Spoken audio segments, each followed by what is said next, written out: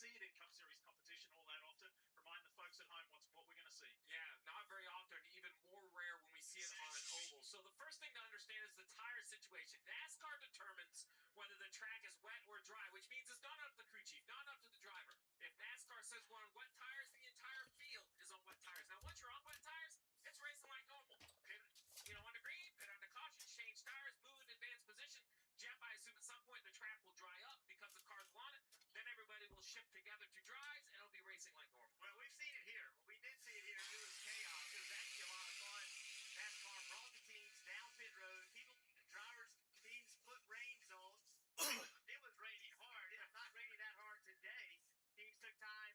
And then when the racing started, it got really, really busy all of a sudden. And it was fun to watch the drivers learn how to adapt. Look at all the lines they're running all over the racetrack. I think that experience that they've had over the years is going to have a huge bearing on who runs well here today and who doesn't. They've had a chance to learn. Now you got to apply it. That was 2 years ago right here in Loudon. We'll see a little bit of that this afternoon as well. For now, let's go trackside for the command. New Hampshire Motor Speedway, here to give the command to fire engines with the most famous words in motorsports. Please welcome Chief Retail Officer at Dollar Tree, Jossie Conrad.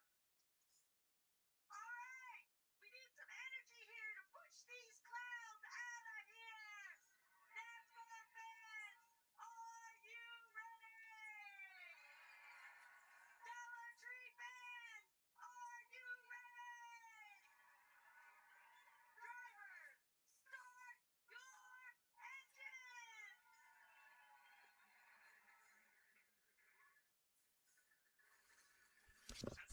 You bet heavy on Josh Berry? I don't think you're an idiot. I wanted to bet on Josh Berry last week. And then I saw where he qualified again this week and thought, damn, man, like, Penske's good. Josh Berry has proven he is good enough to win in the Cup Series. I don't think it's out of the realm of possibility. By the way, I was being quiet because I'm watching another GTA 6 leak. Yet another. Ooh, another one. Ooh, another GTA 6 leak. This is a new one.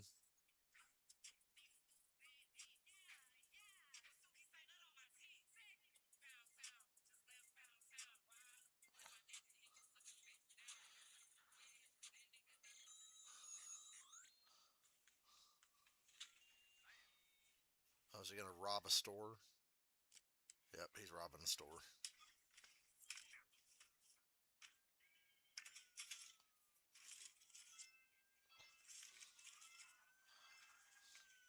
And the cops are already pulling up. These GTA 6 leaks are fucking crazy, dude.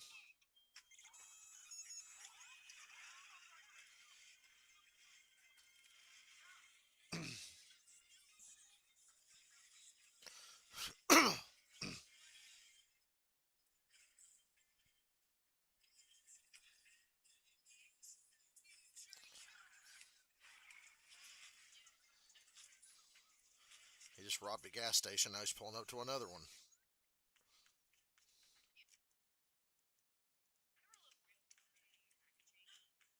Put the weapon away. I won't say it again.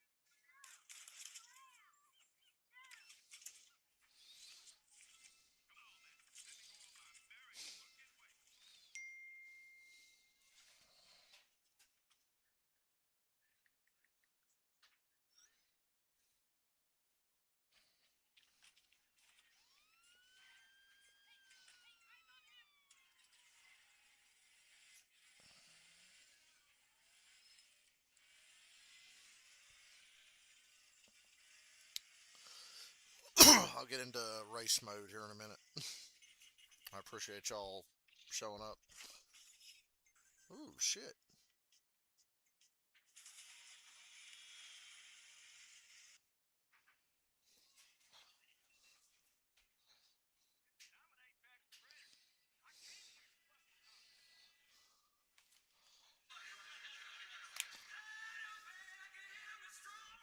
Every day now we're seeing 2.5-minute clips of GTA 6 on social media.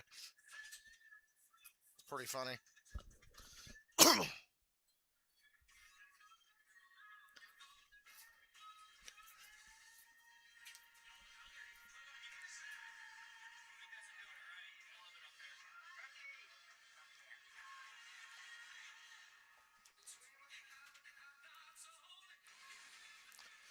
How about SVG? SVG on flat tracks and short tracks. He's becoming very formidable.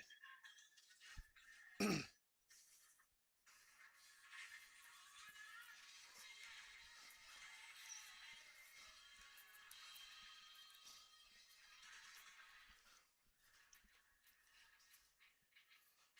ready for a fun afternoon here in New Hampshire at the New Hampshire Motor Speedway. Turn my damn fan on. Why is it so hot in here? Rolling on a wet track. So it's been raining off and on all day at the track. It's drizzling a little bit now. They're rolling off on the wet weather tires, the soft tires. Windshield wipers at the ready. The team steward was coming. But how long will it last and how hard Look how wet that track is. This is going to be fun. is going to be? How do you make a New Hampshire race not boring? You make it rain. That's what we're going to hit right now. So, Lee, if I can do my worst New England accent, Kyle Lawson does not have a lobster yet. Yes, looking for his first win here at New Hampshire. Never do that again, Dave Burns. And if it's anything like last week was for him, it should be a good day for him. Remember, they started 30th at Richmond and finished in the 6th position. Right after the race, Kyle raced past me to go race at Knoxville and won the Knoxville National. So if they can have that kind of a day today, their average finish of 7th will bump way up, Marty. They finished here 7th. Rain's starting to come down again. A light drizzle. They made the right decision moving this race up an hour, I will say. This rain's supposed to clear out in the next hour, hour and a half. So at some point today, this will be a dry race, I figure.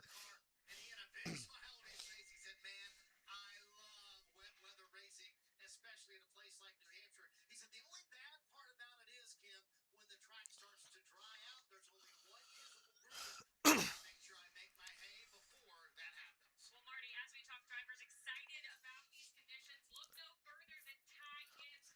When we think about wet weather tires, these conditions usually favor aggressive drivers. Crew chief for the 54 trailer, Alex, told me Ty is very eager behind the wheel, so much so that sometimes they have to rein him in a little bit. That is not I get it, rain him in. He's tired with what he's done. Very well. He also said a fast car in dry conditions is going to be a fast car in wet conditions, and the 54 team was very happy with their speed yesterday, especially their long run. They're looking to retake the second position in the chase standings. Thanks, Kim. Let's take a look at today's starting grid brought to you by Toyota. And if you saw his practice yesterday, there's no way you would have predicted Tyler Reddick to grab the ball, but he certainly Reddick, Berry, changes. SVG is 5th. John Berry finished second here last Alex year. Bowman in the top 10. Then you got William Byron, Denny Hamlin, points leader, and then SVG. Shane Van Gisbergen did really nicely yesterday in qualifying. He starts alongside Christopher Bell. Kim just told us about Ty Gibbs and the man who won here a year ago, Ryan Blaney. Then Kyle Larson, and then Alex Bowman, his Hendrick Motorsports teammate. 11th, Eric Jones, fastest in practice yesterday. Ross Chastain, really good at this racetrack in the last 5 races. Row 7, teammates at front row. Both of their best New Hampshire starts, Todd Gilliland and Dane Smith. Row 8, Michael McDowell starting next to Chris Buescher. Row 9, Chase Briscoe. Finished second here in 2024. And hometown hero Ryan Preece. Row 10, Noah Gregson starting to turn his season around, starting next to Connor Zillage. Announced this week he's going to the 80 to the 48 in 2028. Looking back at row 11, New England native Joey Logano from Middletown, Connecticut, starting at some cars from Osamar. Back at row 12, Bubba Wallace and A.J. Allmendinger. Row 13, we had Brad Keselowski and Austin Cindric. Row God 14, damn it. Riley Herbst and Austin Hill. Row 15, we see Chase Elliott and Ricky Stenhouse Jr. Back to row 16. Hey, Caden. Around goes Whoa! Wilson Hosa. Hocevar just spun on the pace lap. That gives you a little insight Oh, he's so funny. That Carson Hocevar, he is a character. the grid limits. A screen for me, a screen for Cup, a screen for Arca. What about a screen for Washington? He sure did. Ain't that today? IndyCar. Yeah. Why are you driving that fast under the fucking pace lap?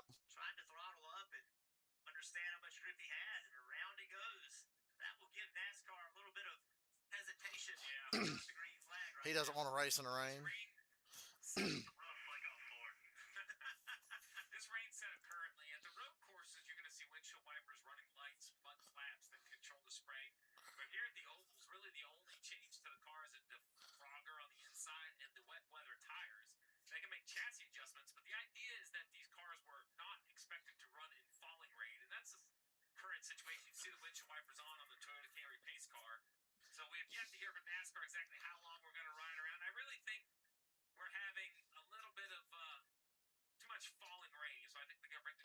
Oh, I shouldn't have started my damn stream because they're gonna just red flag this thing. And This rain, I think, is moving out.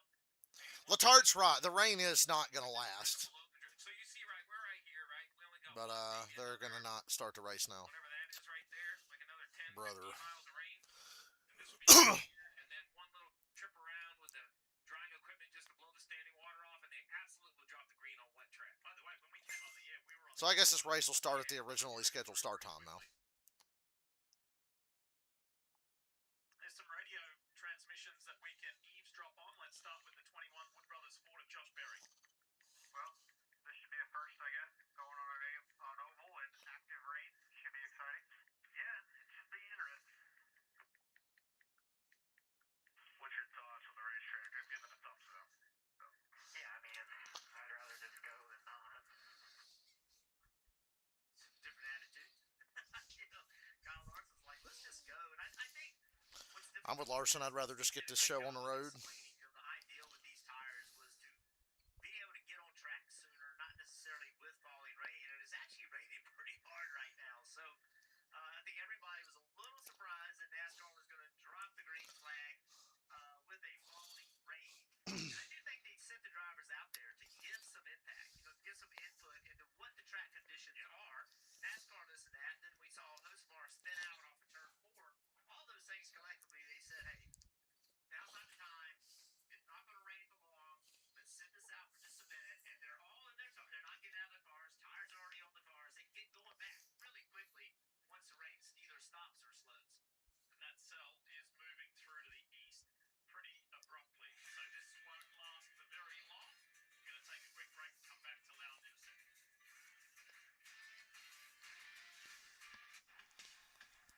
Well, I guess we're gonna sit here and twiddle our dicks a little while longer, I suppose.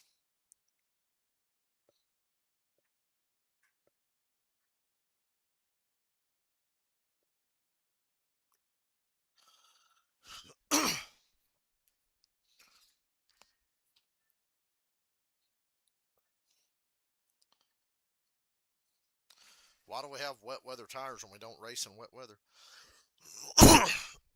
Would be a better question.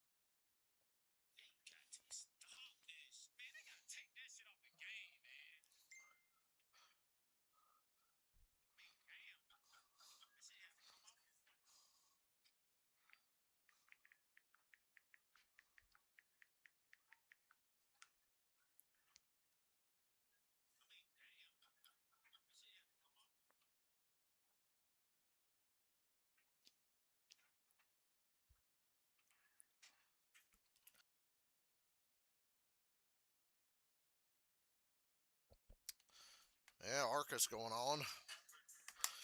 In the O'Reilly Series for many years, more recently Cup Series competition here at Loudon a couple of years ago, other tracks like Richmond and North Wilkesboro, and they've actually been tested on the high back. Y'all see Jeff Gordon won yesterday? Maybe one day we'll see them on tracks like that with a little bit of drizzle. But the biggest challenge isn't the performance of these Goodyear inclement weather tires.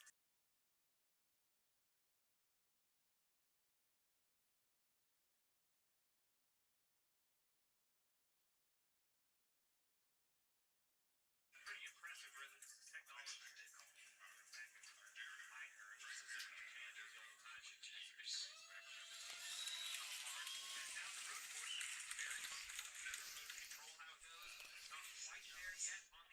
Continuing to move forward. And think about it, 10 years ago, we'd be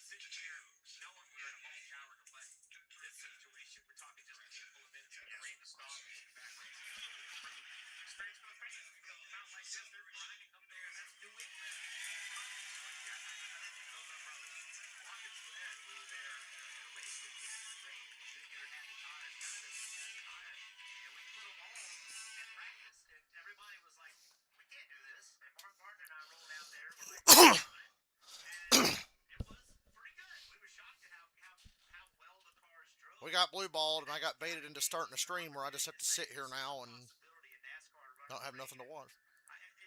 They're a great idea because, you're right. We'd be here for hours waiting. And what we're waiting for now is just the rain to stop, not to get the whole track dry. So yesterday, Team Penske drive, Ryan Blaney, Joey Logano gave us some time, spoke to the media here in Loudon. We can't even complain. The race really wasn't supposed to start till 3. Hope it rains tomorrow. I think that'll be kind of exciting. But Joey Logano said, You know, part of me, Caden, thinks they should juice up the ARCA cars everywhere, but I'm kind of scared of that. I don't want nobody to die. Today, Jeff. Hey, Joey, guys up in the USA booth, are you awake? I can't see much in here, but I'm awake. What's up? Well, we were just wondering what the space laps are like. Well, for host of ours, it should be pretty entertaining. And for him, I got a front row view. I'm sure the pace car driver enjoyed it as well. But I kind of felt like it was when you see the spray going on the car in front of you. When you pick up speed, you're not going to be able to see. So hopefully the rain stops and we can get the air titans to blow it off one good time and get after it.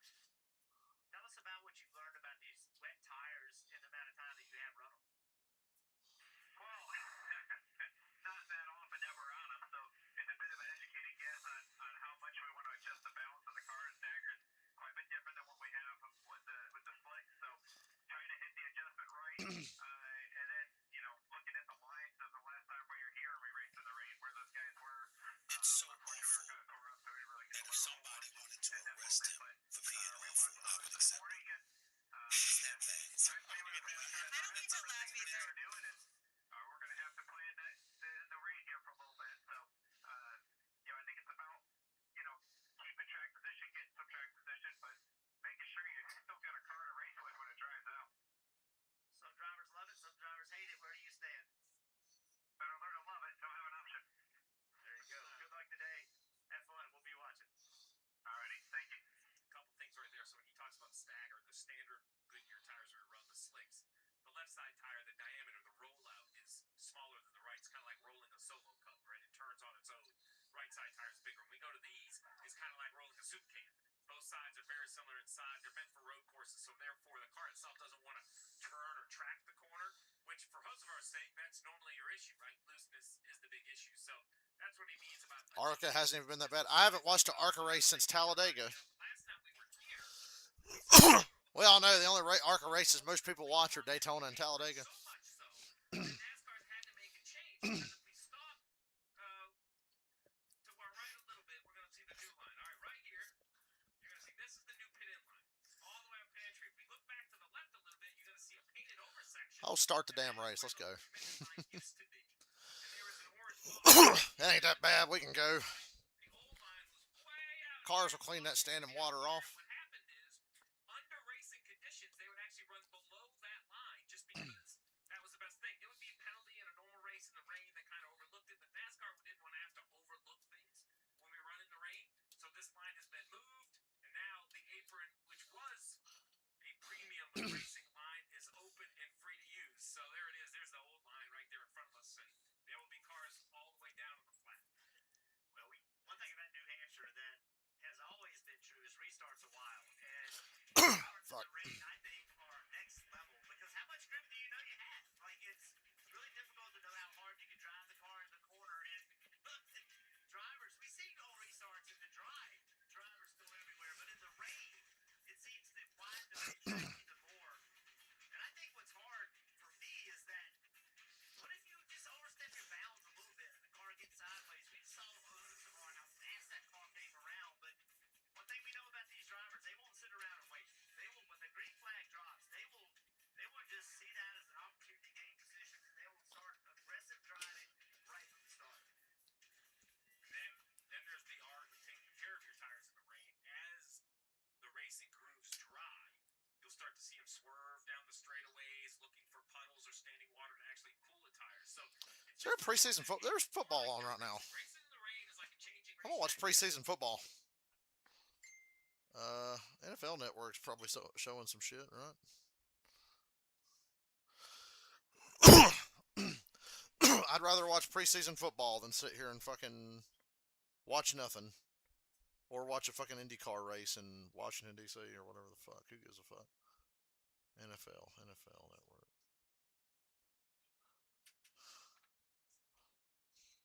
And I'll put the race broadcast on my phone.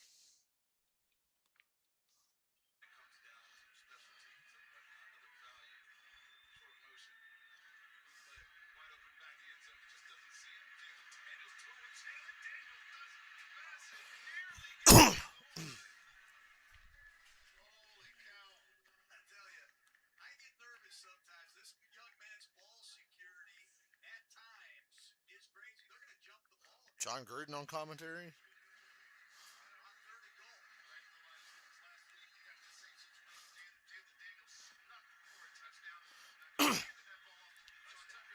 Replaying the Bucks Chiefs preseason game from last night, and I would rather watch that.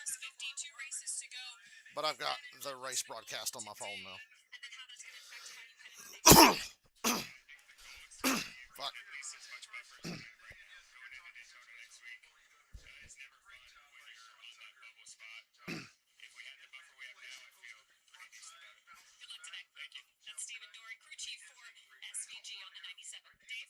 Cam, I am in the tent with 2311 Chumba Casino and Toyota Friends, and we are with Billy Scott, who is waiting like the rest of us till NASCAR says go. When are you comfortable for them to say go? I know it's not your decision, but just a little non-puddling and safe to race in the wets? Yeah, I think that's right. Get the puddles gone, and as long as there's not rain coming down to the point that visibility is a concern, we'll be good to go. What do you think of your driver's prospects in the wet weather racing the first part of this race, let's say, on the wets? Well, certainly like our starting position being in clean air, so good. Yeah, ready to get going and plan on leading under any condition. I think that's one of the keys, right? Because visibility is the other thing other than the grip of the tires on the track. So surely running that pole run yesterday, you're like, okay, I know this is a possibility. That was awesome. Yes, that certainly like to go into the race at any point knowing you have speed, but like you said, to be up front, out of the mist, when we eventually get going, it's going to be very helpful. We never saw this coming because practice was such a struggle. It sounded like on the radio for Tyler. So what did you know about the 45 car that thought, well, he might be able to qualify up front, but maybe it was surprising to pull? Yeah, maybe a little bit surprised, but you know, it's so hard to tell. We could go watch more GTA 6 leaks. So we were probably more optimistic. Every time I open Twitter, I type in GTA 6 and see more footage. A lot of stuff we discussed post-practice. That's hopeful that we would have some improvements going into qualifying, some good changes and good adjustments on his behalf, and hopefully this is a sign of things to come today. And with that preferred spot to start, what have you talked about in terms of, Tyler, we need to keep that spot, but I need you to be really careful on lap one? Yeah, it's more about racing the racetrack and just doing what you can, and if it's not good enough, then we'll work on it and get better as it goes. All right, dry for now, am I. I'm going to go back out in the wet, though, and see who else I can find. That's Billy Scott, crew chief for Tyler Reddick today. Thanks, Dave. Yeah, rain's still coming down a little bit, but boy, conditions have Well, if the rain's just coming down a little bit, let's get going. considerably. Just looking from out. I think I sit around all damn day. Out of the booth, Dave mentioned the points. Arca race got good. Is the Arca race on actual television? 50 to the good over Ryan Preece. Drivers highlighted in blue are locked into the 2026 chase for the NASCAR Cup Series Championship, and just 2 races to go here today at Loudon next weekend at the Coke Zero Sugar 400 at Daytona. Coke Zero Sugar 400. Interesting. Oh, there's Chase Briscoe having a little nap. Nice and warm and cozy in there. Interesting comments, fellas. What did Alex Clubb do? Get out of his car and sit on somebody? Second 7 times this year. That's been one of our storylines. But Christopher said, look, while it's a little bit of a thorn in my side, of course I want to win. I would have rather have 7 wins. He said, I feel better about that this year in the chase, the revised chase format, as opposed to the previous regime and the playoffs format. He said, I feel I've been rewarded more. It's worth more in those building blocks towards the championship. What do you think? Well, he's 100% right. And, you know, a lot of their NASCAR fans wanted the season long to, you know, points to matter. Correct it down. Oh, it is on FS1. If Christopher's was I'd still rather watch football. penalized more for not having a win. But if you look at the points, I mean, Christopher could climb up to 5th. You know, he's got a chance to work himself up the board. And then if you look how close it is through the field, I mean, look how close it is from William Byron all the way up to Kyle Larson. There's a lot of shifting around that could take place. And that matters because of the seeding, the chase. So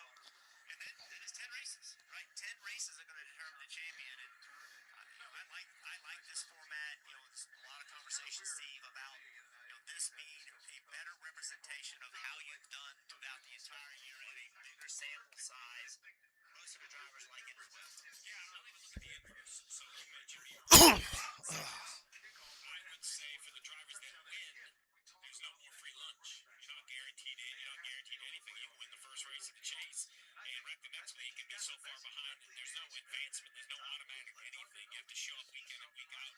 I think that makes every race have more value to the fans in whatever market we're in. It makes for every race of the chase to be more valuable. I will say, when you look at the standings on the left side, just to put some context to it, around 75 points is maximum, 76 with the fastest lap. So, when you look at 50 points behind, it's not insurmountable, but it is a big gap. So Denny Hamlin, Taylor Reimer fighting for the lead. barring a major issue, lock up the number one seat today. We should have a bunch more probably lock in, but I don't think it'll be all decided. And Jeff, to your point, I'm just kind of hanging out, man. to move up and down the I thought the race was going to start. I'd have never started my live stream if I knew we were just going to sit around for forever. At least it's not a hot day for these drivers. They've had some good breaks lately. A couple of night races, and now cloudy and rainy in New Hampshire.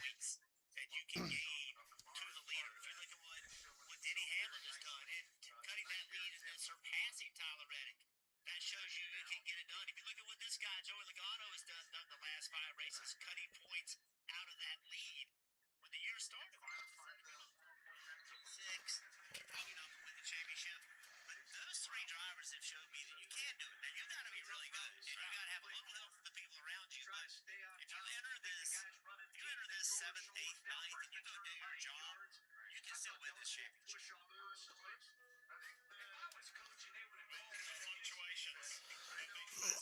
Fuck.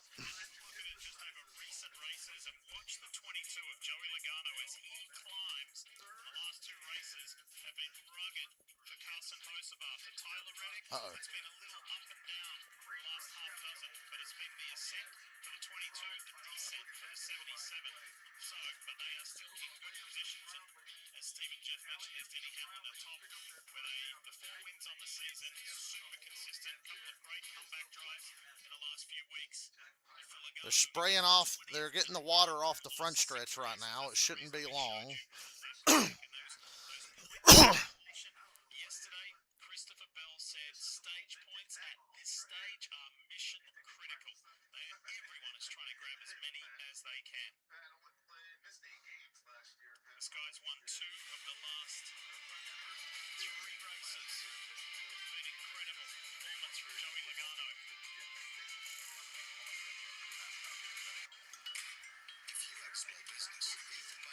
Ooh, that's a penalty. How's that not roughing the fucking quarterback?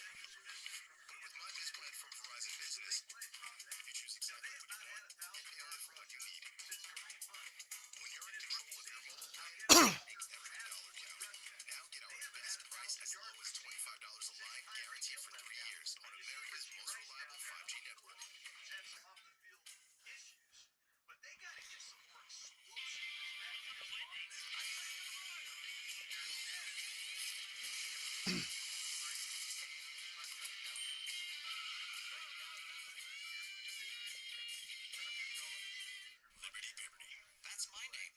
I tell everyone it feels great getting great coverage and savings on car insurance with Liberty Mutual. Liberty. Don't overdo it. Great coverage, great savings. I've got the race broadcast on my phone. I forgot to turn commercials down.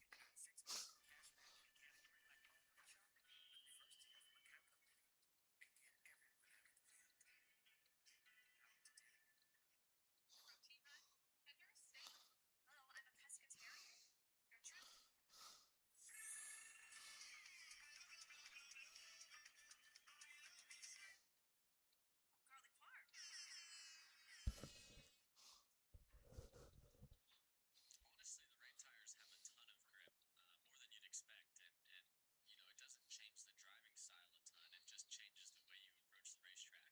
You don't have as much traction, so you're not accelerating as much. But your points are actually pretty similar. Where you brake, where you pick up the throttle doesn't change a lot. It just changes how much you can use. I think it's why you kind of see a lot of the guys who run dirt are really good at being able to move around and find grip with the race car. Yeah, you certainly have to move around and find line.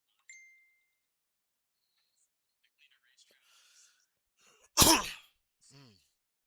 Puddles and stuff on the straightaways to keep your tires cool, because the rain tires are so much softer, they fall apart after 10 laps if you run them in the dry too hard. Great insight from Connor Zilic, John Hunter Nemechek, and Michael McDowell.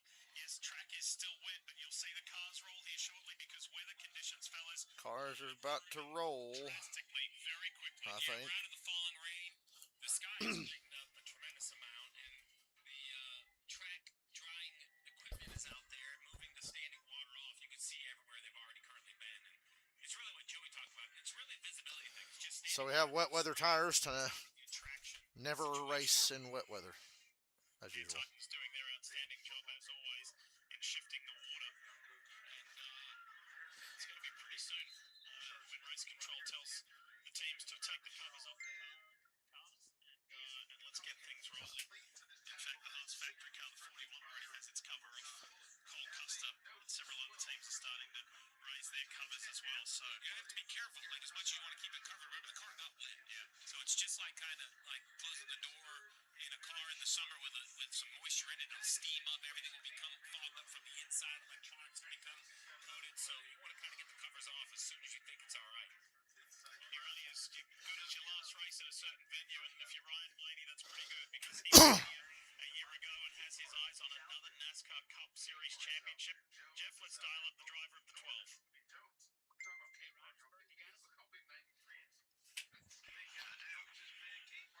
Alright, what are you thinking in there? Situation last week.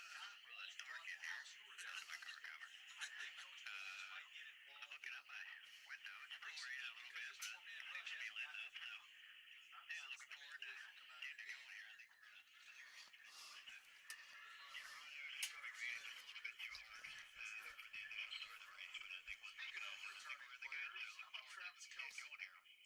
I hope the girl wins the ARCA race.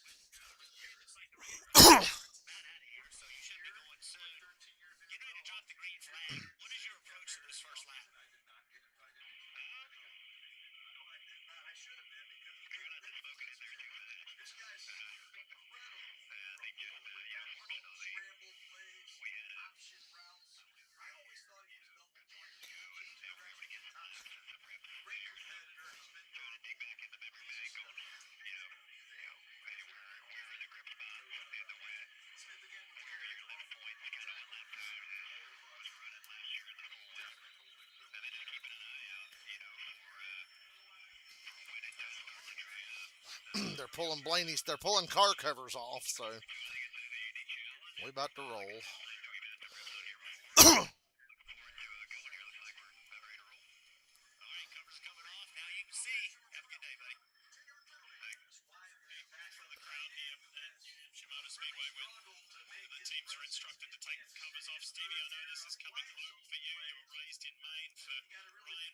Joey Logano.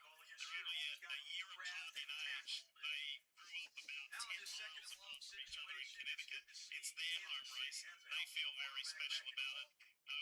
What does racing mean to the New England fans? Well, there's so many short tracks all around New England, and when the Bob Bear and his family purchased New Hampshire Motor Speedway, it's now owned by Marcus Smith, but they kind of rejuvenated it into this magic mile that we've fallen in love with. This was the biggest racetrack I ever saw as a kid. When I came to a 1 mile track, this isn't Oxford Plains or Beach Ridge or Wisconsin, Unity Speedway, the list goes on. This place was gigantic. And then when the NASCAR stars that we watched on TV came here, it was a little bit of an endorsement to the New England area that your fandom of racing is being supported, that the biggest stock car series in the country is going to travel all the way up to New England, a long ways from North Carolina, and it's been magical ever since. And we've had one race and 2 races, and I will tell you, even though it's down to 1, it hasn't dampened the spirits of the fans. They were here this morning. The fans are packed in this place, and they love to see guys like Joey Logano. Got his first career win here as a youngster. Still a little bitter, second that day, not to blame poor Joey, but you know, it's something about it. It's just great. It's so awesome. It's a really hardy sports town, but it's so awesome if you're a race fan. You want to see the best of the best, and that's what they're getting ready to see put on display. If this race ever starts, they'll be saying that soon. Race here, and then I ran the very first Cup race here. And from the moment you got here, it's a different attitude. Everybody was so friendly. They loved being here. It was so welcoming. And so many race fans in this area. That hasn't changed. I mean, even today, after all of these years,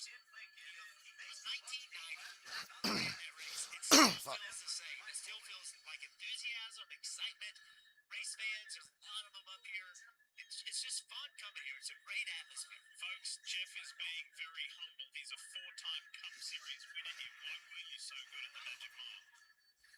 That's a great question. Number one, I drove really good race cars, but number two, I think some drivers just find racetracks that they're comfortable with. It's a very easy racetrack. I thought you were rewarded for driving leaving the corner, center of the speed, center of the corner. Putting the race back on my TV. Really great history. It's a really great place. Passionate fans. The Dollar Tree This 301. race today plays a very important role in the big scheme of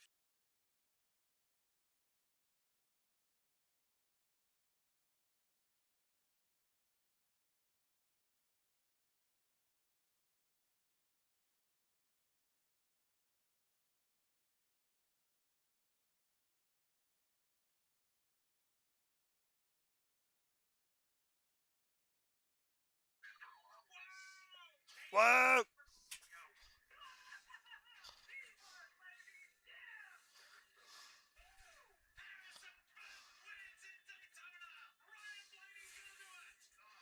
Daytona.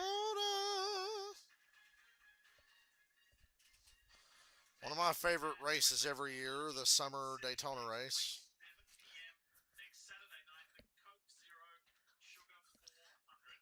This is the current scene here at with that water being pushed off the track, wet weather tyres on the Cup cars. And as you heard Ryan Blaney, the defending race winner, say, we're going to be rolling here soon. All the covers are off the cars. Drivers stayed in their respective vehicles. Well, fire them up. Falling asleep here.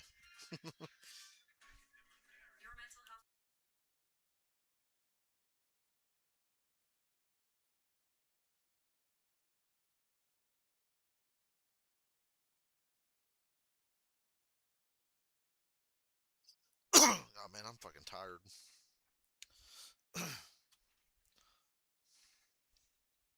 I am tired.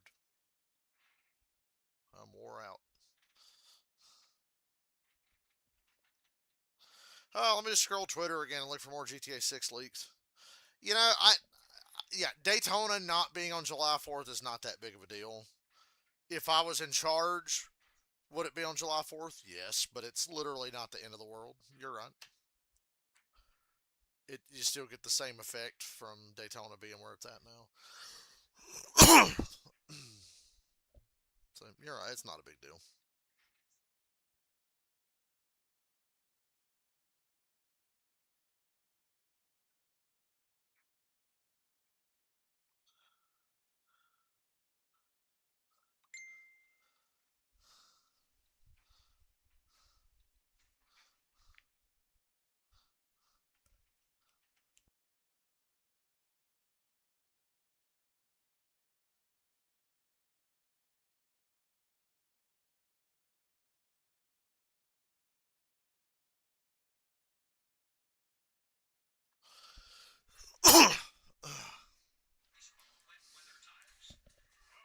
Oh yeah, I want to look for GTA 6 leaks again. All you got to do is have an X or X Twitter, whatever you want to call it. Taylor got flagged for a restart violation.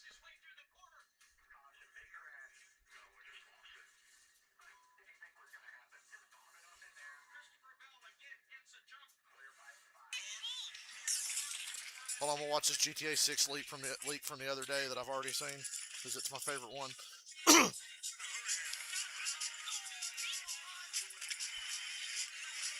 Guy steals a nice car and just drives around. With these wet weather tires on. And what's fascinating to me, Diff, is that race we just showed kind of concluded on the wet. We were trying to finish a race, so the aggression was very high. It saved them about 15 minutes, LOL.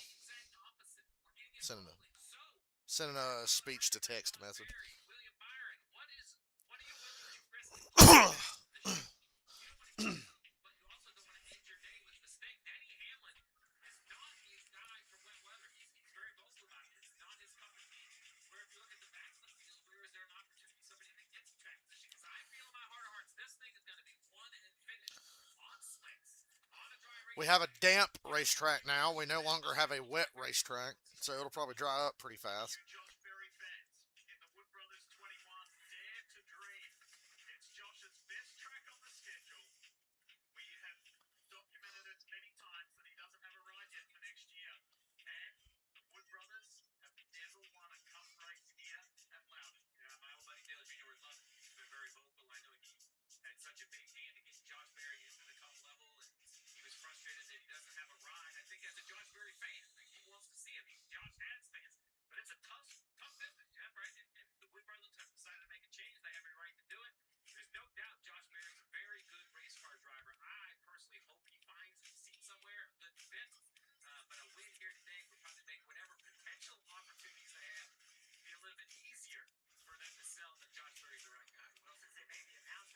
Ever since Josh Berry got let go from this 21, he has been on a tear. Best racetrack.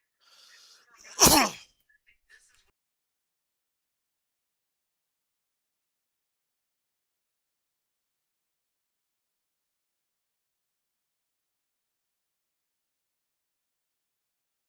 is every race a different. They always think everybody's here just to win the race. That's not always true. Not everybody has. Feel free to complain. We're big complainers here on this channel. Josh Berry's objective. I've been bitching for 45 minutes about this race not starting. This is where he wants to be. That's what he's been doing lately. Correct. Yeah. The Titans track dryers are leaving the racing circuit. That is a great sign. The Toyota Camry XSE is out front. The start of this race would have been way cooler if we started when it was actually raining. Don't get to see very often.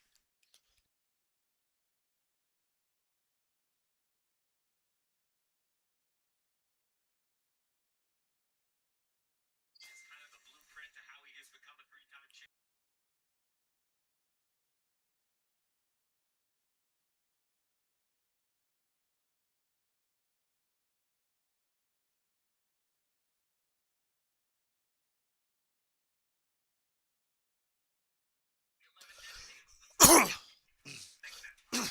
See as well up here as what you can see and then what TV shows. I don't see dry lines as good. Just have a trouble seeing it. So if you see something forming, just let me know. Keep up with it. That's such an interesting comment from Denny Hamlin because what is so obvious from up here in the booth and also on cameras is you can't see an overall picture of what the racetrack is because you're looking at it in a completely different perspective. I guess we're just going to ride around under pace laps until the track completely dries or something like they usually do. It is hard for him to see it. So he needs a spotter. Some water's kicking up a little bit on Ty Gibbs' camera. To say, hey, third lane, second lane, this corner, where to go to find that dry conditions.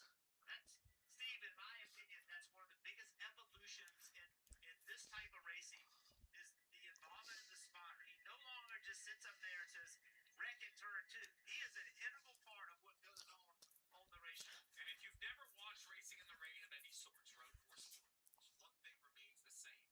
Watch these two cars right here. The 45 is all the way in the grass. The 21 is way up. The pace car is where you would expect cars to run.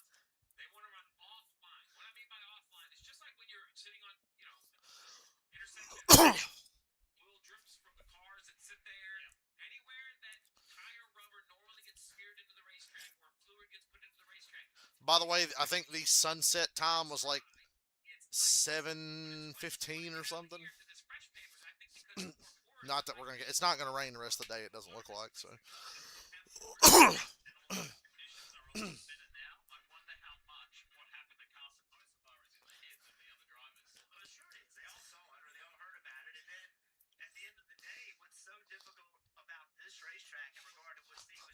Well, the track. Okay, so I was exaggerating when I said the track wasn't wet anymore, and I said it was damp.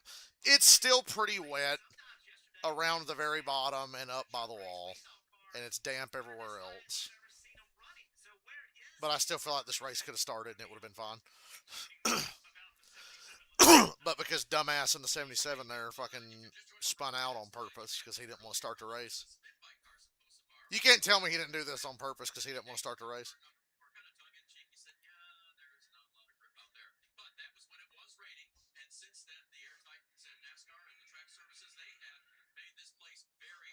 Kevin Harvick implied that Hocevar blew his motor up last week at Richmond on purpose because he was pissed about running bad. And I'm like, I could believe it. I'm not accusing him, but I'm like, well, it wouldn't surprise me.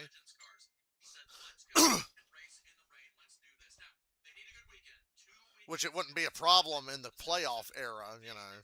I'd have been like, yeah, I wouldn't want to be here either. What's the point? Go home. But in the points era, it's like, I don't know, man. But maybe it's silly to think that he did that on purpose.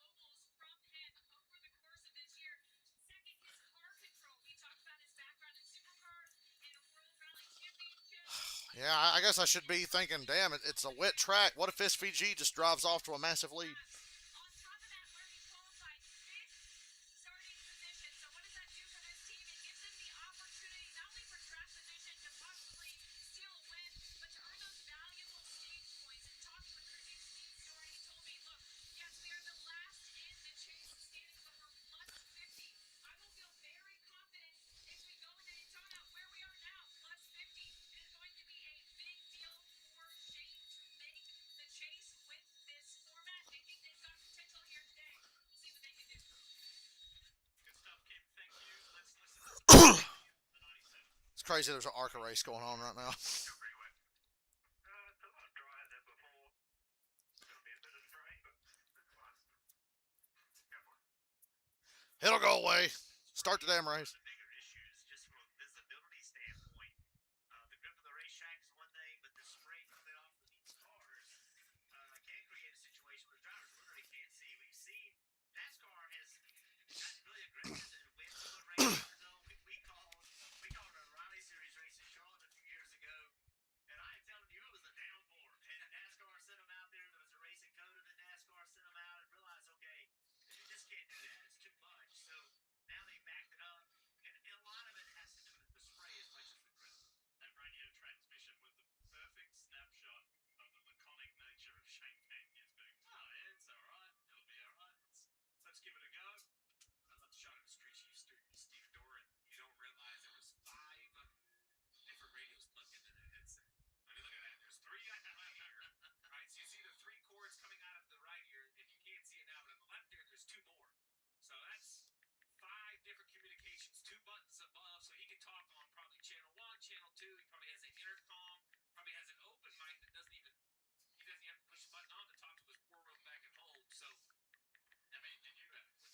that's about where I was. I was about 5. I actually had to wear an earpiece inside my earbud. Like, think about it like an earbud. I did see one dumbass comment just now. The guy said Hocevar didn't maintain speed. He should go to the back. It's like, dumbass, the race ain't even started. That special one was from Mr. Yeah, I said, he should go to the back. He didn't maintain speed. It's like, the race wasn't started yet. That's only when the race has started and we're under caution.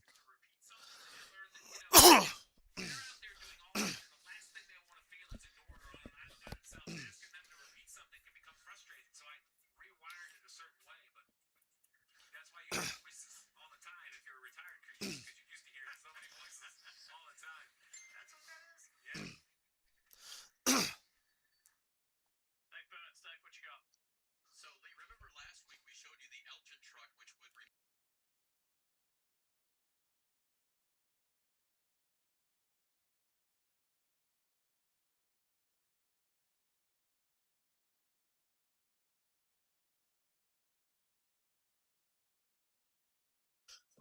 and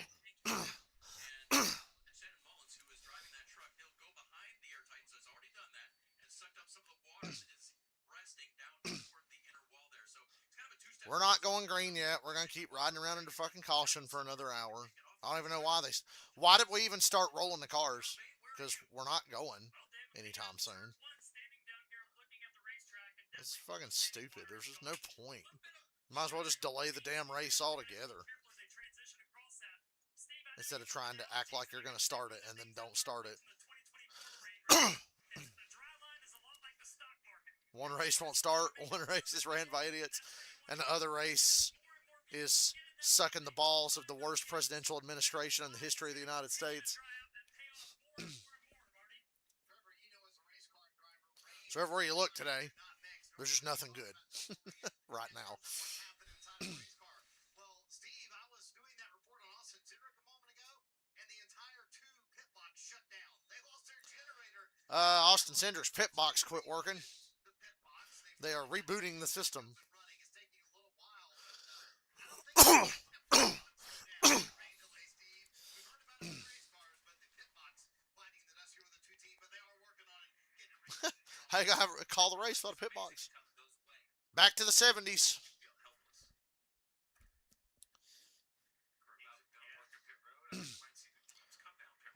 We coming down pit road to check pit road speed now, so that's progress.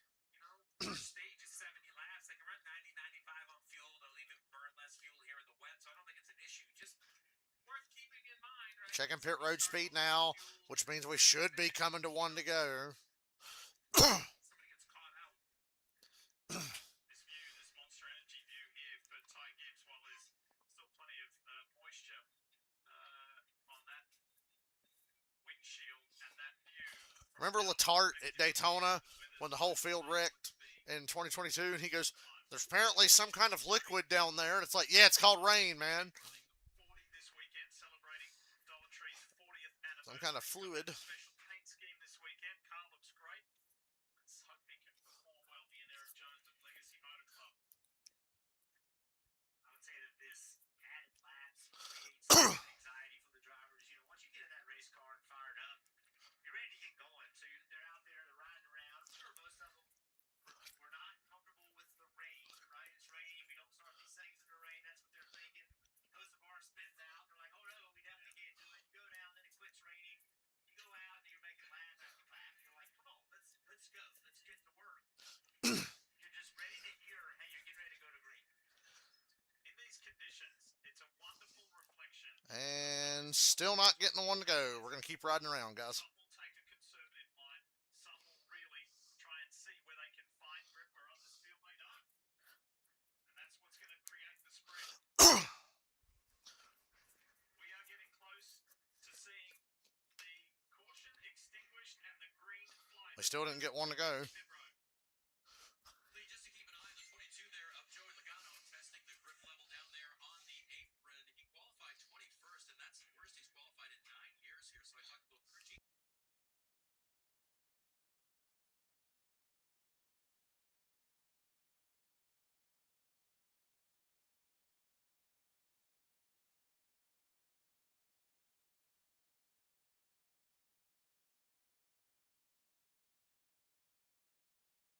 Saying, let's go. The track's drying pretty quickly here. Yeah, like the drivers are getting antsy because it's like, why? The track's about dry now. It's getting dry. We're just going to ride around for an hour and a half. He starts 17th, not the qualifying lap he wanted him, but he will be quick in the wet. It ain't going to be wet long. Track will be dry by the end of stage one.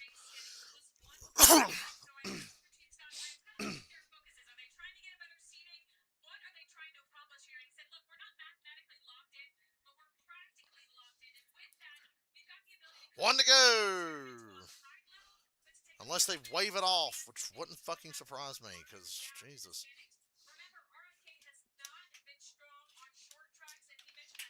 Would not surprise me in the least if they just said, you know, I just go ahead and bring them down pit road and just drive the track all together. You know, that's probably what they want to do.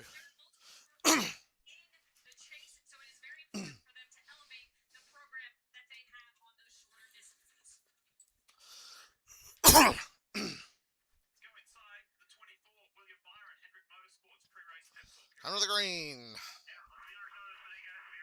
Got a Tyler Reddick, Josh Berry front row.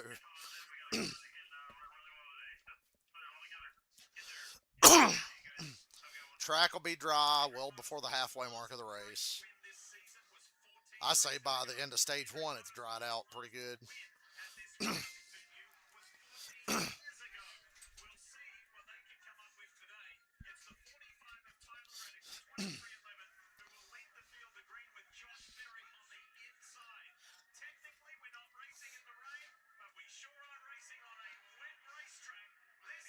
Don't spin them tires.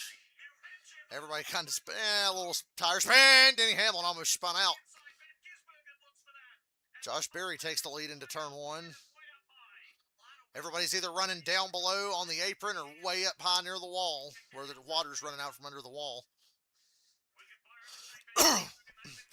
Reddick takes the lead off of two.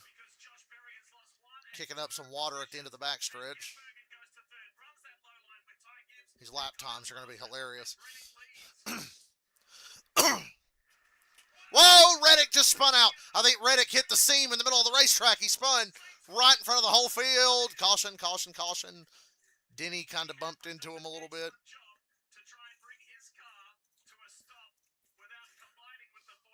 I think Reddick was like where the banking transitions in the middle of the racetrack. I think Denny's all right. These cars are durable. He barely bumped him. 45 just transitioned over a seam, I think. gasses it up, and goes right over that seam there and breaks traction. Right in front of the whole field. William Byron's the leader. That's what I was looking at. It was the seam more than the water, I think. Way high, and then he turned and he came across. And Tyler Reddick can't do nothing right. Track, and these seams. Let's see the black line below him. Let that be a warning. Watch the seams. Right rear tire gets on that, and on that painted line. Good save, in all honesty. Not as much grip there. He went in the spin cycle and got it to a stop.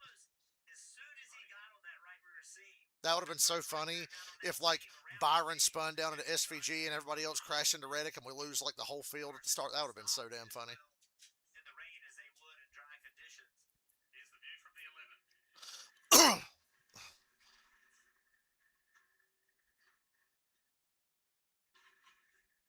Please stop, please stop, please stop, please stop. Well, Reddick and Denny lost all their track position. Good evasive move by Josh Berry. That the driver has to always have it. How much is going to run that? The only way to find out, unfortunately, is Hey, Denny's fine. Be all right. Denny did a good job. Everybody was doing fine except Reddick, who hit a damn seam and It's a spun out. test.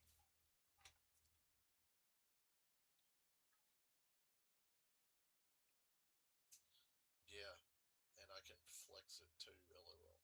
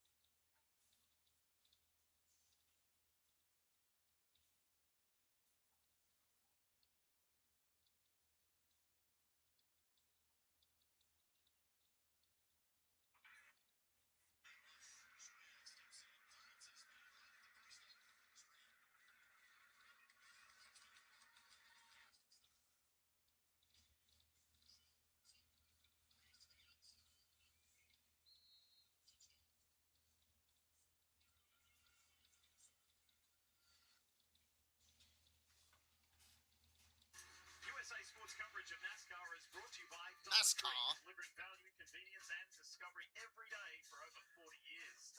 Bank of America, what would you like the power to do? Applebee's, late night half-price appetizers. And by Toyota, let's go places. Rolling round under caution after a spin on the first flying lap in this Dollar Tree 301 presented by Toyota. As you ride aboard the Dollar Tree Toyota of Eric Jones. Great shot right there of the in-car rear view mirror. It's actually a camera. Drivers can position it in different places. Eric Jones decided to put it basically right in front of him, Steve, where he doesn't have to really move his eyes or anything. It's always there. Look how clear that view is from looking at the car behind him. Reddick did have a clear view when he led the race, but he spun coming out of turn 4. Let's get an update on the 45 with Dave Burns. And Lee, he came to pit road. That team asked him, "Do you feel like you damaged those tires locking him down?" He said yes. So they changed all 4. The team's getting a good look at them. And then Tyler added one. We're at 1 to go. We're about to be back to the green. Reddick said thanks to the 11 for not running me over.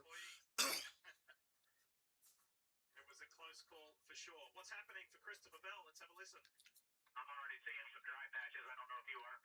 We're 6 laps into the race, and Bell's talking about how dry the track is in places. The wet, and keep these tires cool. It's the opposite. There's the camera. You can't really see it. It's over there behind the bar. So your point, Jeff, different locations. Already talking about drive positioning. You mentioned it, barely 1 lap under green. So it should drive very quickly if we can get multiple laps.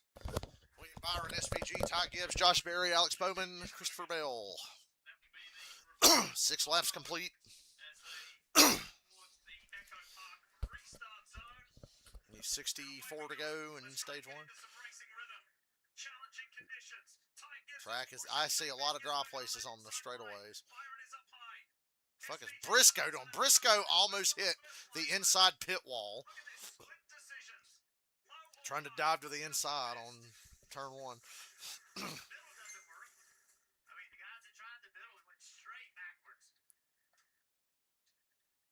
Josh Berry, Christopher Bell.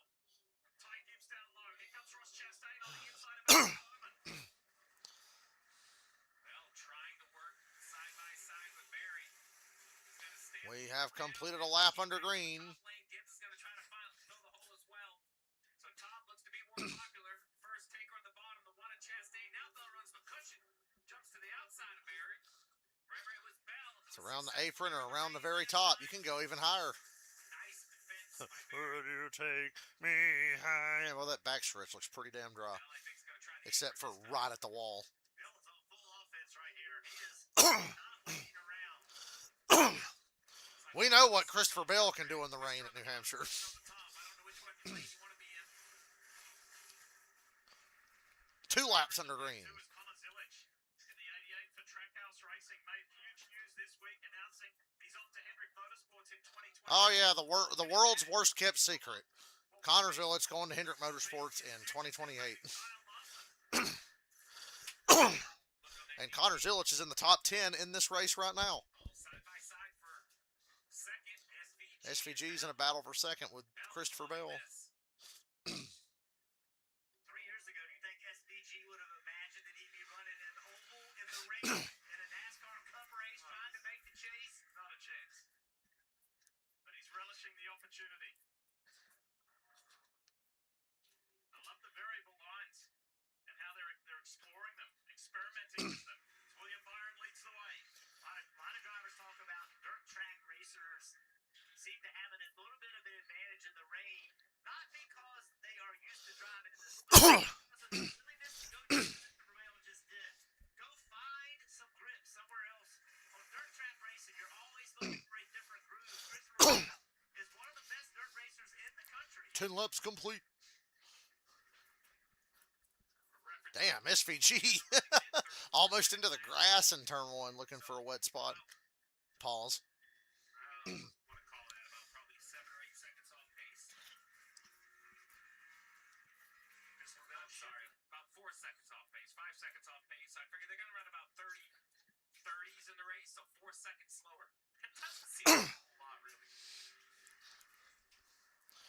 Byron, Bell, SVG, and Gibbs all ran the apron in 3 and 4 there. 12 positions from the start. So he's surging forward. He's still outside the top 20, but he's made up plenty of positions deeper in the field. Kind of feel like drivers, if you start to get in a rhythm, start to understand where their car wants to be. But that's going to change. You're going to have to move your car around as it dries. Have a lead change here, Christopher Bell. Better hope this track dries out fast or you'll never pass him again. William Byron. Which line's going to be more productive here? Here they come on turn 4. Byron has the greater run, the greater momentum on that high line and maintains the lead.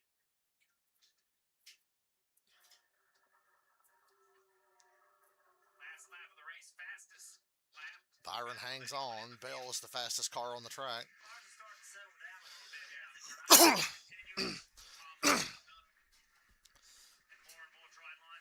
if you watch the track surface carefully.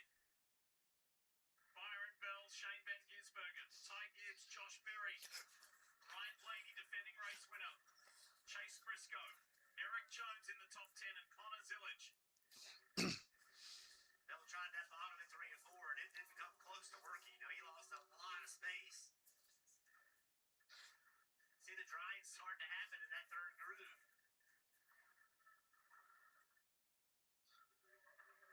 Now it's starting to look like regular New Hampshire. Who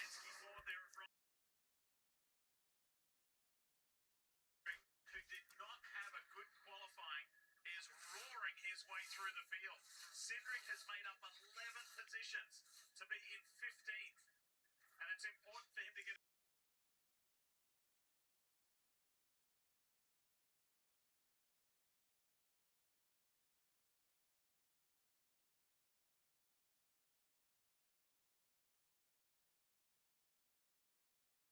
As that continues to dry, you will see the drivers start running in different places on the straightaway. You can clearly see the best groove.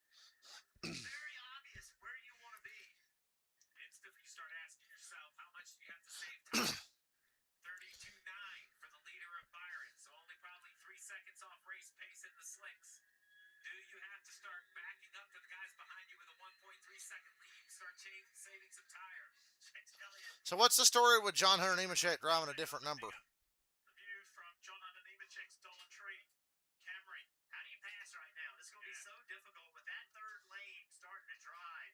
Chase Elliott tried to make a pass. It's going to cost him positions, I don't think. We'll see what he can do down here at 3 and 4. But he drives in there deep. But right here, middle of the corner exit, that dry lane is going to be hard to be better than right now. For the driver of the Napa number 9 Chevy, it was a brutal qualifying yesterday. 29th. He's trying to work his way forward the best that he can. And at the moment he's 26, so he's made up 3 spots.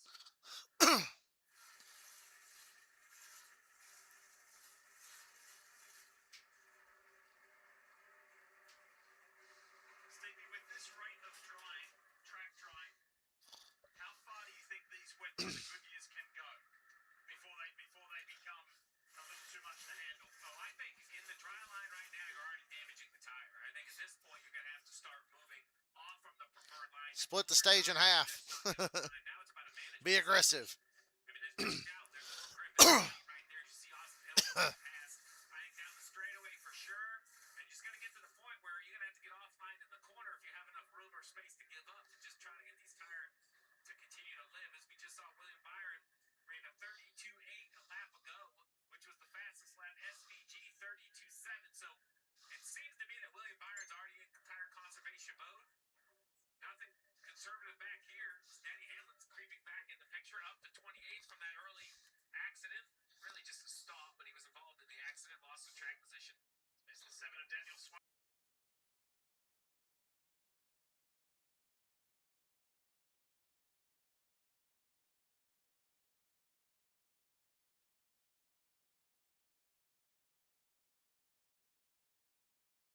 Just told his team a moment ago, leading the 18 laps in the starting to dry almost too much for the lane that we are in. Pit at the halfway mark of the stage. On the radio said, listen, I don't think NASCAR is going to throw a caution, so it's up to you. Keep the tires as cool. Suarez about to run all up in the side of Nemechek, which would make me laugh. Nemechek's been on one lately. Suarez just moved him out of the way. I saw what Nemechek did in the truck race. So what's the challenge when it starts drying like this? There's one lane that everybody's trying to run. I think Steve did a great job of explaining why you can't just run in that lane. You're going to heat the tires up. SVG trying to make a pass right there. He caught Bell, but once he got to him, he couldn't. Byron drove off and left everybody. Went to the middle of the racetrack. Byron and SVG are the 2 fastest cars on track right now. But it's, if I'm 24 or William Byron, here's another run by SVG for second. Like I said, him and Byron are much faster than everybody else. Almost a half second. Down the inside of the ring, Camry.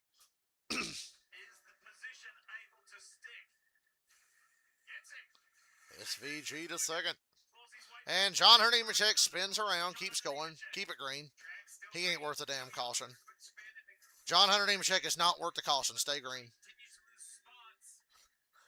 Curious to see if there was contact right here. He was Him and Suarez were in a big dick waving fight back there. I don't know what happened. quite a few laps. For the 20 minutes. It looks like there's some damage in the right side wheels.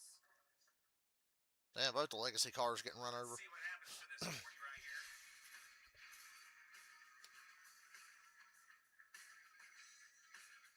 Didn't he spin him out? Nah, he spun himself.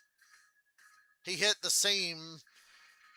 He hit a seam in turn 3 and then bounced off the wall, spun out, and kept going.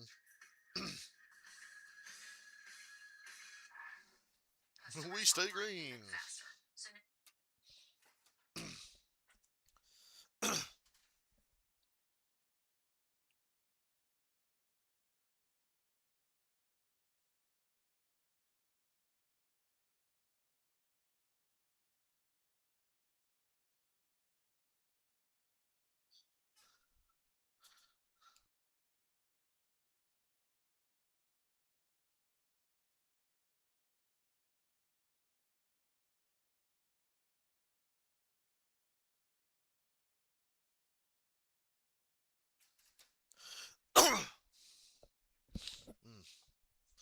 SPG going for the lead, boy.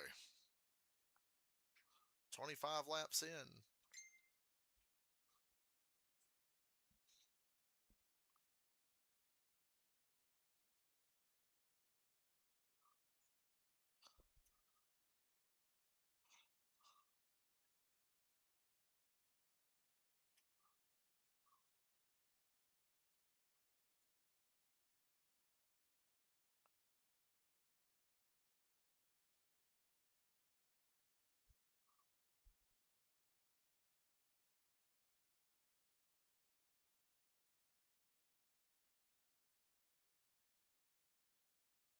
SVG.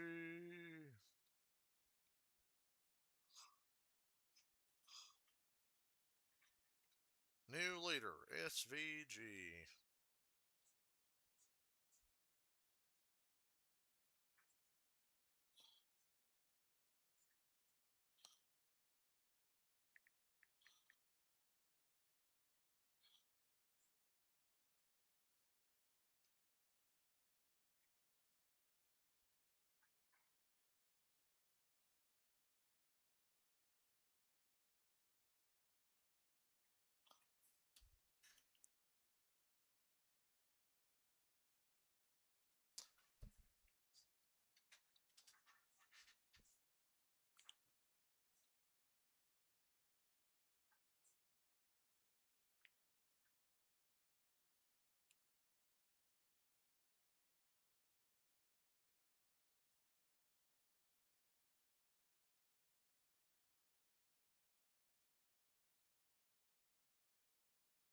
Toyota, and you're looking at the Trackhouse Chevy of Shane Van Gisbergen, who is the new race leader.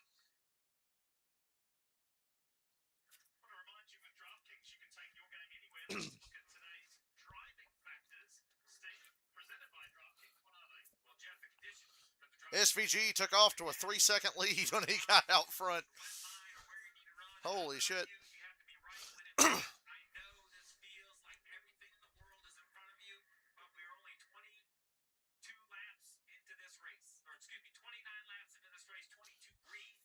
So you just have to be right when it matters, and that will be on the slicks later in the day when it is dry. So make positions when you can, but don't make mistakes. if I'm crew chief at SVG, I'm telling him to slow down. Like we don't have to be half second faster than the guy in second. We don't need to put ourselves in a position where we could be hurting tires. DraftKings is live now, by the way, in all 50 states. New DraftKings customers can spend $5 to get $150 in total bonuses. Download the DraftKings app and use promo code CAR, C-A-R, when you sign up. All right, behind Shane Van Gisbergen is William Byron and Christopher Bell. Then you pick up the 54, the first car you see in this shot of Ty Gibbs. And then there's Josh Berry. Here's a move here. Gibbs slowed substantially, and Josh pounces. Nice move. Great pass by Josh Berry on Ty Gibbs there. 4th, 5th, 6th, and 7th are in a pretty good battle right now. About these alternate lines with Trevor May. What do you see, Trev? Yeah, Jeff, I'm sure one or two still watching these guys, and So there's a fast line that is dry, but it's going to eat the tires more. There are still some damp-ish parts of the track, but everybody's running that high to midline around the top.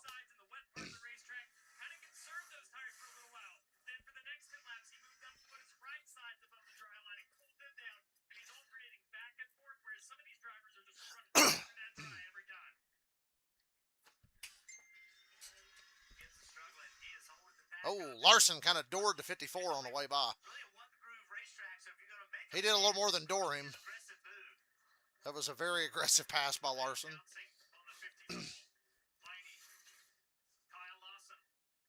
Larson just drove in there and fucking used him up. He does that a lot. And the door was wide open for Ryan Blaney as well. Certainly contact. Gibbs is like, hey man, early for that. I think you'll see him drive away from Gibbs. He's struggling right now. Meanwhile up front, SVG has opened up a 5+ second lead. SVG's got a 5-second lead. No way his tires can make it 70 laps. There's no way. If you're thinking your driver should pit, go to slicks and the dry line. That opportunity does not exist until NASCAR determines we are then dry. The entire field will switch. So unlike a golf course, the teams do not have the opportunity. Now you can come to pit road and put another set of wets on if you feel like you've blistered your tires, but you do not have the strategy opportunity to switch from wets to dries on your own. BillSufferings.com view for Brad Keselowski. Brad currently runs 19th. So let's go a little further.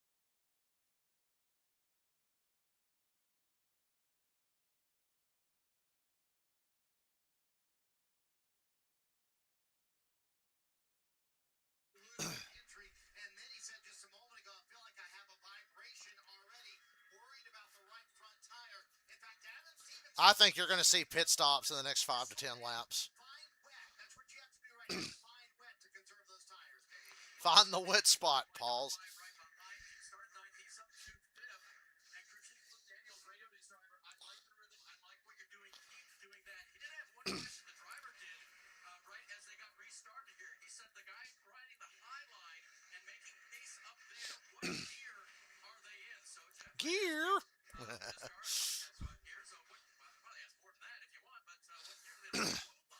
versus highline, and is it different than in the dry drive? Well, Dave, it's going to change as this track continues to change. You're going to see, when it goes to dry, you'll see a completely different thought process. Some drivers in the wet, Steve, they may want a high gear, so they don't spin the rear tire. Some drivers may want a low gear because the car, they think it drives better. It's really a driver preference. In the end, when you look at the results, since the start of the race, Cindric plus 15, Zillage 12, Suarez 12, Austin Hill 11, Hocevar 10. The opposite, Reddick back 1 with the spin, Hamlin back 18 from the damage. Gregson, Busher, and McDowell also lost double digits. Let's go to the 24 for some radio. Here it is.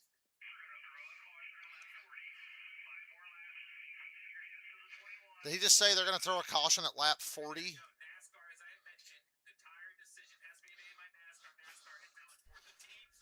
At lap 40, the caution. At lap 40, there will be a competition caution to declare a change in track conditions.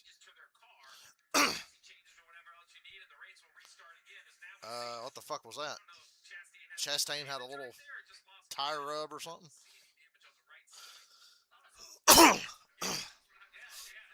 Yeah, Ross was smoking the right front tire somehow.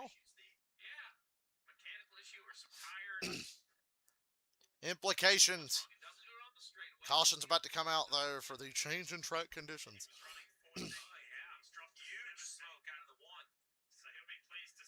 Now, when you said Max Reeves is a hack, I thought you were about to say Matt Reeves is a hack, and I was going to be like, well, The Batman was a pretty good movie.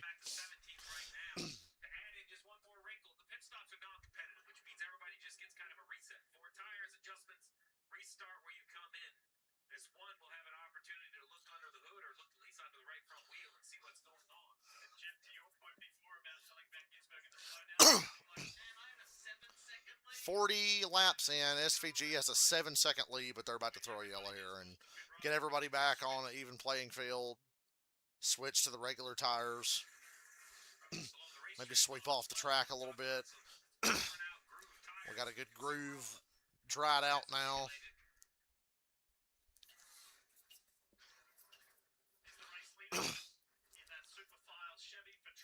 Austin Dillon, last car in the lead lap, about to get saved by this competition yellow.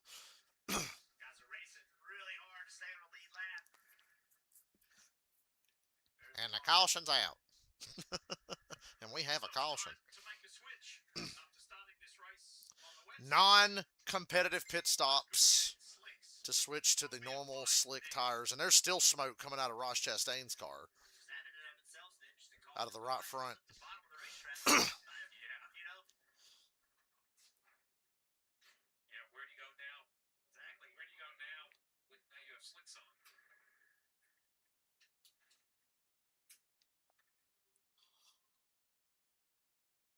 We're over halfway through the first stage here at this Dollar Tree 301. Steve mentioned non-competitive pit stops. He'll come down. Everybody will lead together. You'll maintain your.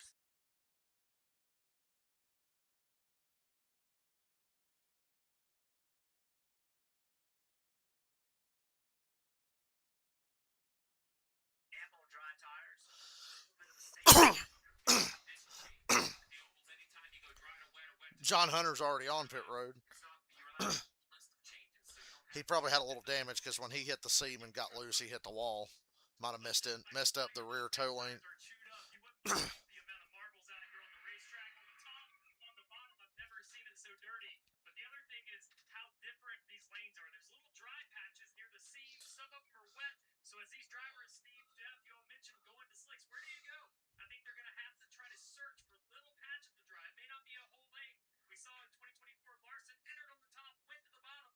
We may have to see some creative lines here. One for the marbles, two for those dry patches. Great to have Trevor back in the Toyota XSE pace car like he was for us as doing that special analyst role in Iowa, and that's exactly what Trevor was referring to, those marbles from the Goodyear wet weather tires, which will be being removed from the cars here shortly. We'll put this line right Go here. on. And the reason I said that is I believe this is dry. The question is, I think all this right still has some moisture in it. So, you know, it will improve quickly, but you think dry on wet weather is slippery. Wait till you try a wet track on dry tires, Jeff. Marty, see Ross Chastain on pit road. They've been trying to diagnose the issue with Ross Chastain. They think they had some debris that got stuck in the grill and maybe got sucked into the airbox, Steve. That's the first thing that they're going to check. But yeah, certainly something mechanical going on with the one who had a pretty quick start to the race, but obviously lost those spots when they started having that. We saw all that debris on the racetrack. That gets, I don't know if where they're looking, somewhere on the right side of the engine. I don't know if it's in the header, but it's funny because it only really did it in the corner. So like, if, you know, if tire rubber builds up in the header, you would imagine it would do it all the way around the racetrack. So he had to come in, even though the pits were closed. Pits are going to open up right now for this non-competitive pit stop change from wets to dries. After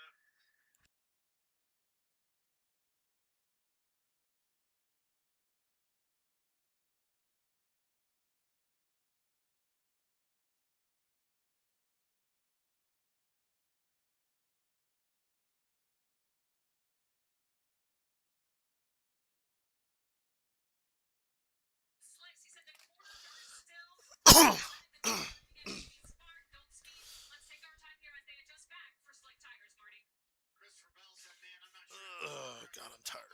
Because they had that vibration, remember, with At least today's a short race. Steven said, ask him, hey, can you forecast how far we need to go for slick tires adjustments? He said, do my best. William Byron said, yeah, the right front just got way too gone on that run for us, and they couldn't really conserve it. So afraid to make big changes because they were pretty happy with the 24 car, Dave.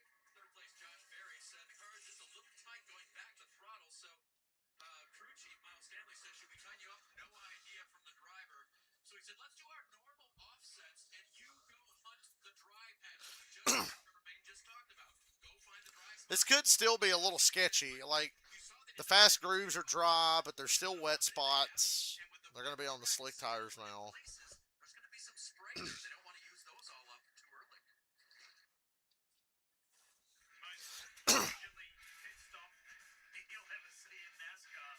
The non-competitive one has been quite the interesting start here in New Hampshire. Shane Van Gisbergen is our We'll leader. go racing when we come back.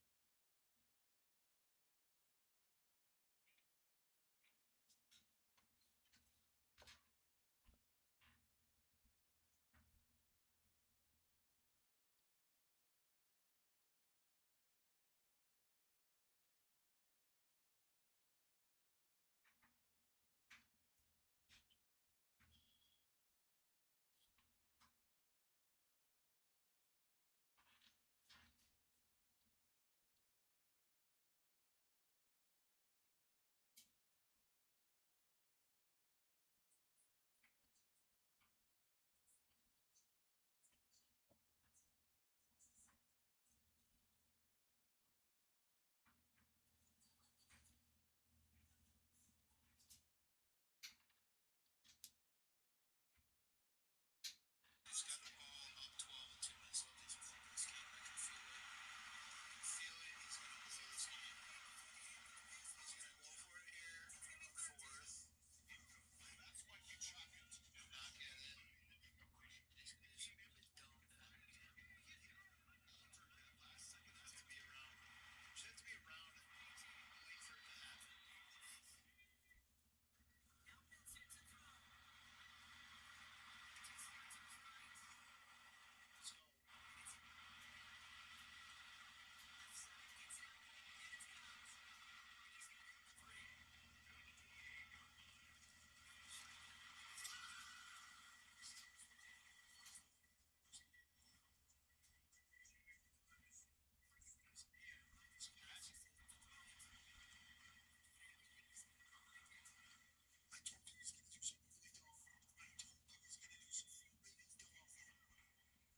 Let's go. You have a shot.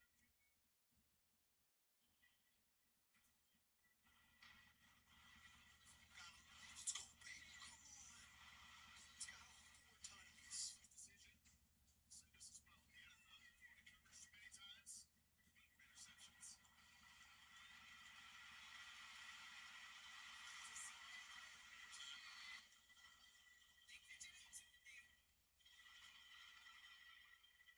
Maybe. Force that 4th down. It's down coverage. Put your cover guys on the field. That's game. That's game. Let's go. I told you he's going to blow. He's got the ball up 12 with 2 minutes left. He's playing this game. I can feel it. Feel it. He's going to blow this game. See it on one of the RFK co-owners' cars. Here's Brett Keselowski, a 2-time winner here in Loudon. Pushing as hard as he can from a driver and an owner perspective, and would dearly love Ryan Priest to get into the chase. It's a steep and difficult climb, but it is mathematically possible to have 2 RFK cars in the chase. As we check in with Kim Kern. Kim? Yeah, let's meet the rear tire changer for the 22 of Joey Logano, Jake Marinara. Jake grew up playing stick and ball sports, but was introduced to NASCAR by his father when he took Jake to his first race in 1999 at Pocono. Jake watched the live pit stops, told himself, I can do that. Then he made it his goal. So after finishing high school, he moved to North Carolina in 2004. People thought he was crazy, but he learned fabrication and mechanics while also going to pit crew school. Now, fast forward to today, he's been in the sport for over 20 years, which he actually views as a strength. Despite the younger influx of pit crew athletes we've seen, he thinks that just the adaptability he has had to show, all the different choreography and equipment on pit road that's evolved. The rules have changed so many times during his tenure, but the crew members who have been on pit road for all of those iterations, again, he thinks are the quickest at adapting, and that adaptability has helped him earn 3 NASCAR Cup Series titles as a crew member, 1 with Kyle Busch, 2 with Joey Logano, and he's hoping for a 4th year this year. Thanks for that, Kim, and good on you, Jake. And lots of smiles lately after their driver winning 2 of the last 4 races on the season. Here is Joey Logano, and let's listen to what Joey thinks about restarts. Here it is. When I started, it's like, maybe one car would make a 3-wide move on a restart. It was like, oh my they'll be 3x3x3 at times, right? 4 wide's the moment where it's kind of crazy, but 3 wide's pretty normal at this point. So it's just that intensity has ratcheted up over the years. A lot of it's due to the start too, right? In the past, if you just touch somebody, you'd knock your fender in, you would cut a tire down. You know, everyone was more conservative because you couldn't touch each other. Now we have a car that's pretty tough, and this, in return, is made drivers more aggressive.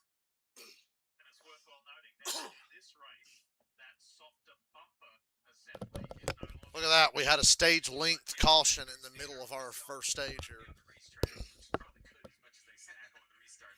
I will tell you, as Joey talks about the restarts, you ride on board with the Hunt Brothers and jump on that. But you and I have sat next to each other for 12 years up here, and I've watched the iteration every single year. You are just shocked by what you see from when you and I competed, you on the racetrack, me on pit road, to what these drivers are asked to do now on these restarts. Yeah, it's just gotten more and more aggressive. And think about guys like Mark Martin and how respectful he was. As aggressive he was still respectful. That's out the window. I mean, you just have to get every spot when you can get it. And, it's aggravating as a driver, but it's also opportunity. Like, you have to, if that's how it's going to be, then you have to adapt to it. You have to be willing to play the game. And restarts matter. You have to, What when was the the race is over, exact you have to thoughts? gain more spots than you've lost. Ross Chastain has had a couple of good weekends the last 2 weeks, and he was not giving up on his chances, Marty, of making the chase, but it's been problematic today. What's the latest? Yeah, this might do it here, Lee. It's a drivetrain issue for It looks like Ross Chastain's chase hopes are done. 63 out of the chase standings in 18th, but they will finish last here at New Hampshire today. One My more dad race says left he'll in be here regular at season 6:30 likely. tomorrow morning. Not going to be a chase berth for Ross Chastain here in 2026. It's a disappointing feeling when you're in the garage during a race. Hard to All right, explain. I got the one to go here. So much work that Gonna restart with 21 laps to go in the first stage. Ross Chastain's in the garage with a drivetrain problem, Aggressiveness on restarts. I find this restart fascinating. You can see the driver thus is ending his versus chase the hopes. You can clearly see it, Trevor. Yeah, Jeff, if I was behind the wheel instead of the passenger seat, I think I'd be looking to run the actual race line that they practiced and wanted to. It's pretty dry through there. I think from the top lane, you can kind of squeeze down into that. 3 and 4 has a couple little patches, but not dry yet. You may still see some drivers move up to that 4th lane to find some dry racetrack down there as they get ready to go green. It's going to be exciting. Just keep in mind when they come to the line, there'll be just 21 laps left in this opening stage. What I find is fascinating. Can SVG on the slick tires hang on and win the stage? He needs to win the stage. You drivers should be losing your mind that this track's not ready, but because the race is underway, it's just these adverse conditions are almost. This is more stressful to me as a driver than to start the race on wet. Yeah, this is gonna be somebody's gonna bust their ass, I figure. Straightaway's good and dry. Good push from Byron to SVG, gets him out there. Now SVG can pick where he wants to go and run his race. Clearly out in front, and in this exploration mode, the first flying lap with slick tires. I'm waiting for something bad to happen. To the bottom of the gamble to not pay off. Many spots lost by the 22. Larson Dykes the 3rd. That yellow and blue car on the low line, that's Chase Briscoe. Here comes Ty Gibbs in the middle. The Monster Energy Camry. He's driving forcefully and gaining back positions lost earlier. 20 to go, stage 1. Competition caution. He has it lined up on the side. He's got to get going. He tried to build the spot. He did it. Kyle Larson up to 3rd. Number 60. The Mohawk Ford of Ryan Preece racing here at home, and Preece is up to 7th. Think about what these stage points could do to SVG's chase chances. 50 points above the cut line on the way in. If he can get 10 more here, that will lessen the stress. Oh, and a wreck. Ricky Stenhouse backs it into the wall off turn 4. Did you see before that Preece step out? He was catching it as well. Leave it to Ricky to be the one to bust his ass or get his ass busted. I don't know yet what happened. It don't look all right. That left rear is jacked. I mentioned Logano as well. 7 spots lost on the restart. Bottom right of your screen, you got to see Austin Dillon at the bottom, Denny Hamlin behind. He just got loose right in front of Denny Doesn't look like contact, just gets loose. and couldn't keep it out of the wall. Probably some moisture or just misjudged the grip. Here's the view, the Brez tree on board for Austin Dillon. Left side tires on the seam. Trevor told us the seams were damp. You had to be very careful. And Ricky back there racing hard with the 3, got his left sides on the seam. I don't 100% know that's what it was, but clearly that car came around way before he was anticipating.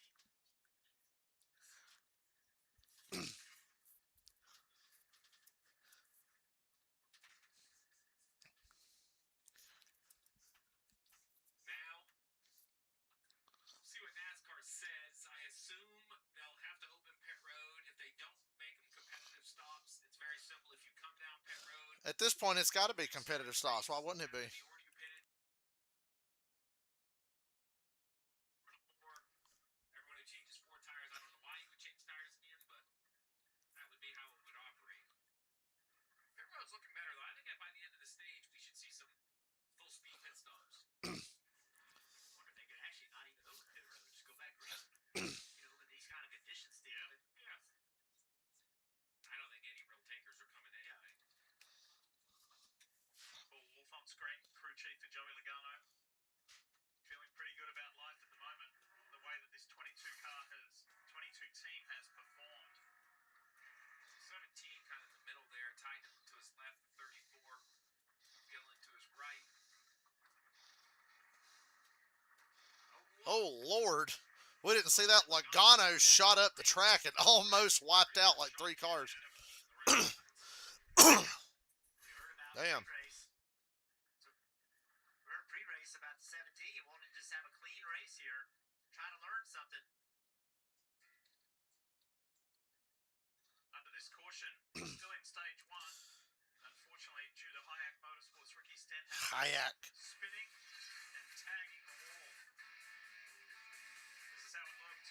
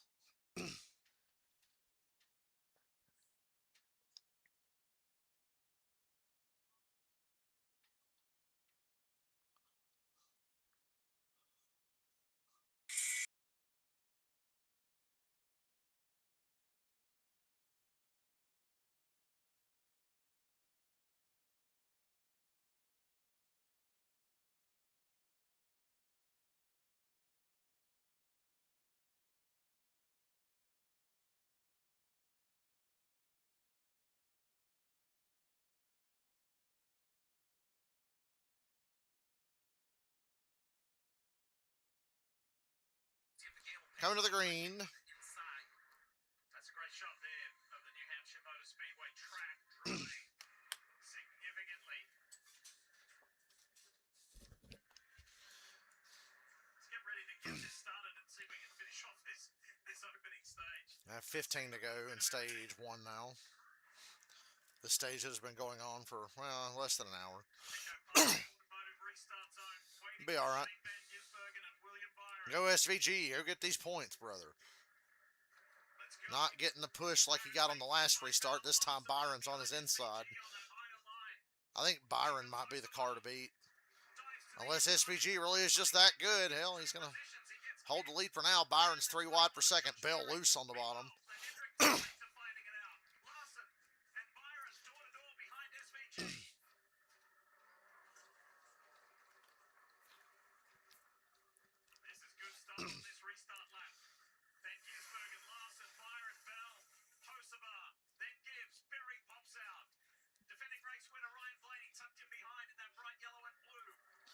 Hocevar up in the top 5.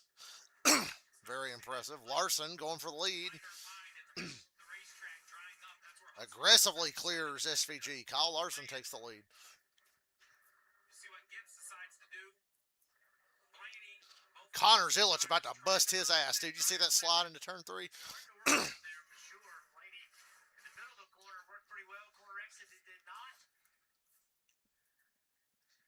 Keep an eye out for the 88 of Connor Zilic as well.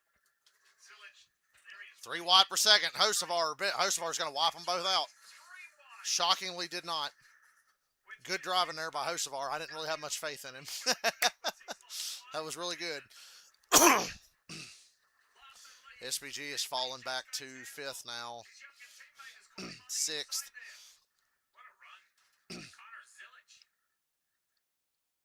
13 positions since the start of the race.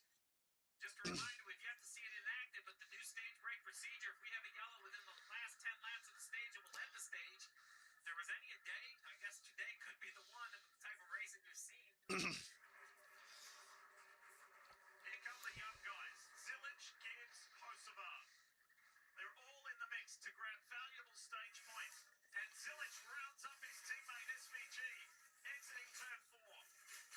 11 laps to go in this stage. SVG went to the top, trying to get to that lane that he thinks may be a little bit better.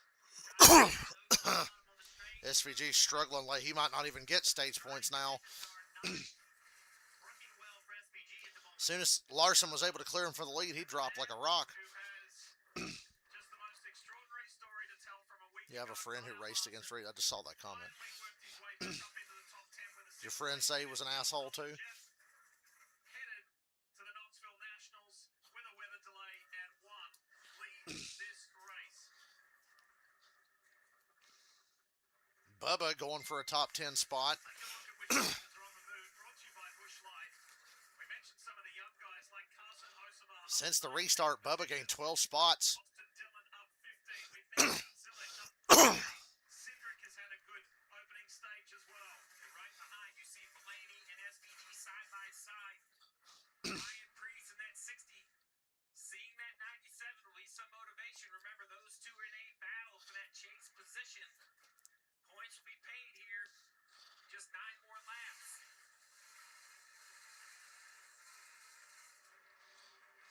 Blaney's trying to size up. Logano having an off day so far. I kind of expected more from Logano this weekend, Connor Zilic. especially given how good Josh Berry is. Gisbergen's got a 50-point gap at the moment. Blaney's working his way through the top 10 as well. Can't afford to lose out on stage points. Got to stay at least in the top 10 to get something. Considering he's led 30 laps today. And scoring more than Priest, who is that 50-point gap, too. That's really going to help. Look at this, the Trackhouse teammate side by side blocking Ryan Blaney. And Gisbergen looks for an inside passage there. Does he find it on that lower line? Just enough dry down there to roll the middle. Can he make the corner exit work? Trying to make this pass. Will it actually cost him a position? Sorry. Challenge with the Superfile Chevrolet. Very different, slightly different paint scheme, but similar. Blaney 3 wide around the outside of Zilic and SVG. Woo! Oh, they squeezed him in the wall. Contact by Blaney into the wall. Ricochet. Blaney gets by. Zilic ricochet into Shane Van Gisbergen and here comes Brian Priest. Look at the 60. Priest racing at home in the northeast. SVG made a pass and also got passed. They're also racing Cindric. For that point position. He's in 13th. Zep on board for Chase Briscoe.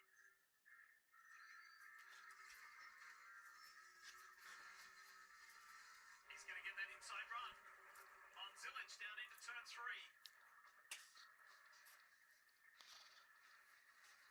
5 laps to go. Leads the race. Larson over Bell over Hocevar.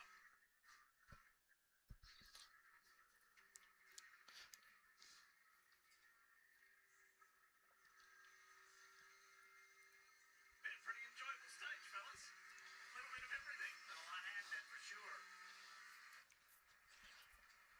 I bet this race gets real boring after this stage because the track will be pretty much dry. Hell, they're already driving it like it's completely dry. And I don't think the confusion or excitement is going to go away because the end of the stage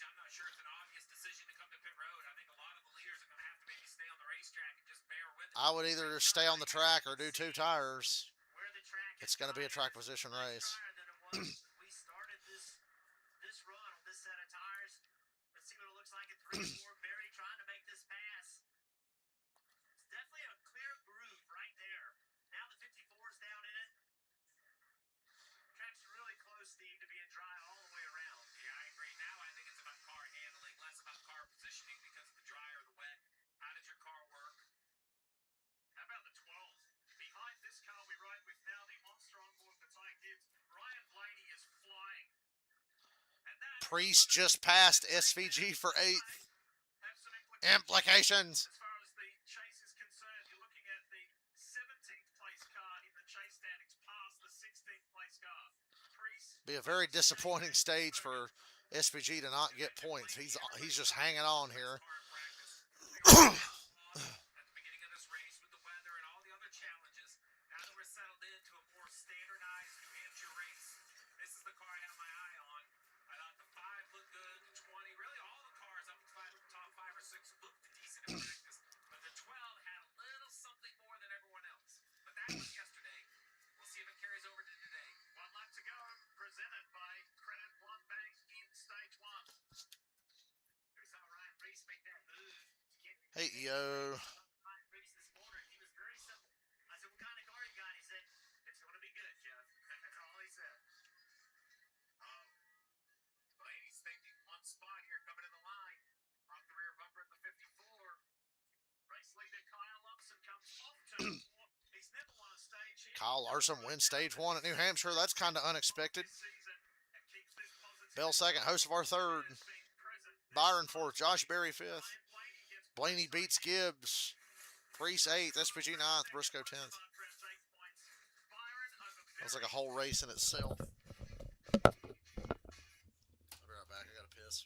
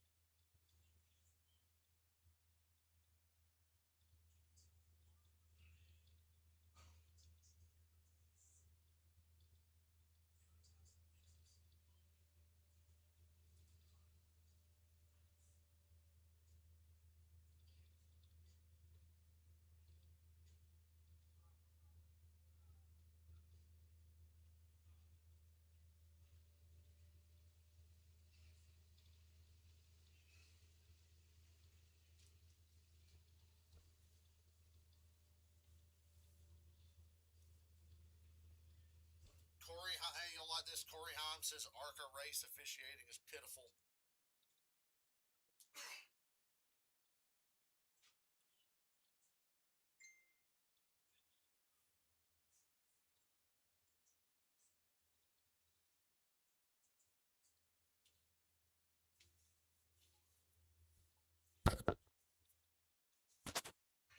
What's ahead? Liberty Mutual Insurance. Only pay for what you need. Consumer Cellular. Call or visit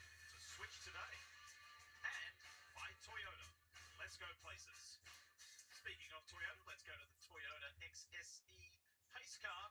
And Trevor Bayne, what you got, Trev? Yes, sir. The teams have weathered the storm, and I've enjoyed my front row seat here watching this track change. Right now, the only moisture I see is right off the seams, where those are so deep, the moisture is still seeping out of those right now. So you're going to want to keep your right sides off those seams as you go through the corner. The other thing I'm seeing in this car here, Dip, is that on exit of the corner on the bottom of the racetrack, there's quite a bit of moisture down there. And I know with this higher horsepower package, less downforce, you see a lot of drivers that want to dime in the corner, square off the exit, drive off low to keep that forward drive on the long run. So I'll be interested to see here on this long run if they can finally use that line. At the bottom will dry out. Turn 4 still got a ways to go.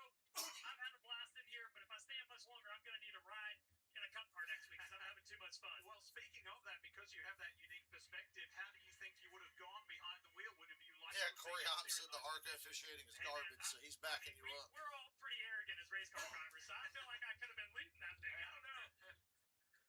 Thanks for the contribution again, Trevor. It's really good to have you in the pace car as our special analyst. Daytona 500 winner Trevor Bayne. Okay, pit road is open. I think this is going to be a big turning point in this race. Is everybody going to pit? I would say 2 tires. Ryan Priest stays out. Tyler Reddick, Chase Elliott, a few others stay out. So a few stayed out, and I expect a bunch of 2-tire stops here. I would do 2 for sure. Whoa! Shit. I think Bell's going to have a tire come off. Watch that right front on the 20. That was scary. I thought the crew guy got ran over. Byron has a wedge wrench in his rear windshield. That's going to be a penalty.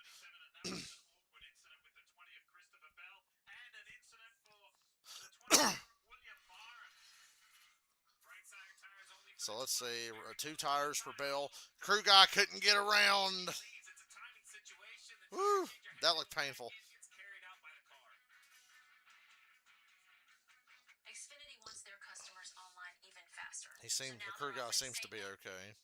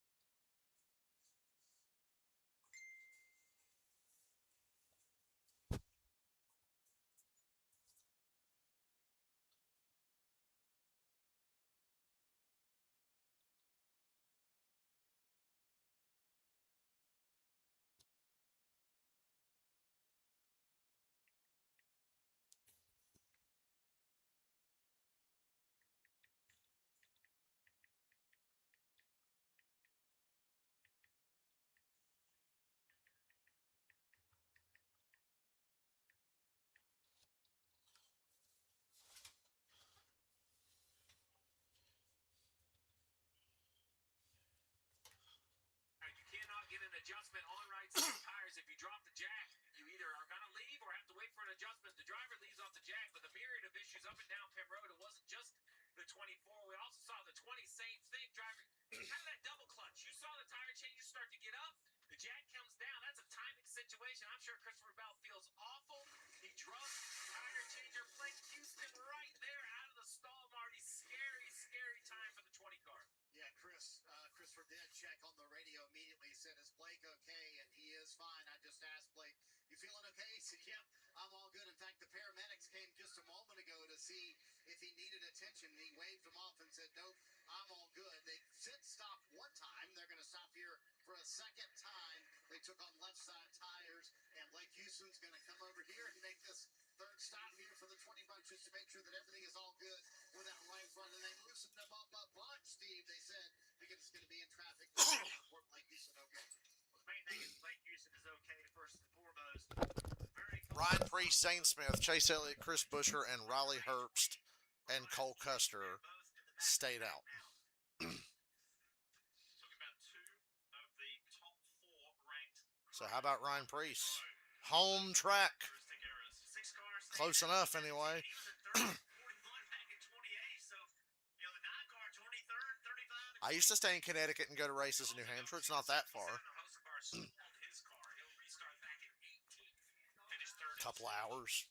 Racing at home in New England. This is a really special weekend for the driver of the 60. Yeah. Out of the Echo 6 cars stayed out. Ryan Priest leads this field back to green. I like it. I like the call. His father and grandfather as a kid leads this race. One reason why we see cars stay on the racetrack is everybody will have to pit at one point. Priest obviously When that happens, in chase contention. your 95 laps long. This stage is much longer than the first stage. Zane Smith and Chris Buescher. Here comes I'll take the track position for sure. down low inside.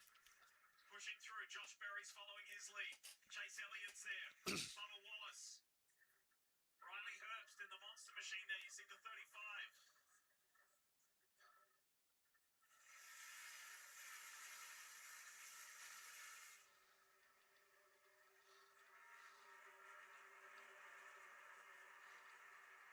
Oh, Josh Berry all up in the back of Kyle Larson.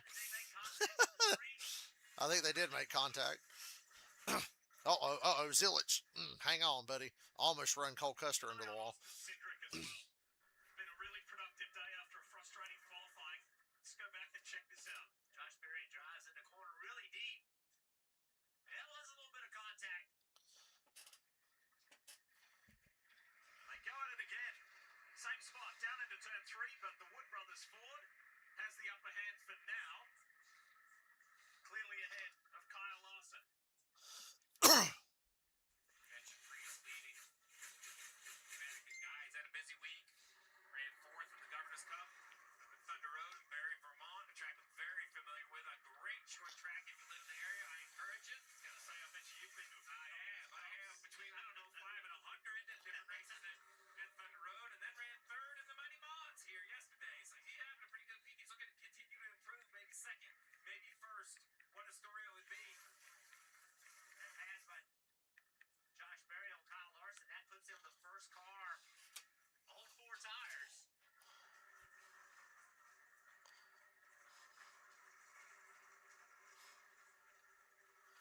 It's Hosavara by that Moto Casino 77.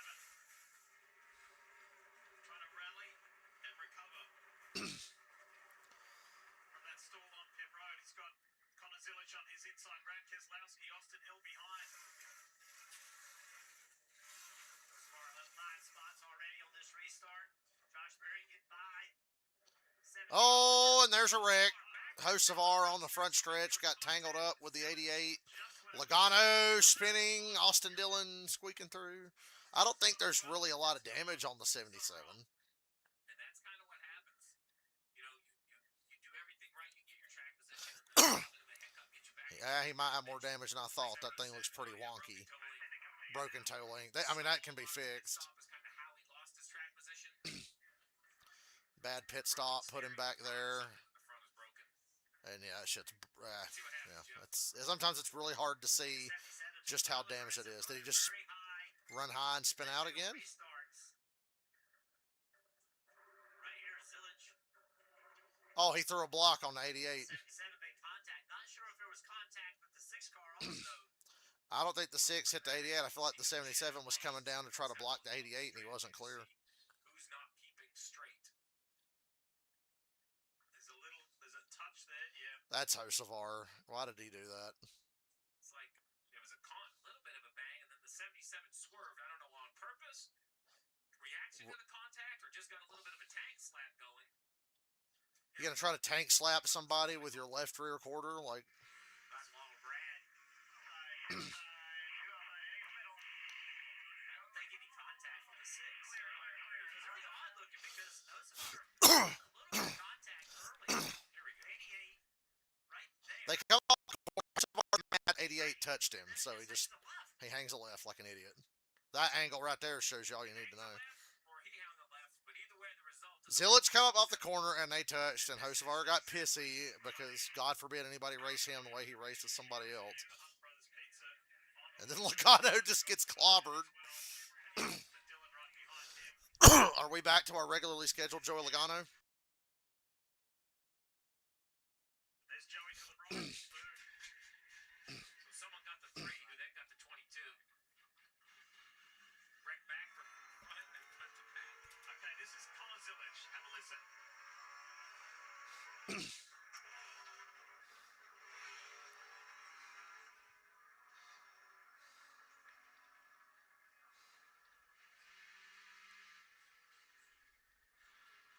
is 3 races in a row for that 77 car. Nightmare situation, Jeff. He has gone 31st in Iowa, 37th last week in Richmond. It's back on track here, Steve. Wow, that was funny. It looked like something was broken, but it must have just been. I could have swore something was broke. He's back out there, thank God, for his sake. His perspective. He did that to himself. He did. Connor, I'll back you up on that one. Didn't catch that. Zillage said he did that, meaning Hocevar did that to himself. Jeff, what's your take? Well, certainly the 77 was, there was a little bit of contact, and it was going straight, and then it just turned left, and it's hard for me to imagine that a driver would turn left down the straightaway on somebody, but maybe that's what happened. Got some pit stops for some of the cars that stayed out at the stage break, and a couple others. And this is the incident that's brought us under caution. Connor Zillage, Carson Hocevar.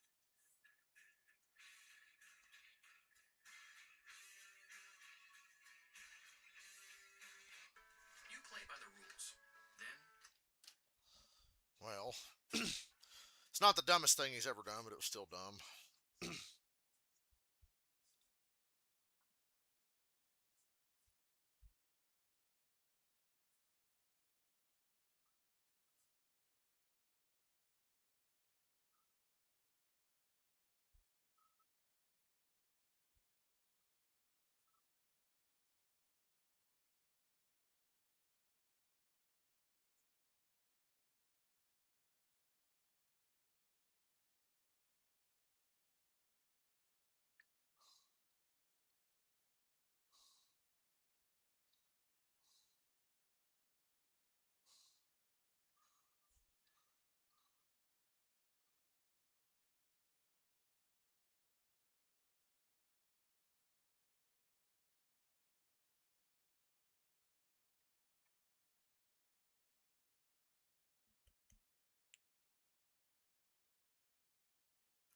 I knew Hocevar was on one today when he was already doing dumb shit before the race even started.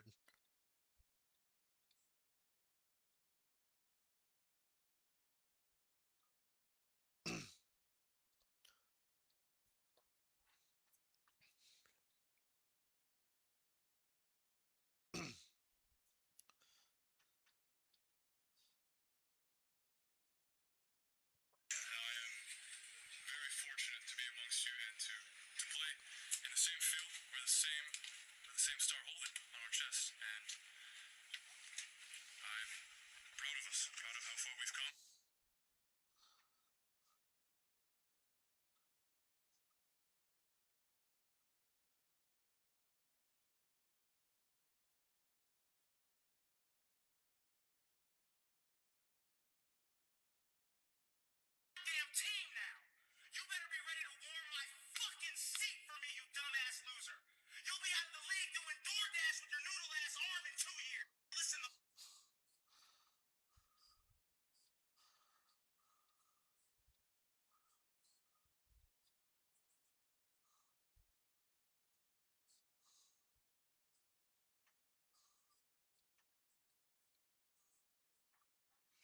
Okay, back to New Hampshire. A quick reminder to stay with us after the conclusion of our race coverage and post-race show for episode 3 of NASCAR Americana. Now, many of you have enjoyed the last 2 weekends.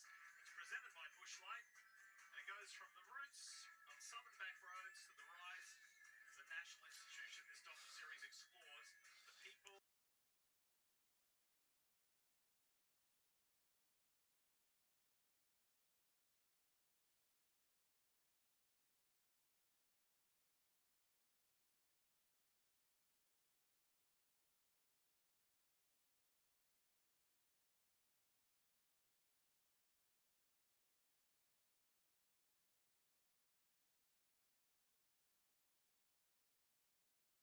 Straight away.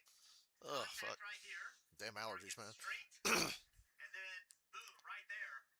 Turns to It's not like the 88 squeezed him in the goddamn walls. Like, Hocevar still had like a half a lane above him. The 88 was doing all he could to stay off him. A lap down in 32nd position. Ring, ring. Let's get this going again.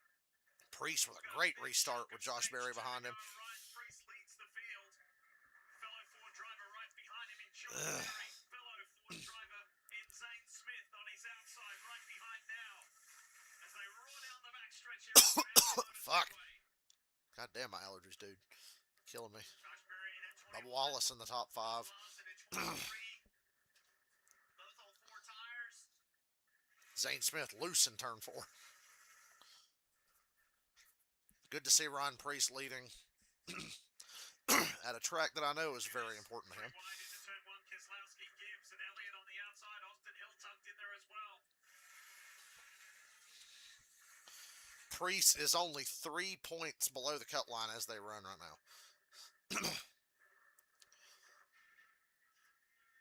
Dollar Tree View. The 43 of Eric Jones. Eric sits in 15th at the moment. Oh, jeez. Way Gibbs crossed under the 54 or under Brad there. Two guys on different Josh Berry gonna take the lead. Josh Berry came in. On He's trying. He's on the inside. Got it. Josh Berry's the leader. last bit of 43. Yeah, he had a little bit of cushion before that last yellow. He didn't want to see the restart. Josh Berry, Ryan Priest, Bubba Wallace. What a top 3. For tires, it's going to be very, very difficult to continue to hold these cars off. Blaney out of nowhere underneath Bubba. 4 wide back here. Damn, Bowman. 4 wide around the top. Jones, Zillage, Hamlin. Hamlin still trying to recover from being in a first lap incident with Reddick. Not really in it. He had to just stop to avoid it. No damage, but lost his track position. These two guys are on the same strategy, Jeff. They came in on lap 74, 2 tire change. Bubba Wallace, Ryan Blaney. Ryan, how fast he rolls the center of the corner.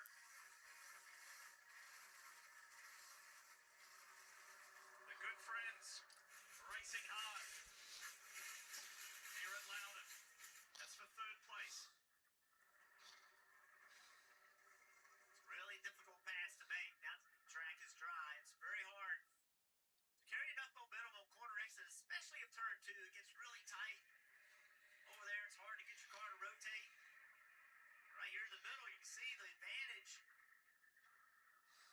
Ryan Blaney has, but Bubba Wallace does a really good job of leaving the corners with good speed. Always gonna let it go. Bubba Wallace right there. Just Bubba playing nice with Mr. Blaney. Blaney up to 3rd. That's scary for everybody. This race is kind of unpredictable. I think Bell, Berry, Priest, Larson, Byron, like, I think those are all cars that can win this race. But they're all throughout the field and some on different strategies. It's kind of a tough race to call right now, but seeing Blaney creep up to 3rd is definitely troubling for the rest of the field. What has been the dominant Toyotas this year? the racetrack that they want to be at, right? We saw the speed. Penske last week. Here they come to New Hampshire. Josh Berry leading this race. Penske affiliation. Ryan Blaney's so good. And it's only for like about to be 4:30, and it feels so late in the day, and I'm so tired. He's hanging in there pretty well. And he likes it spreading out, right? Because now he might lose a spot to Blaney, but he can probably get back in line and run 5 or 6 more laps until the next guy's in line. I'm curious to see now that Blaney is clear what kind of lap time he can make. Blaney to 2nd. Josh Berry Can he run down Josh Berry? Berry got a nice lead before Blaney got to second. Best track on the schedule for it. What's the gap between Berry and Blaney? 1.5 seconds. There it is, right there. Think about how many laps that Ryan Preece has turned this week with the modifieds, the late models, and here in his Cup car. He's done a lot of driving, but he's had home. He's so happy to be here. Well, if you talk to Larson or some of these other drivers, Kyle will be very adamant that if nothing replaces time in the car, it doesn't matter what car.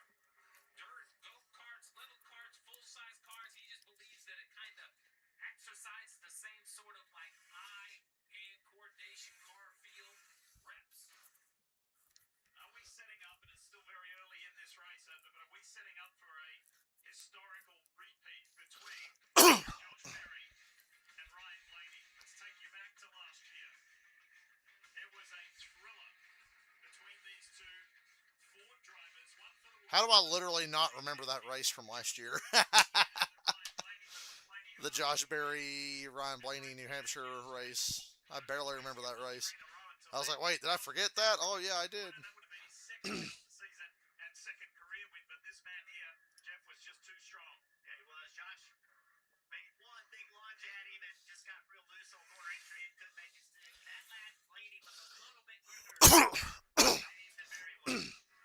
And Jeff, we knew that between last year's run, which we just showed, and the short track career of Josh Berry, that he was going to be a threat again today. So when I talked to his crew chief, Miles Stanley, I said, yeah, but what about if we start in the wet, which we did? He goes, oh, Josh is excited. After they ran some rain laps at Bowman Gray Stadium, he said he's very comfortable racing in the wet. And look what he did. Take a look at what he did. Out of trouble and finished sixth in the first stage to gain stage points as well. So good day for Josh Berry going here, leading the race. And rather than just hearing more words from us about what has been a good recent run from Josh Berry, the numbers don't lie. 7th at Indy, 4th in Iowa. Josh Berry's on a roll right now. Too little too late this year, but it's good to have a bunch of good races in a row and be in position to fight for a win maybe today. Slowly working to the left side of Ryan Preece. Preece is going to make this pass very difficult. Kim, what you got on Ryan Preece? Bubba drives it deep into the corner. Clears Preece. Attaboy, Bubba.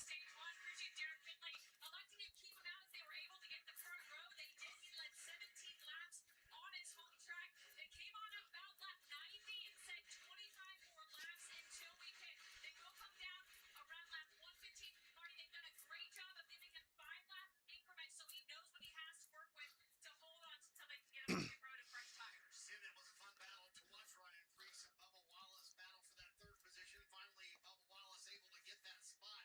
After qualifying yesterday, when the 23 team qualified 23rd, Bubba Wallace was very upset.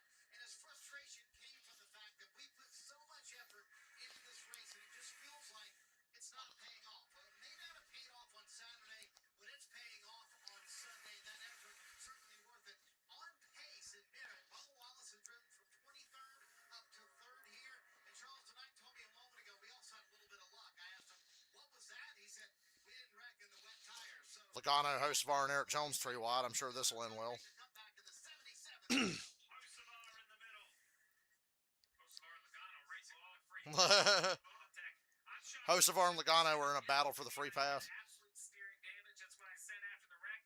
It just must have been the flat tires, the way the weight of the car was not working. 3 wide again around Eric Jones. Drove it, wanted to go straight, but here he is at full speed. Still 3 wide. Clear. Just positions. They get by Eric Jones, and this fight to get back on the lead lap between Hocevar and Logano The continues. free pass battle's crazy right now. Hocevar and Logano.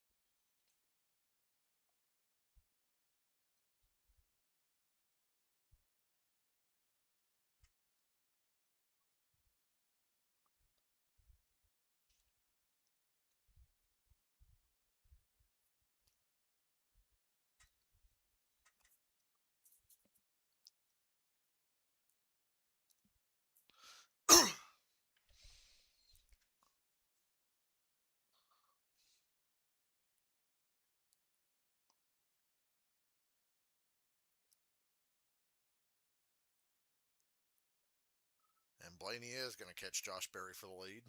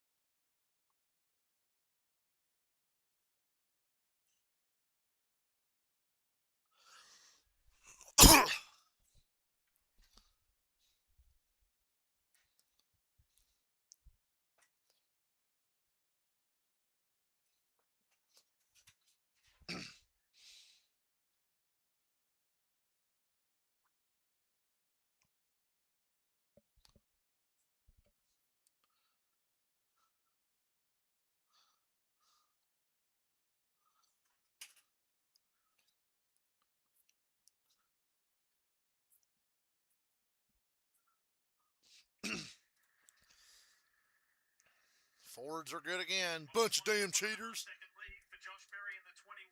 Wood Brothers Ford has evaporated to 0.3 of a second. Ryan Blaney is charging. That Dayglow yellow Menards Ford is his car to beat right now because he has got the pace. He's the defending race winner. How long can Josh Berry keep him at bay for is the question. What's amazing is how much faster they are than the rest of the field. I mean, they have driven away from everyone. Josh was asked recently, why are you so good at this track, Steve? And he said, kind of reminds me of the tracks that I grew up racing on. And just certain tracks, and Jeff, you can speak to this as well, like certain tracks speak to you better than others, right? They just feel different. Yeah, that's right. You understand it. You know what it needs to go fast at. You know where you have to make compromises. Fast race cars help that. See, Fast race cars always help. Some good recoveries in the field as well, as you see. Crew chief. Denny Hamlin's in the top 10. Screen, looking at Miles Stanley. Christopher Bell's up to 13th after his problem. Other cars slowly recovering. Briscoe, who had a slow stop. He's up 10 positions since the restart, all the way up to 11th. Byron is up 11 positions. The 21 car is finally possibly turning a corner, and they're going to switch drivers at the end of the year and be back to where they were, and probably worse with somebody who has like no cup experience, unfortunately. But the only way to get cup experience is to drive a cup car. This car on that lap 74 strategy, which these two are on here, they took 2 tires. This man here in the Zep Toyota Camry for Zep. Joe Racing is the first on that strategy to take 4 tires on that cycle. So deeper into this run, we'll see how that works. For the driver of the 19, there's still 71 laps left in this stage. With the rain, we haven't really been able to focus on what I would consider some standard talking points. A new tire combination here in New Hampshire. Jeff, we thought that it definitely lost more grip than tires have in the past. As you see Briscoe using those 4 tires to turn to the left side of Zane Smith, who's on much older tires. But I think you and I were both excited to think that tires matter. This is a track where we've seen track position really dominate. We love new tires as an advantage, you know, kind of encourage cars to be on alternate strategies.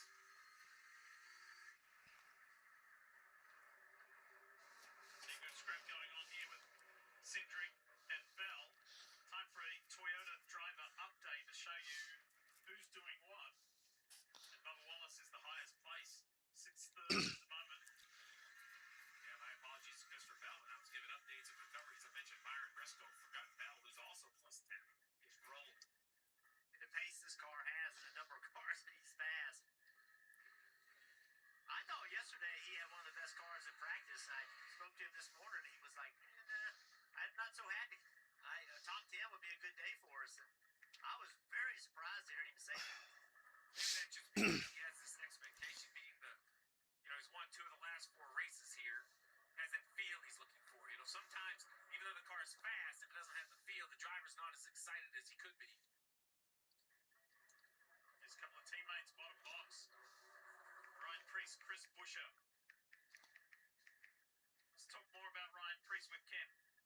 Yeah, Ryan Priest still in that fourth position. We thought they were finally going to come down lap 115. That lap has come and gone because Ryan has been able to hang on. Crew chief Darren Finley decided to push it later into the run. That way he had fresher tires for the second half of this stage. Take a listen to the radio communication. 125 to 130 to whatever that is. He's leveling out with these guys, man. We're good. Just keep running. You guys just got to figure it out now. Keep driving, okay? Ryan Priest sounds very grumpy.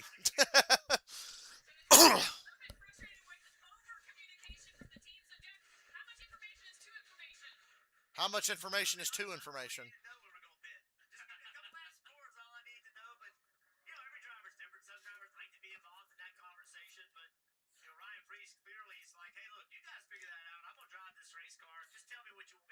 That's what he was telling Derek Finley, just in a more assertive way. Well, he does not have time to have a rational conversation. Chase Elliott on pit road, one of the cars that stayed out to gain track position. Stage 2 and half. Alan Gustafson making the call to bring Chase Elliott to pit road on the very early side of that window. They had a rough stop earlier in the day, a little miscommunication on that stop. Had to stop. Let's see if this gains Chase any time. That's why they say it out, and you got to wonder if this is going to be a lot more corners down pit road, especially Steve. Those who stayed out, like we heard the radio from Ryan Priest a moment ago.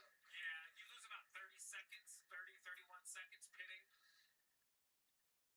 with a good pit stop, which is what Chase Elliott has. So now let's just watch this guy for a couple laps and see what new tires really look like. Because there have been races here, Jeff. You leave pit road with new tires. Zane Smith, Austin Cindric on pit road. This corner right here, this car should have way more grip than the cars in front of him if you think new tires. So the pit cycle's beginning a couple of laps early. I would like to see the next lap. Hey guys, check this out. This is just a short while ago. And yes, it's the two youngsters. Oh, Hocevar's still playing grab ass with the 88. Zilich is on the lead lap. Hocevar's trying to get back on there. Oh, I'm so mad at you because I wrecked myself. And then Hocevar runs Zilich high and wide. I wish that 88 would just junk his shit. There's a little bit of extra feeling there between those two today, and Ryan Priest is finally on pit road. To Marty's point, finally dives down, and Kim is standing by. And Ryan Priest finally coming down pit road. Didn't have a lot of communication about the balance. Carson Hocevar is a stupid motherfucker. I'll just say that much. Figure out how to make better time through 3 and 4 to these four fresh good years going on in Sunoco Fuel.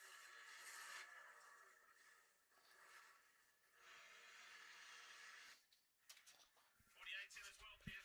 Yes, Alex Bowman, this team was very optimistic about what they had today. Here's telling me they felt they were good on the long run, just could use a little bit more grip on that 48.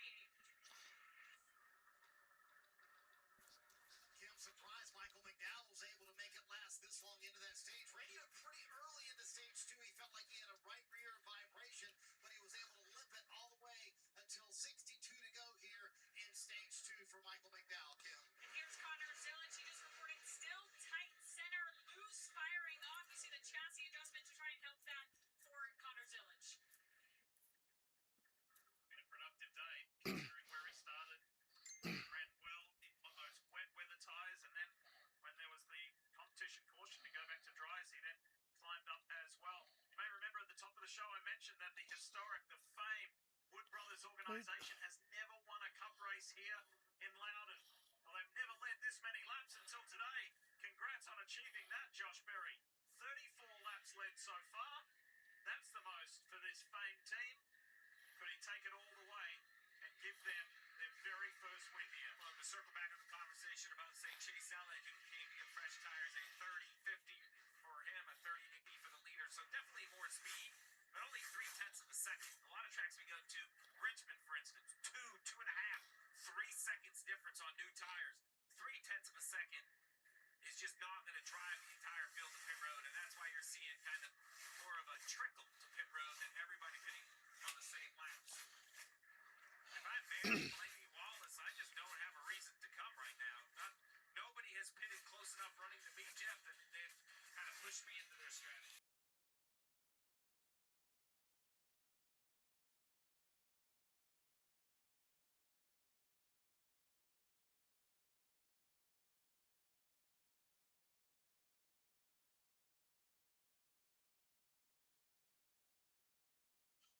What? A full screen commercial in my NASCAR race?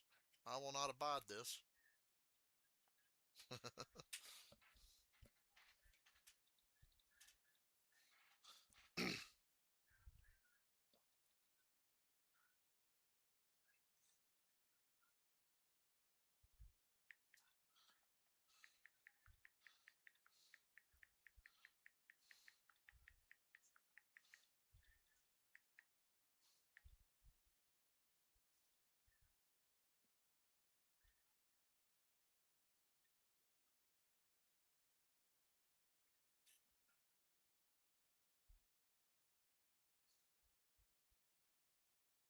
Racing aggressively.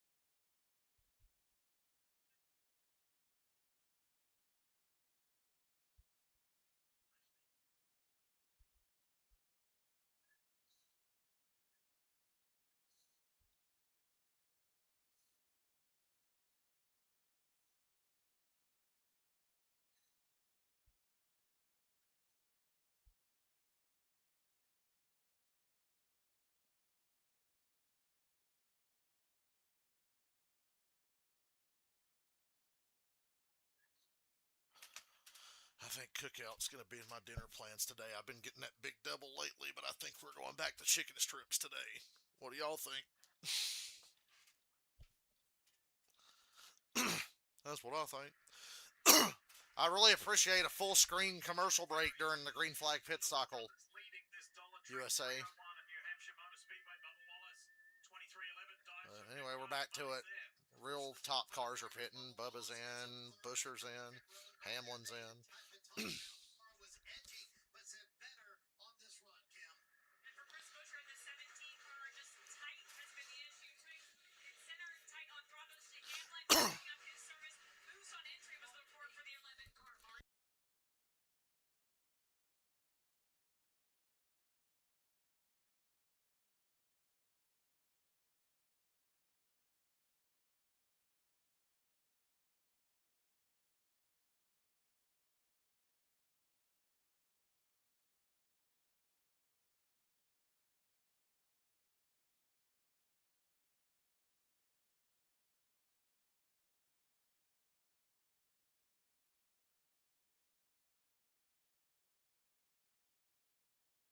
Big changes, said nothing big here. Feel really good about that long run pace.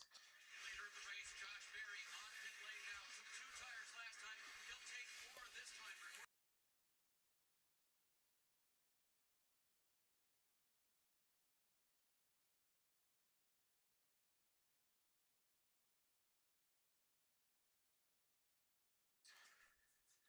Josh Berry just barely held the lead there. Coming off pit road.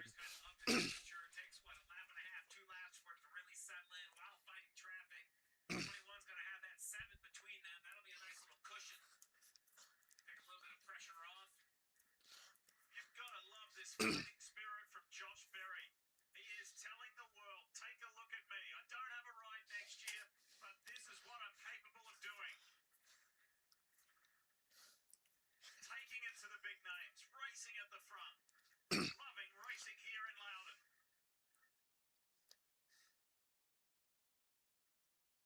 That, the majority of the pit cycles completed. Flores, Custer, Stenhouse Jr. The 3 cars in the top 10 who have yet to pit on this cycle. 50 to go in stage 2. We've been green for a while. Longest green flag run of the day now. Whether you look at Priest or Busher or Brad Keselowski on that last stint, he had a really good run. So those guys have come to play as well. Yeah, Suarez, Custer, and Stenhouse. It's almost about trying to save a lap here. They know they're behind on strategy. They haven't had the best of days. Hocevar is a moron. He's looking for a caution right now would be the big cycle track position.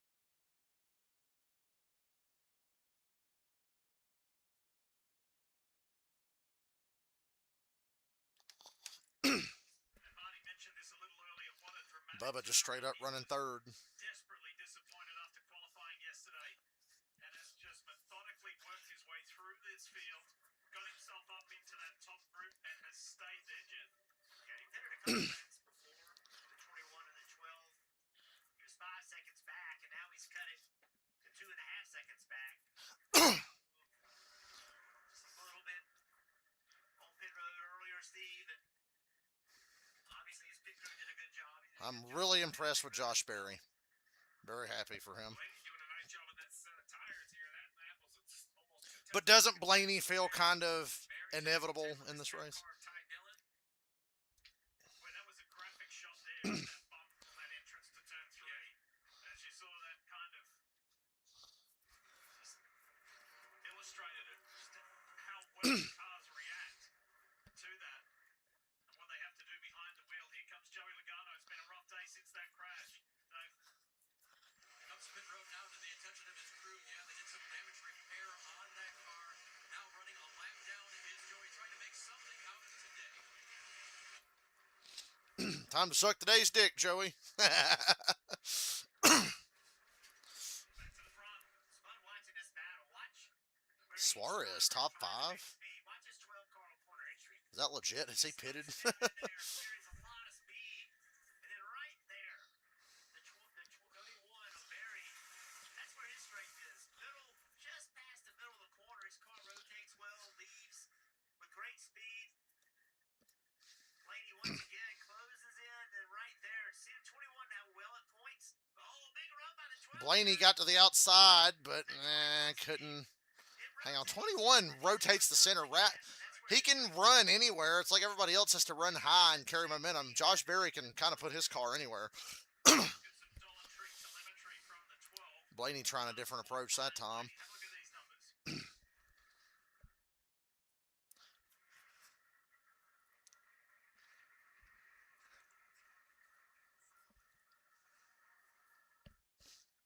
Kind of see that pause. He gets the 50% throttle pretty quick, but then just has to take a beat to let the car do the rest of its turning.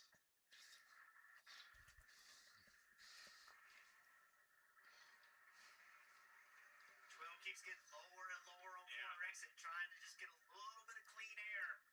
Get the front of that car to rotate. That corner looked really good. Now back to the top. That's where the 21 is stronger. Whenever the 12 goes high, it's an advantage to Barry. Let's see what Blaney does this time. Back to that low line. Both of this racetrack look very similar, but they are not. They're completely different. The way the banking changes throughout the corner. Exit of turn 2 is much tighter.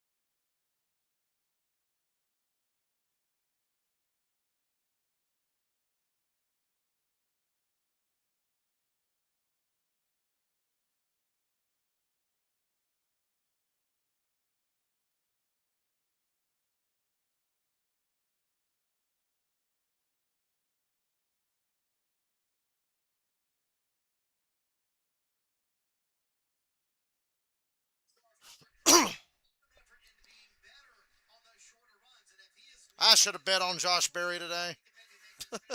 I don't think this is a shit race. It's been a good race so far. It's been kind of strung out for a little while now, but this has been a pretty good New Hampshire race, I think. A lot of different guys have stepped up, and you think, oh, any one of these guys could win. Right now, it's looking like Josh Berry or Ryan Blaney, but we're just coming up on halfway. 23 more than Shane Van Gisbergen. Where is SVG? Back down in 20th position. SVG's day started off so promising. If you weren't with us earlier, unfortunately, I know a lot of it had to do with the wet track, but he looked really good early. 40 to go. If it gets you. Yeah, it's not shit yet. It's trending in that direction, but I still think this has been a good race so far as we're right at the halfway mark.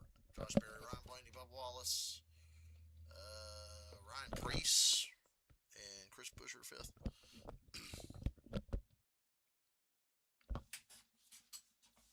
It's almost cookout time here, boys. So no big double today. We're going back to basics with the chicken strips. Blaney just can't get by. Blaney and Barry are so equal. It's another teammate thing of like they're just so equal, and all Barry's got to do is run Blaney's line, and it evens back out, and it's hard to pass. We've seen a lot more passing today than a lot of people probably expected for New Hampshire, but when you get in a situation like this with two of the best cars in the field that are prepared basically by the same organization, it's going to be tough sledding. I think Barry's got the handling, and I think Blaney's got the raw speed.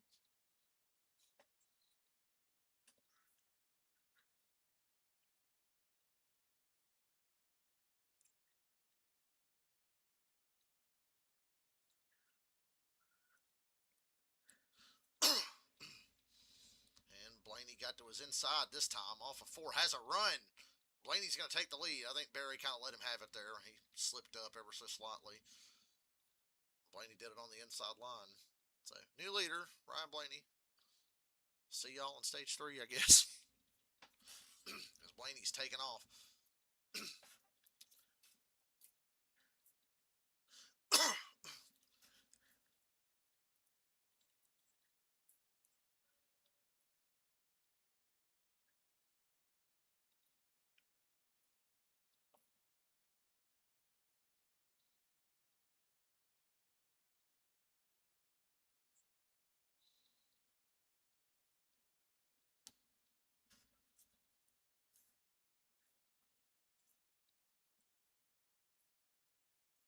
Hope we get good weather in Daytona this week. It's tough down there sometimes in the summer. Dollar Tree one presented by Toyota. The second to last regular season race. Daytona International Speedway next weekend. You'll see it on NBC. Before we go into the chase, and yes, you see the new race leader in Ryan Blaney, the defending winner here in Loudon. Check this out. It looked like Josh Berry got into the corner. Everything looked good, and then he just had to chase the car up the racetrack. And Blaney's car's been rolling the bottom really well and just complete advantage of it. So a little bit of a mistake for Berry, and then he's like, hey, I know you're quicker. I'm not going to drive into turn 3 on your door. We mentioned earlier in the show, for those of you who weren't with us a little while ago, that the man sitting in between Steve and myself, Jeff Burton, a 4-time winner here in New Hampshire. Was there something that you did specifically that made you so good here? I mean, one of the races, you led every single lap. I remember when Jeff Burton led every single lap at New Hampshire. I was on the way back from Myrtle Beach with my family. I was a young man. And I remember saying, my dad saying, damn, Jeff Burton led every lap. It doesn't hurt you that much. The center of the corner is so far away, you can get it slowed down and get it pointed in the right direction. That's what Blaney does as well. It carries tons of entry speed. I just think it's free. I think it's not much penalty if you make a mistake. 3 cars that are having very good runs today, and that is all 3 RFK Racing Fords. Roush, Fenway, Keselowski. I say it all the way out because the Fenway group, based in New England, yes, the same group that owns the Red Sox, a big part of this team, has been there for decades, or over a decade for sure. And the 60 of Priest running 4th, the 17 of Busher 5th, Brad Keselowski 6th. So RFK really showing up. And I immediately commented to that guy from the Facebook post a few weeks ago, yet again, LOL. I wasn't sure what we would learn, and I think it really was a telltale. I said, are you going to win a championship by wrecking yourself every week or something? I didn't see so much out of the 6, but I thought the 17 was good in practice. Larson, Gibbs, Hamlin, and a look at the top 9. Really the only car missing is Byron and Bell, who are 11th and 12th, but both had pit issues. I think we're going to see them cycle forward as well. I thought it was good. At the same time, Half of a good New Hampshire race is better than the average New Hampshire race. We're doing good so far. And everybody's together. I like them all together because too many times I had to come into a Sunday saying I'm not sure because he was in the first group. With everybody in the same group, I think it's a little bit more fair to compare. Brad's one of those drivers that has been asking for more practice. Kyle Larson is relentless here on this pursuit for the 6 of Brad Keselowski. This is for 6th place. And the 2-time Loudon winner in Brad Keselowski does not want to give it up. We'll keep an eye on that as it's time to go through the field as Kyle Larson makes that pass on Brad. let's go through the field. Let's Blaney start at the just top. taking Kick off. with the first start, Marty. Yeah, Lee, we'll try to take you through the top 10 here. Ryan Blaney trying to get back-to-back wins here at New Hampshire. So what's left to fight for in the regular season? Blaney Chase is very Elliott, tail end of the lead lap. in the chase standings. That's what we're fighting for. They are there right now, but just 23 points separate Blaney from fourth place Tyler Reddick. He said there's a lot that we could gain, also a lot we could lose over the next 2 weeks. Dave, a New Hampshire win would go into the right category. Here's what Josh Berry said after he got past for the lead. Not any better. You're gonna have to make it better. You want to win. Figure it out. Josh Berry said, it's just not any better. You've got to make it better for if you want to win. Berry's doing a great job, though. It stung. Sounds like it stung to Josh Berry, too, Marty. Dave, when I talked to Charles tonight, the crew chief for Bubba Wallace, I said, what do you need today? He said, a solid day. That's all we need. If we have solid days and we quit making mistakes and we can... If you quit making mistakes, Bubba, I mean, it's not just everybody. He's made his share this season of little mistakes that have added up. Sitting in third right now, Kim. And Ryan Priest running in that fourth position, trying to earn some solid stage points after earning a few in the first stage as well, and that was their goal. Ryan telling me we can definitely take a big bite into that points difference that SVG has on us. We're coming in with the mindset of trying to go for it all. Realistically, they feel like if they're within 10 to 15 points of that cut line going into Daytona, then they without a doubt have a chance at making the chase. As we move to his teammate Chris Bershel. Damn, Priest just randomly got loose there by himself. All three RFK cars are 7th or better, 4th, 5th, and 7th. Even Brad Keselowski in the R&D RFK car. You can't tell me that Brad's car is not like R&D bullshit because he's been outran by Priest and Busher pretty much all year, and I know he's better than both of them. He's a very giving car. Daniels told me this morning that yesterday was a typical 5-car Saturday. He said we were a little confused as to what to give the driver or what he wanted. Must have been a good cup of coffee because they have run well today and are running toward the front. As for 7th position now, that is the 6th of Brad Keselowski. You guys just praised him. Actually, Jerry McCollums told me that that driver is very adaptable. As many years as he's run this track, as many wins as he has, he's not afraid to change his line and make his Once car upon a time, you show up to Loudon and think, geez, how many laps is Brad Keselowski going to win by today?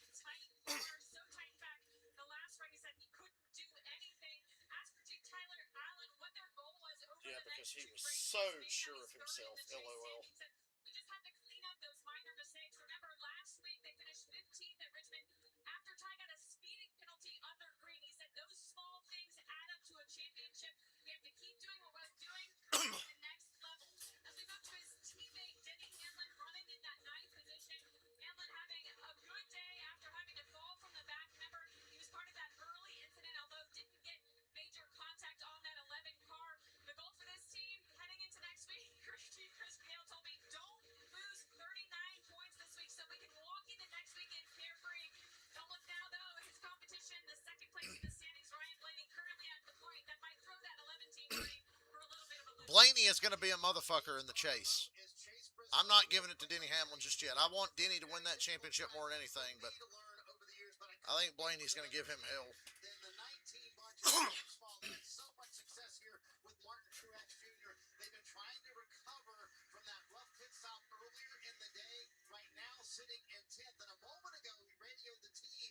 Think I might have a tire going down. The pace has still been in the 19, though. Remember, Lee, they had that tire go down in practice yesterday, but so far he's been okay with 22 to go here in stage 2. Yeah, running nicely in the top 10, working away at it. It's worthwhile saying, too, that we are over the halfway mark of this race in case weather turned against us. It looks pretty stable right now. Blaney, Berry, Bubba, Priest, and Busher. Not a Chevrolet inside in that top 5. Highest running Chevy would be Kyle Larson in 6th. William Byron in 11th.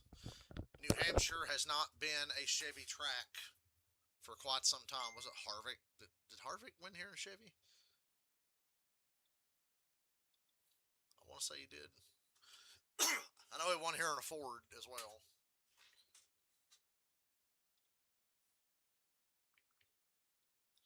I'm kind of pulling for Josh Berry. Period.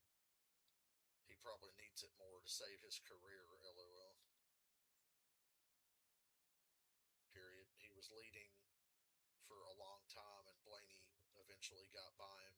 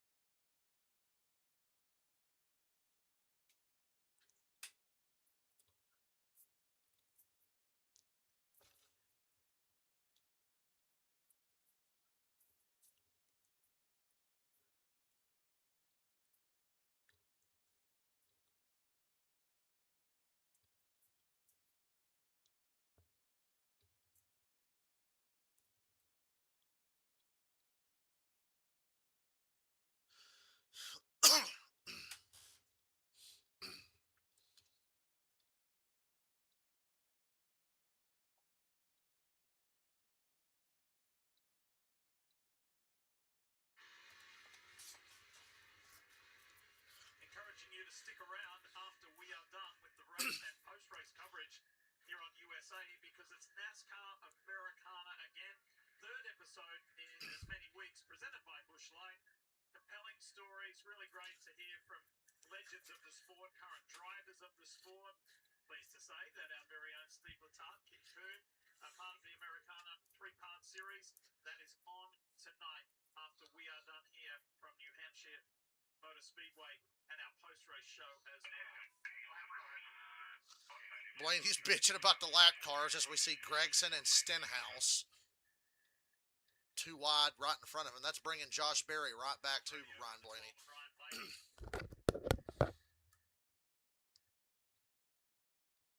Woods was trying to get some help from the four of Noah Gragson just to make life a little easier, because Josh Berry had eaten into that more than 1.5 second lead that Ryan Blaney was boasting. Look at this, still can't quite clear Gragson side by side with the front row driver. Fighting hard, trying to stay in the lead lap.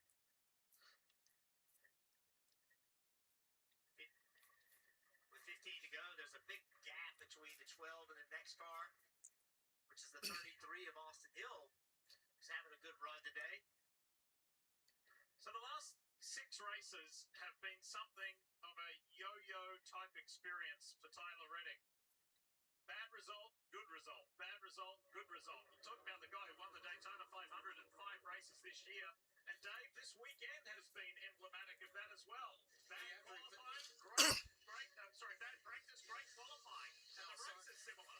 No, sorry, my friend. Yeah, this has been, after he finished practice poorly yesterday, he just kind of gave a belly laugh on the radio coming in, but they qualified on the pole, and that was just a result of hitting everything perfectly, setup, change, and driver. So today, got a lap down, got the free pass, and got back to doing things the right way. I believe if my count is right, he went from restarting 20th to 13th, so he's picked up spots. And he just radioed his team a few laps ago. Migration has been pretty good on this run, and I would say so when you're going the right direction. I will tell you, sometimes, this car was backwards. Lap 3/4, right? They can come back and finish inside the top 10. Yeah, Berry is Your car racing better for than a it was in job. practice. LOL. That sometimes could be as uplifting. I won't say as a win, but running second or third all day. To think that you guys kind of got pushed into a corner and fought your way out as a team. And throughout the whole weekend, because it was so horrible in practice. They sat on the pole, they get spun out. A series of events. You can take a bad thing and turn it into something good, and that's what they can do.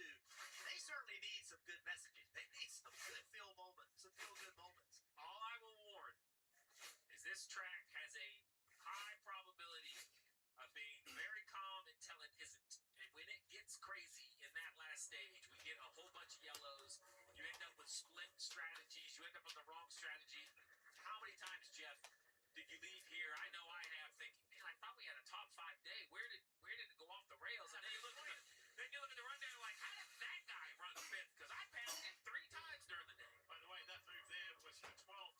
And just going back to the up and down nature of recently in the season for the 45 of Reading, when he was sitting at the front of the field sideways before completing lap 1 today. I wonder if it ran through his head, is this another Iowa? Where he crashed down after just 4 laps. Remember that?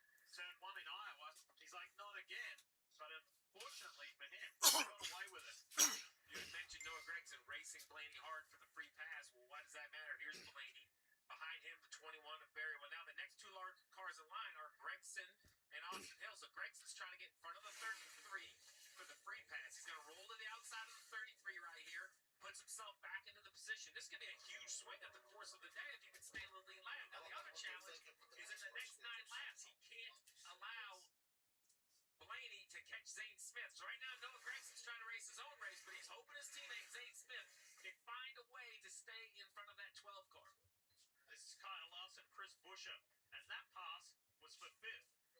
Remember that 5 car came on late at Richmond. Finished in 6th after what was a pretty mediocre day until the end. Turned into an amazing night with the trip to Knoxville and then a trip to Victory Lane, leading all 50 laps of the Knoxville Nationals. And hats off to Kyle Larson, who has taken more than one black eye from Mother Nature in his attempt to run the double in Charlotte and Indy. So for once, Mother Nature helps. The late Knoxville Nationals gives him a chance to run the race. It was wild how many people were watching his aircraft. You know, they said it was the most watched aircraft in the world for that period of time. I was listening to him this week on Sirius XM NASCAR with Cliff Daniels, his crew chief, who some of the credit goes to Cliff for getting him there. But Cliff was very open in saying, hey, you know, don't put all the praise on me. Jeff Andrews, the president of Hendrick Motorsports, whose dad used to build sprint car engines in California, he said Jeff really wanted Kyle to be there, so it was a team effort to get our man there. Yeah, and don't tell me you care about me, show me, right? Yeah. If you know it's important to me, do something, that's what they did. Up the road, I mentioned Zane Smith unable to run down or to stay in front of Blaney. 47 of Ricky Stenhouse next car up the road. He's laps down. In front of him, SVG. 31 points above Priest. 6 laps. Stay on the lead lap. That could be a big difference in points. SVG just ran the 3rd fastest lap on the racetrack. He's got a decent race car. That was the 4th fastest. And he's running 15th overall. Of course, the guy behind him has the fastest. So he's got to go. Stay on the lead lap. 5 to go in this stage. Can he hang on and stay on that lead lap?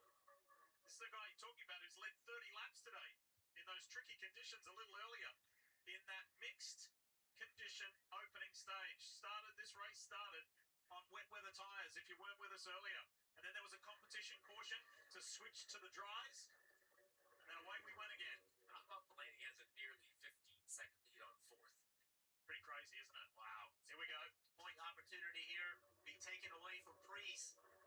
Big difference in when they stopped too. Ryan Priest stopped 10 laps earlier than Kyle Larson. So Larson's tyres are in much better shape. That's why he's caught the 60 so effectively. Now he just needs to get right. That'd be a move for 4th.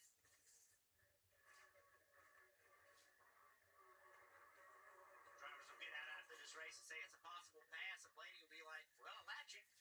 You know, there's only 15 cars in the lead lap. 3 laps to go in this stage.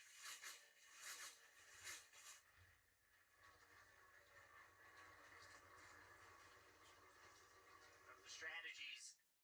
Stage 1 was really big for Priest and Buescher. They got that track position, but they've done a really good job. Yeah, stayed out, right? They didn't get the end of stage 1. They had come Just had to run out 20 or of 30 that laps to go on the stage. It's a good point, Jeff, because now they've kept it. It's one thing to put me in position, Steve. I got to find a way to keep it.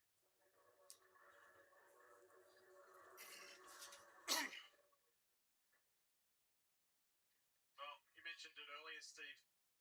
Big picture for Ryan Priest and RFK is to make it into the chase, and they have trimmed that 50-point deficit to Shane Van Gisbergen to 31.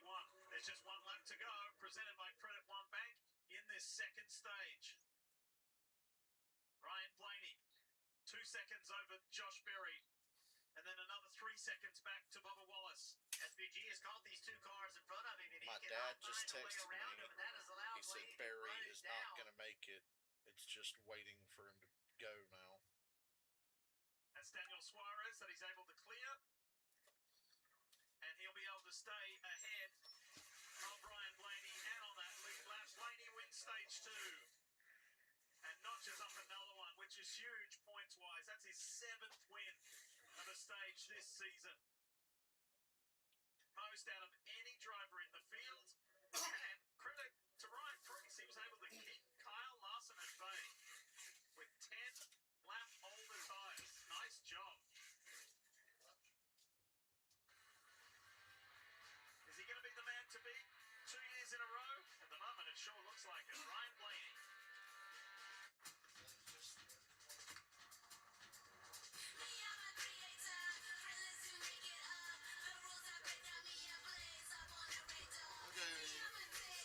Ryan Blaney wins stage 2.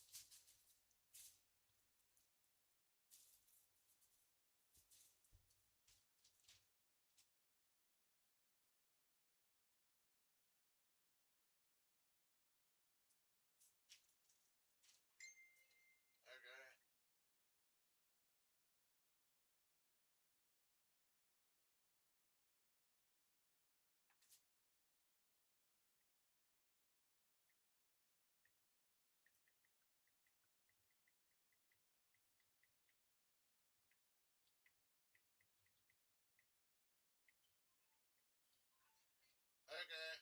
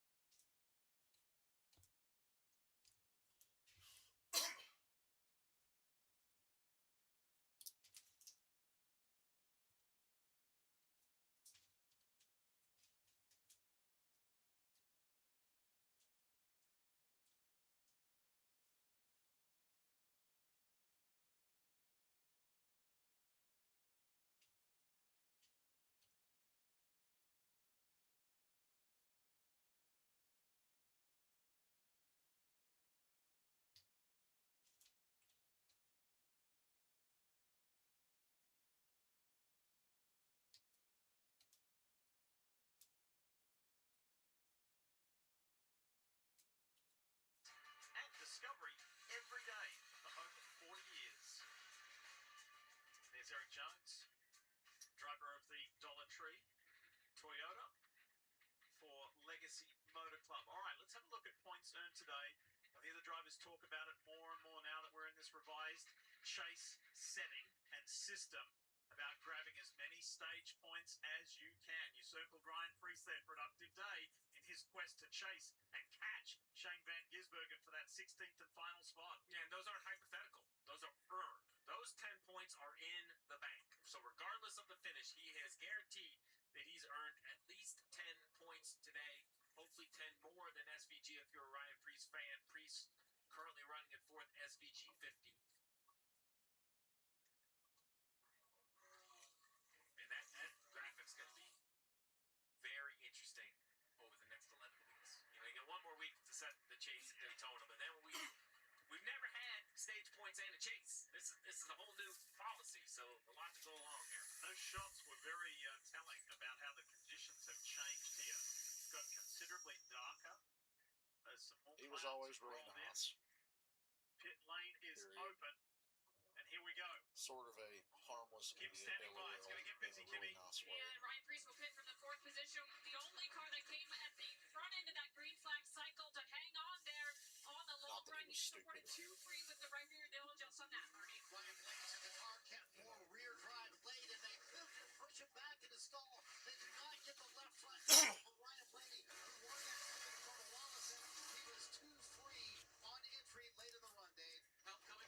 Buffalo.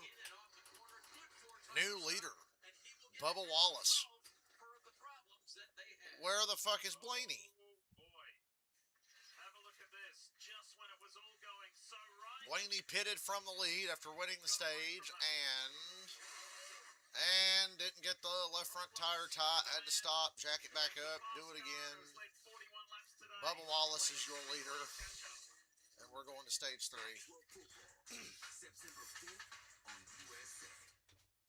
My damn remote.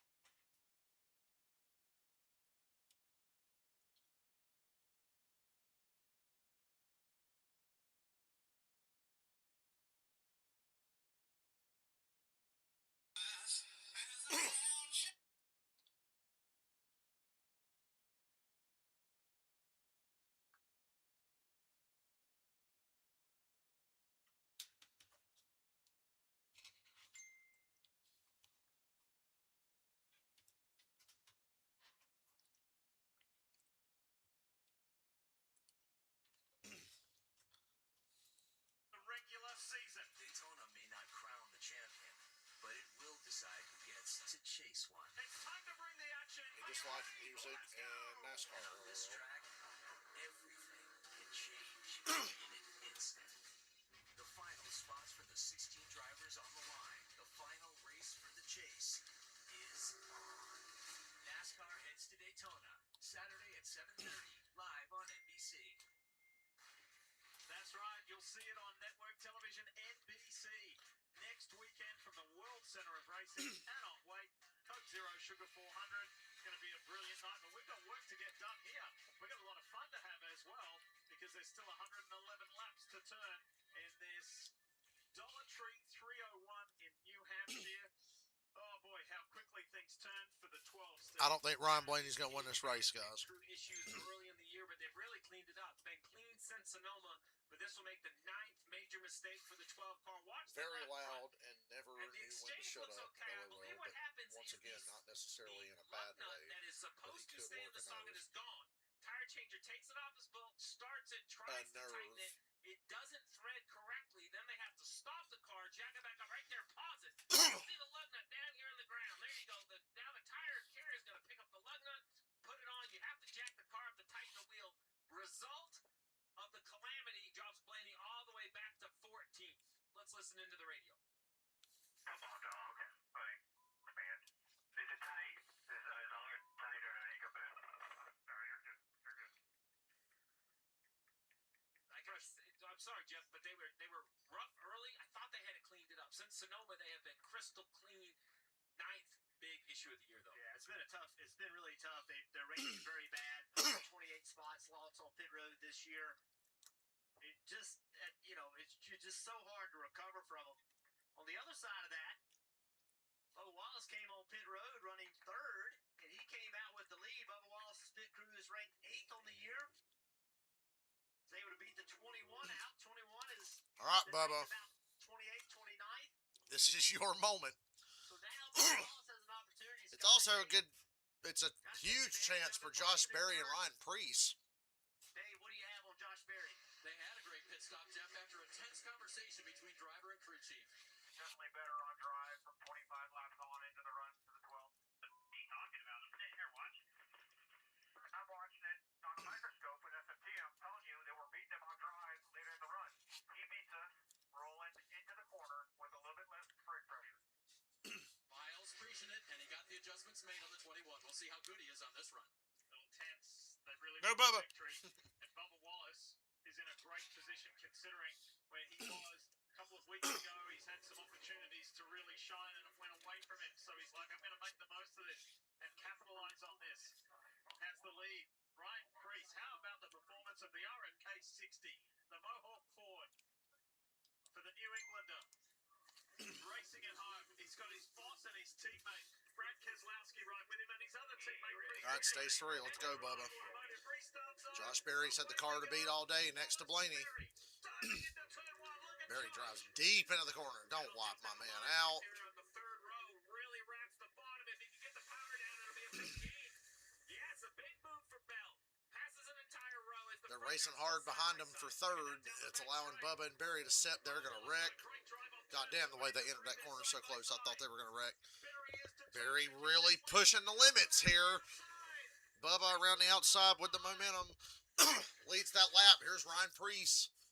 Berry might have gotten a little bit of a shove down the front stretch to clear Bubba there with help from Preece. Bubba's going to cross him over. Now they've swapped lines. Bubba's to his inside. And Berry's clear off a 2 for the lead. Left the bottom open for the 23 of Bubba, and Bubba just could not take advantage of it on the exit of turn 2. Well, Tyler Reddick dives on the inside down into turn 3 and that 45 to 3 wide. Don't give up, Bubba. Corner. Long way to go. Great couple of restart laps. Big moves, great driving. These two have found each other numerous times this year. I'm talking about Christopher Bell and Kyle Larson. And here they are again, the yellow and blue Camry, the Zip machine of Chase Briscoe. He's flying around the outside. Josh Berry, Ninth at the moment. Bubba Wallace, or Ryan Preece winning this race is huge. Oh, the 17 of pushers trying to get that 19 up out of the groove. He's able to do it. Chris Buescher said, I have mixed emotions about this place. I feel like I can do well. I want to do well, but the results aren't there big picture-wise. He said, but I felt the same about Richmond until we started getting good results there. So I'd like to turn it around here in Loudon. So far, so good for the driver of the 17. He runs 9th. I could have won some damn money today. I said bet on Josh Berry. I said bet on Josh Berry at the start of the race. When am I going to take my own goddamn advice? Brad Keselowski takes a look at Ty Gibbs there. Not quite close enough to make that move stick. And here comes Hamlin. Denny is in the top 10. Right behind one of his employees who he had to come to a grinding halt to right here at the end. Well, not even at the end of lap 1. 3/4 of a lap through. In the wet conditions on the wet tires. Hamlin had a slow stop as well in the last pit stop. Doing a nice job recovering. 12.6 seconds on that pit stop for Hamlin. Most of the leaders had sub 10-second pit stops. BuiltSubmarines.com rear view camera looks at Chris Buescher to the left, Tyler Reddick to the right. There's Hamlin just peeking up the inside. And here comes Ryan Blaney. Remember, he started in 14th. He's made up 2 spots already. Right behind him, that 4 of Noah Gragson is for the free pass position. Racing Riley Herbst, who's a few cars back, so Noah's looking pretty good. The 3 front row Fords. Zane Smith is on the lead lap at 16th. Nice run. Gregson 21st. He's always been Gillen had a nice underrated, in angle my and started to opinion. slip away a little bit. He's back at 23rd. Period. Very much a hot-headed driver. LOL. Worth Which noting, can we had hurt a couple you at cars trying to times. wave around to get back Period. on the lead lap. That's why there seems to be more. The 48 of Times. Bowman, the 43 Period. of Jones, the 22 of Logano, and the 47 Never really had an of Stenhouse opportunity Jr. with a top All team did in the not Cup get waving Series, around looking for a quick but yellow. his current Puts 20 ride cars is on a the lead. solid one. Blaney's finally That alongside Chris- the 19 of Briscoe, corner entry. Just really settles it down in Has the won corner. races with. And Preece has Gonna gotten clear Briscoe. a Now little he's better trying to every get by year. the 11. Jim, I don't know if it's the horsepower increase or the tire change. And he's a Northeast modified racer, so winning at New Hampshire is like winning the fucking Super Bowl for him. Even that, recover from running all the way up to what we call the 3rd lane and still have speed on corner exits. I agree. I think that extra horsepower really helps. Oh! 12 into the back. Blaney just shoved Hamlin out of the way. It's going to be fun to watch. What a view. Blaney's on a tear. He's up to 10th. Love to know what he's thinking. And Hamlin's fucking running him down. I'm not happy with that. Oh my God, Blaney is hauling ass. He's already back to the top 10. What's it for? And it's the 77 of Oh look, Hocevar again. What? No way. We saw the Ford. Gee, I can't believe that. Racing hard to be the first car 1 lap down. It appears course, he did get that done.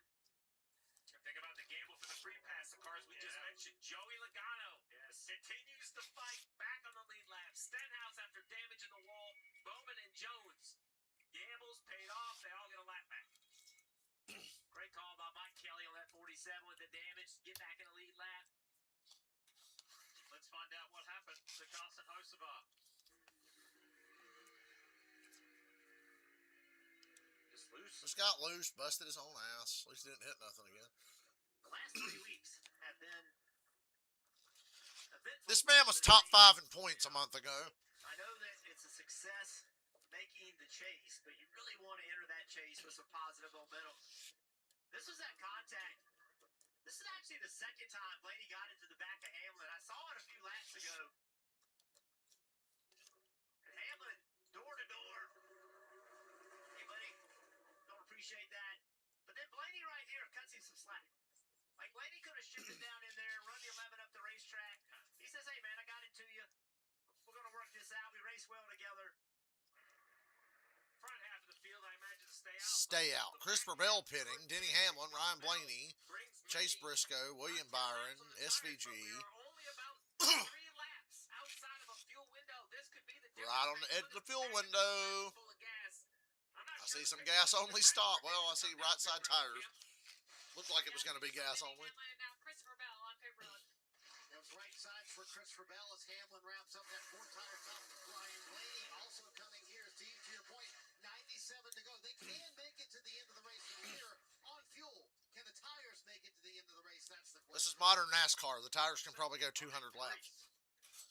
Care and manage his tires very well. That was a costly stop for Denny Hamlin. You play by the rules. Then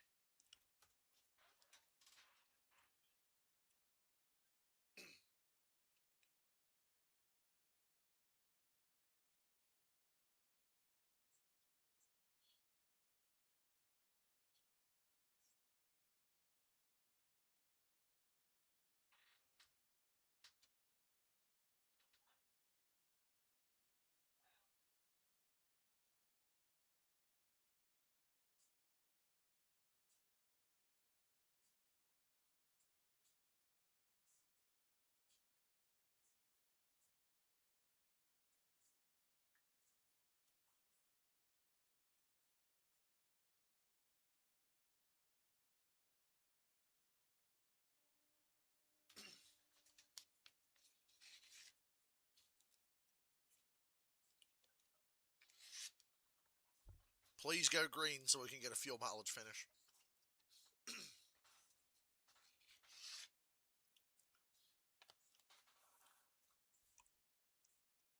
Oh, pretty please go green. Now, Hocevar probably spin another 3 to 5 times.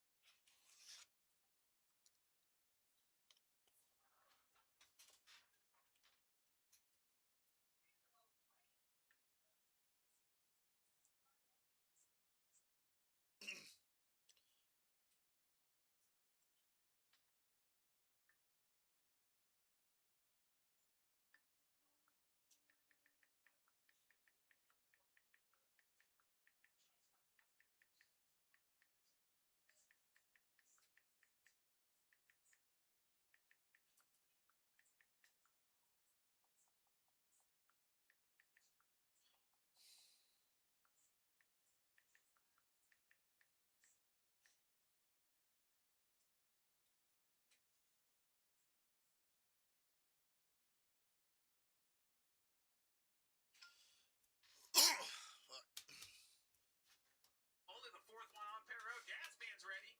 Everybody else is on a lunch break or miscommunication. I'm not sure what happened with the 11 car. Let's listen into the 11. Be ready. Be ready. We're coming back in the lot. 8 away. 5, 3, 2, 1. 4 tires, guys. Go, go, go. 4 tires. 4 tires. What are we doing? What are we doing? That seems like an accurate statement. Some sort of code word on the back stretch, and then 2 people on the radio at once. Then these code words. I understand if you're leading the race and you're coming to the end of the race. The top 10 stayed out. Barry, Bubba, Priest, Larson, Gibbs, Keselowski, Busher, Reddick, Cindric, and Noah Gragson. Cars that pitted just now could potentially make it on gas. It'll be close, but I think they can make it. I'm not sure what the crew chief's plan was because I don't have their cheat sheet. But the pit crew, the crew chief, and the driver were on 3 separate plans, or at least 2. Stay tuned. This could get pretty compelling. They have worked most of the day to gain. Now they are 17th. In a good position because they can make it on fuel, but they are the 6th. More cars pitted than I thought initially, but it does make sense if you're not in the top 5 or 10. 2 cars leading the pack that I think can make it to the finish. All right, now I need you to exhale. I can't. It's the dumbest thing every single week. I have an idea. If we're going to change 4 tires, this is way outside the box. So you had to change 4 tires. 4 tires. And it's not just the 11. It's up and down pit road. I understand why they do it with technology and scanners. Communication is so important. It's frustrating when the miscommunication happens. You have to admit the positive is that the National Lotto would be pretty good right now. Yeah, steak, chicken, they didn't know even what to order. They were totally lost on what the enchilada was. It was should have been churros. That's for dessert. Bobby, what you got?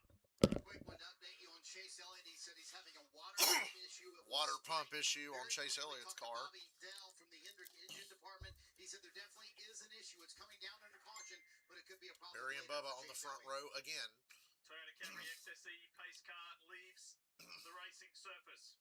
We're ready to get back to it here. Josh Berry was already rolling. They came off turn 4. Great push on that outside from Priest. Ryan Priest has been a great pusher on restarts today. And he's led the most laps this race, and he leads the field. But Bubba to the inside. Bubba to the inside. on the inside, Momentum's on the top. Keselowski's in the mix. Get up in front of that 60 and try to just see what you can do down here in 3. Reddick makes a big move on the inside of Keselowski. Josh Berry's smoking the right front tire a little bit. Bubba back in the gas early in 3 and 4 to get to the inside. Go, Bubba. Bubba Wallace is battling back. Ford versus Toyota. Back into turn 1. And Bubba's going to clear for the lead. Berry, He and Berry have traded the lead a couple of times now. Gibbs, Keselowski.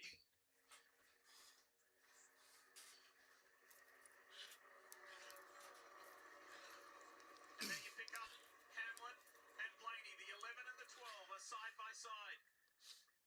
They're fighting over 13th place. Trying to be the first car that can make it to the end on fuel. I know it's 91 laps away and the tires will fall off. Another yellow will absolutely probably bring guys in for tires. But right now, Bell in that 20 car is leading that. Stay green. As Wallace and Berry run 1-2 in the race. On board with Bell right here.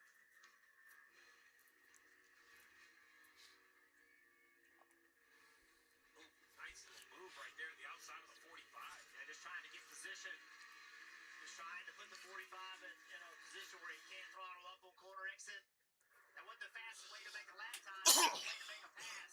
These guys are so good. They're all so good with their racecraft. Blaney's got hung up a little bit on this restart. So Bell gets Reddick, who did not pit. And everybody else ahead as Blaney goes to the inside of Chase Briscoe.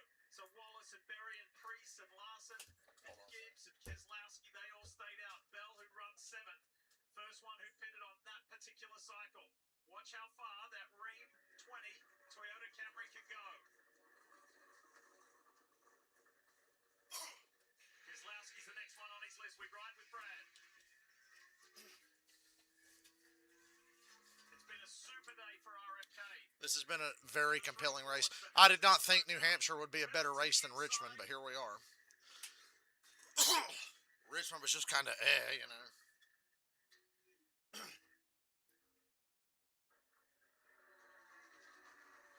Real banner day for the hosts of Vussies. Meanwhile, up front, Wallace and Berry are still going at it. There's nothing between those guys. Look to the next turn. Down into 3. We saw this battle a little while ago. Blaney. Did not think this race would be way better than last week, but here we are. This race is much better, Briscoe LOL. does a really nice job of running that second and third lane. Watch Blaney right here. He's going to have to just send it down in there. Briscoe too smart for him. Pitches him off, runs that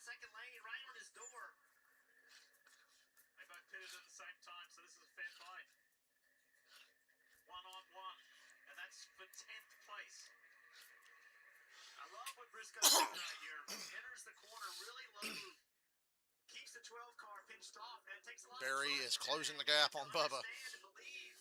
Big move. Battle for the lead also. Bottom box, 3 wide. Briscoe down low. In the middle is William Byron and Tyler Reddick on the outside. I thought they were going to touch there.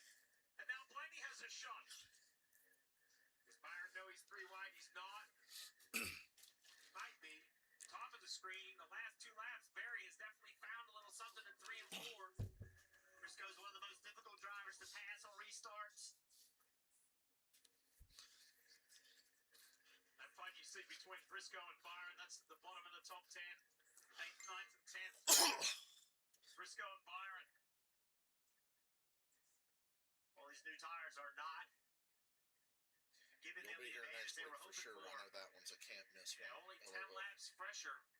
I completely understand why Bell took 2. Now, I also understand why all these cars pitted. They needed the fuel to make it to the finish, and they thought 4 tires, even if it doesn't benefit now, Jeff, maybe that left rear, they want to have that fresh left rear as we run. We haven't really run, we haven't put 90 laps on a set of tires. We had a 97-lap run, but there was a green flag cycle in the middle. You saw Christopher Bell earlier working on Brad Keselowski. He is by him and cleared him. Eat my cheddar bots. Ooh, Barry all over the rear bumper of Bubba. Didn't really hurt his air that much. He didn't lose much there. This is the first time since we got on dry tires that I've seen a car that can keep pace with the 21 or the 12. Yeah. But the 21 is, I think, a little. I guess Bubba got the secret Toyota button this week. I know there's a long way to go. There's still 83 laps left in this race. But updating you on the points, down near the cut line for the chase, Shane Van Gisbergen in that 16th and final place. It has been a huge day for Ryan Preece. He has turned a 50-point deficit. At the moment as they run, he's trimmed it to 29. That's huge. You just don't need as much luck at Daytona. You think you might be able to get 29 by out running, score some stage points, run in the top 10, both stages, top 10 of the race. You can see that that's a possibility. Yeah, SVG is not having a bad day. No. He's not having a bad day, but just not good enough.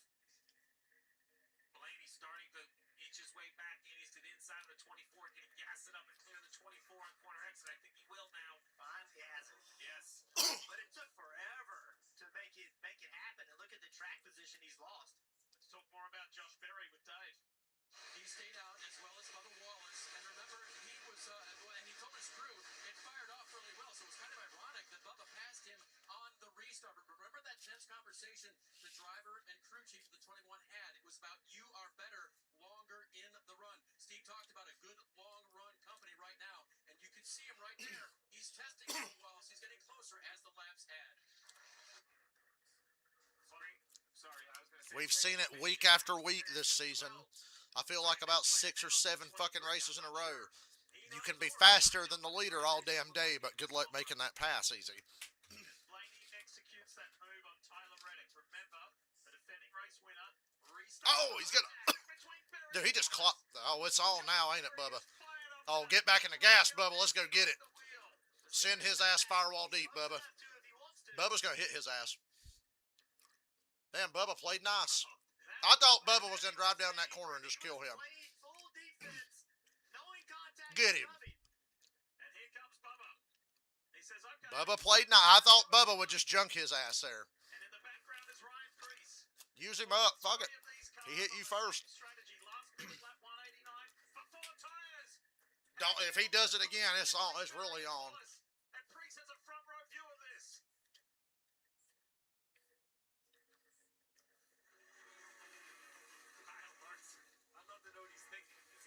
Now it's a 4-car battle for the lead. And Ryan Preece around the outside takes second. Taking it to another level here today, Ryan Preece. There you go. That's a great example. A lot of fans are at home are like, be more aggressive, be more aggressive. The 21 moves the 23 out of the way. The 23 says, not having it. It ends up costing Josh Berry a position. Oh, and in the wall is Riley Herbst just crashed. caution is Oh my God! And the 88 just had to find his way in there, didn't he? big hit by Zillage. Zillage could not get slowed down. He had front tires locked. Well, up this front. kills the strategy of the 12 and everybody else that pitted under the last yellow. Although it does open up the opportunity for 2 tires. This is down in between turns We'll see how this 3 plays and out. 4. Bubba's going to have to pit from the lead here with a lot of other guys.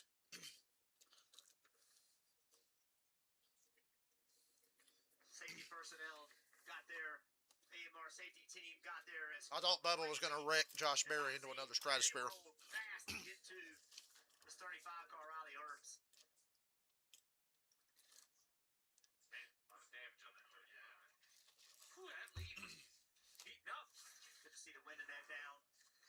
It's Michael McDowell in the 71 Delaware life car. They're fighting over position there. Wiped him out. God damn, what a hit.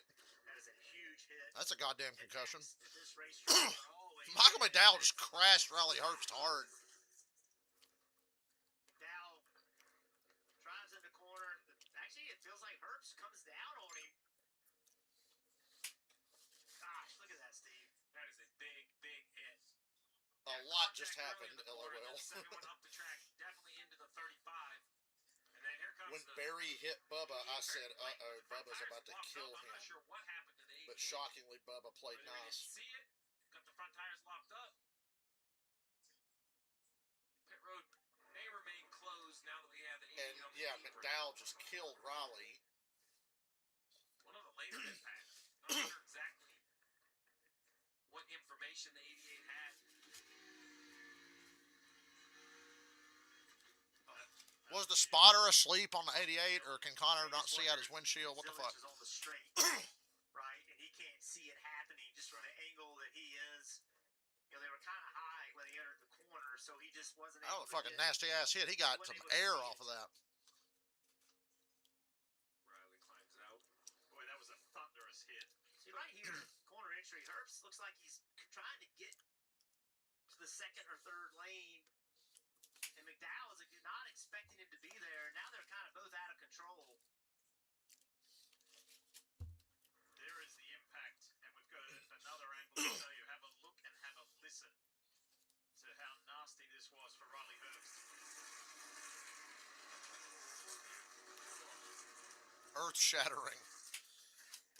If we looked at that replay again, the 88 was behind the 3, and he had the front tires locked up and smoking. So I don't know if the 3 lifted and it caught Connor off guard. He got the brake pressure up with the tires locked up, but he was coming into the watch the wreck first. Wreck's gonna happen. So then at the top of the screen here, coming into play right now, you're gonna see right here. Pause that right there. Look at the 88. He's behind the 3, and the front tires are already smoking. So I'm not sure if you just That caught was off guard. really Well, bad. Pit road is busy. Everybody to pit road, Kim. And crew chief Derek Fisher for Ryan Friesen. I don't like our options that we can make it here on tires and fuel. Ryan saying, let's do it. Let's make the stop and just let me A lot drive. of 4-tire stops here, it looks like. I'm guessing a couple of cars probably stayed out. Blaney probably stayed out, right? No, Blaney pitted. But those guys that pitted earlier did 2 tires now, and the guys who were leading had to take 4, so right back to Blaney. 2 tires lead the race off pit road for Blaney, Byron, Briscoe, Logano, and Zane Smith. We'll kind of see what type of And Blaney is somehow going to come out on top, though. Pay off on board with Zillage.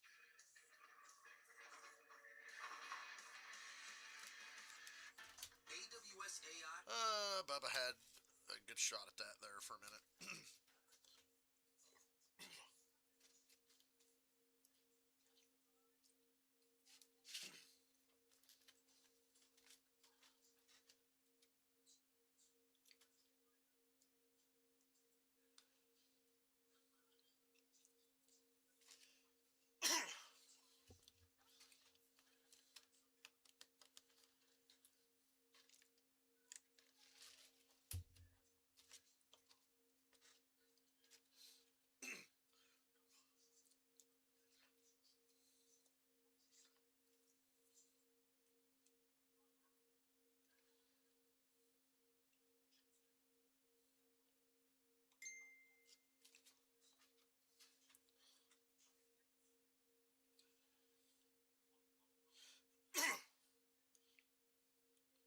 It's crazy how quick a race can turn because of one caution.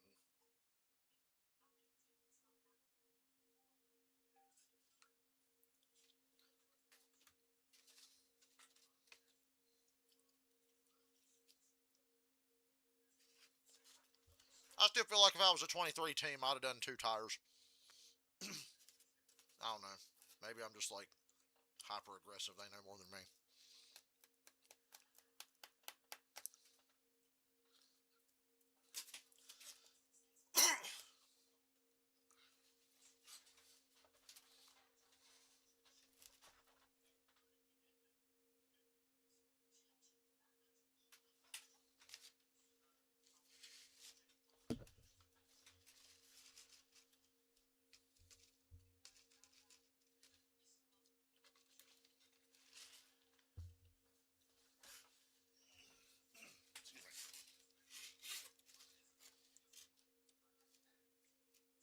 It's been an eventful day. This event is presented by Toyota, and we have had everything. We've had the rain, we've had the race start, wet weather tyres, the competition caution, the change to dries, some terrific racing, a variety of leaders like Josh Berry, Ryan Blaney, Shane Van Gisbergen, William. This has been a pretty good race. We've had some crashes, we've had controversy, We've had confusion. We've had some stupidity. Add that to the list. over which Mexican. Please tell me Denny like stayed out and took the lead, right? Oh, Yes, it's what a day. what a day.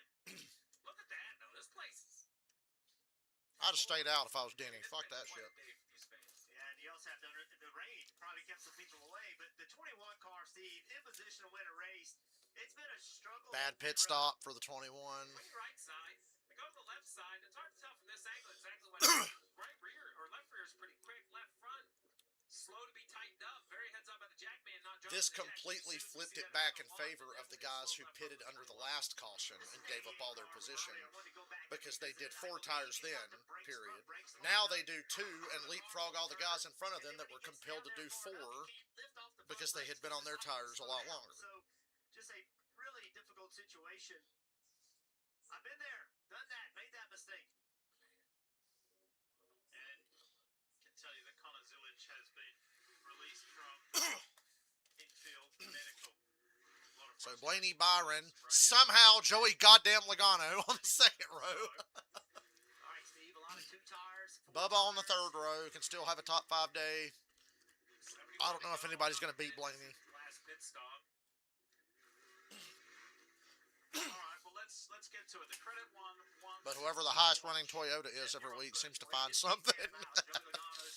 Now it's Chase Briscoe. Then he stayed out, got back in the lead lap, took 2 tires from 16, and now he is sitting here running. Is that the sun I see? How about Bubba Wallace? He really showed up on that last run. Currently 6th. First guy with 4 fresh tires. Bubba, the first car on 4 tires. I don't know how much that's going to matter just with how fast Blaney is.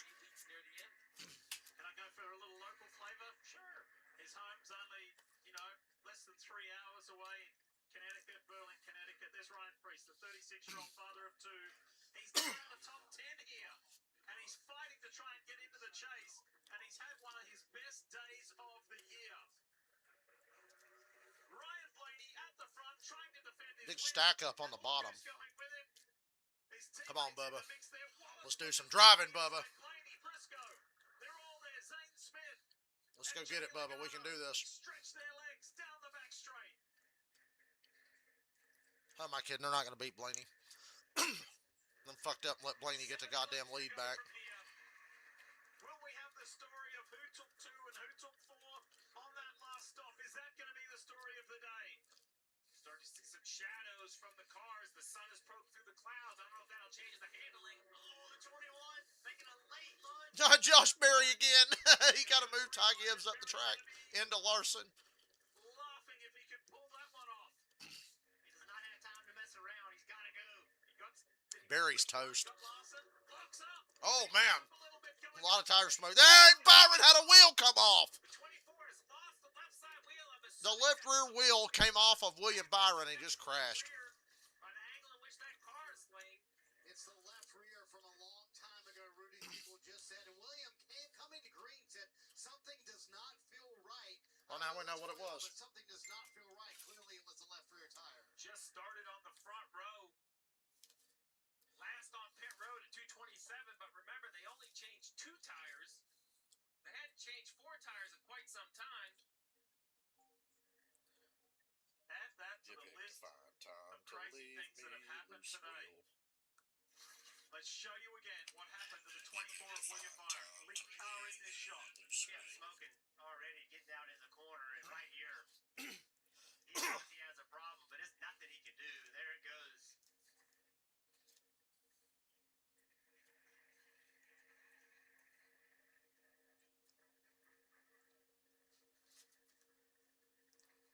That is a helpless thing for a driver. There's absolutely nothing he can do. View from Ty Gibbs. Bubba got back up to third.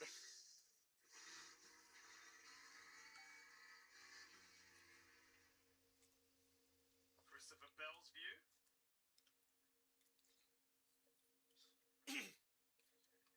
I don't think anyone can beat Blaney, but maybe Bubba can do something with him quickly before this gets strung out and Blaney just cruises.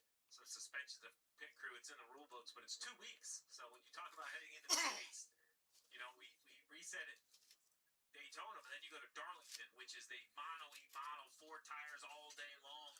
Bubba's on 4 fresh tires to Blaney's 2, but I just don't know if that's going to be enough. Because that progresses throughout the week. But I think the last time they were on 4 tires, they had like a 9-second pit stop. A great pit stop back at lap 203. That would be the last time the left side was changed. They came on 227. They only changed 2. You would think if they knew they had an issue, Jeff, they would have just changed 4 when they came down to 227. So they must have felt that the issue was, you know, that it had no issue, I guess is my point. So I know we've already done our credit one bank ones to watch. Can I add? Can I be greedy and add another one to that? Going to take William Meyer? No. Have a look at Steve Smith. Oh, yeah. Look at this. The front row motorsports Ford. He's on the same strategy. God damn it. All them lawsuit cars up there, even a 38 now. I'm kidding. Wallace, but others around him. He's had 2 starts here. His best is 27th, and Zane Smith runs 4th. And I will tell you, while I do believe Blaney has had the best car today, he needed, or he wanted that thing to kind of run. Because Wallace jumped up on those 4 tires. Priest jumped up on those 4 tires. You know what I mean, Jeff? 4 tires, got a couple spots, and now we're going to reset them again. Yeah, and the restarts are only going to be more aggressive. We've seen how aggressive they are already. You're going to have to just take it to the next level. Briscoe and Blaney, those guys have been battling each other all day. They're first and second. Turned into a beautiful, sunny New Hampshire day. There, obviously, with the 24 problem, but he did a good job. He's back up to 8. Tell you who else has done a good job? Ricky Stenhouse Jr. But Ricky went around early in the race. And That fucking Stenhouse ate shit earlier, and he's 15th. Top 15. So we are not done here yet in New Hampshire. Want to draw your attention to next Saturday night. It's the Coke Zero Sugar 400 Daytona International Speedway on NBC. Under the lights at Daytona. It's going to be so much fun. Pre-race begins at 7 Eastern, and we'll go racing at 7:30 again next weekend on NBC. It's going to be a lot of NASCAR on free television next week. Yay.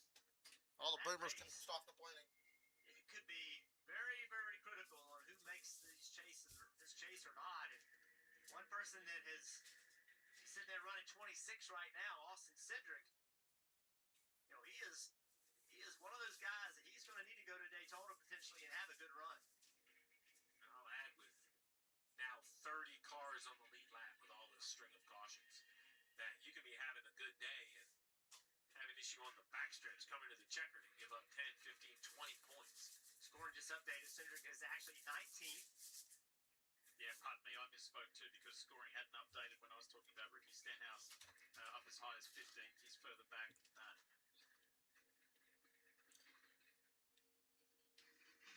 So now I'm wondering, is the sun coming out going to help or hurt Blaney? You said it earlier. This race tends to be calm, long green flag runs, then you get a caution, and then it turns into chaos. And I need, as a driver, Because it's been I have to cloudy make and decisions, cool and all I gotta day. get them on restarts. There's no other way. You have to be aggressive. It's going to throw somebody You gotta go off, make stuff happen. probably. Obviously, you don't want to cross the line and get yourself in trouble, but there's no choice. And on top of that, you talked about the sun coming out earlier. The track is different now than it has been all day long. Who made the right changes? Who's made the right adjustments to their car? You can believe it after all of that. Your old buddy the Hurricane did. Yeah, Back on the lead lap 21st. Yeah, not only bring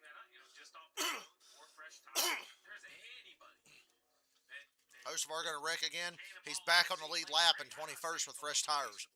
Let's see what dumb shit he does next. Restarts a little more interesting. I would say Carson Hocevar has all the ingredients to make a restart more interesting. Got his teammate Daniel Suarez right ahead of him.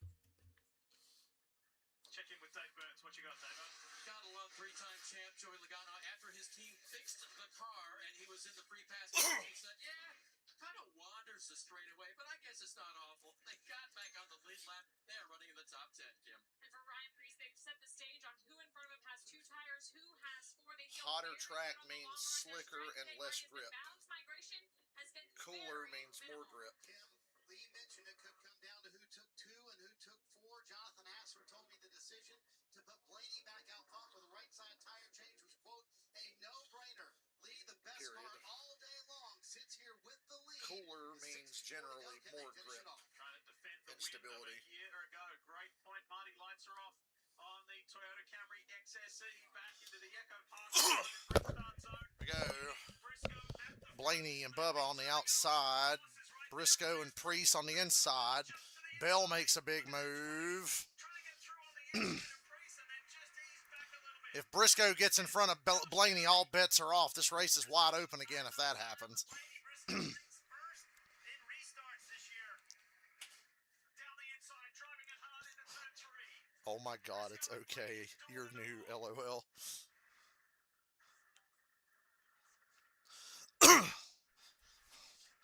Ain't heard from old Briscoe all day, and here he is. Preece and Wallace, Bell and Smith. Already big lockup from Josh Berry into turn 1. Shocker. He said, big look up from Josh Berry at turn 1. Shocker. Oh, no, he's not. Briscoe is giving Blaney the fight of his life right now, because we all know if Blaney gets out front, it's a wrap. And Bubba and Preece are really slowing each other down.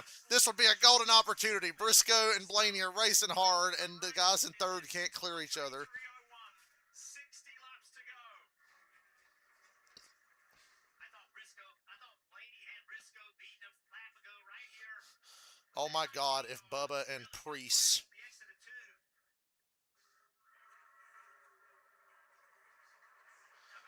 don't figure shit out before Blaney gets clear of Briscoe and drives away, LOL. Sorry, text-to-speech again. It's a lot quicker than typing. I see Blaney got clear. 60 laps. I think Bubba got clear of Preece, but it's too late now.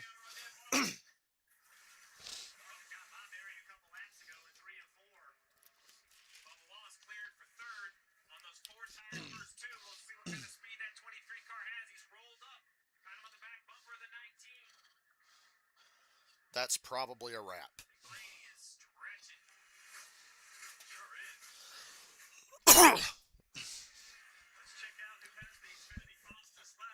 Oh, Hocevar's got the fastest lap of the race. Good for him.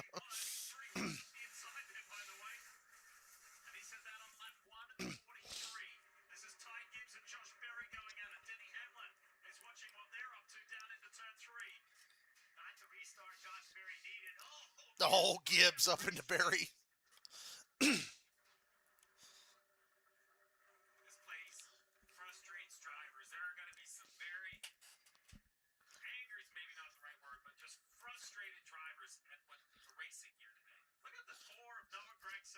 Having a terrific run, 11th. He's almost up there with his best this season, where he finished 9th at Talladega. New contract extension, feeling good about life, and he's up there racing hard. Bubba pressuring Briscoe for second. Can Bubba mount a charge? Can he get clear of Briscoe? I wish Briscoe would just let him go. Let him go, Briscoe. There you go. He might be able to run him down.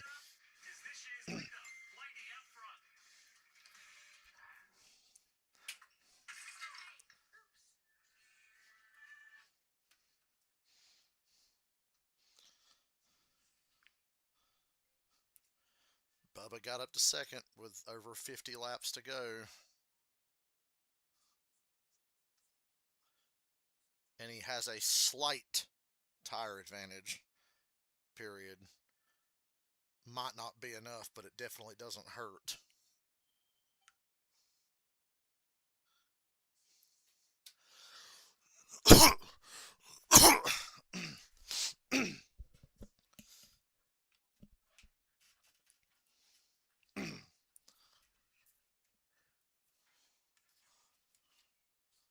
It's Zane Smith and Ty Gibbs.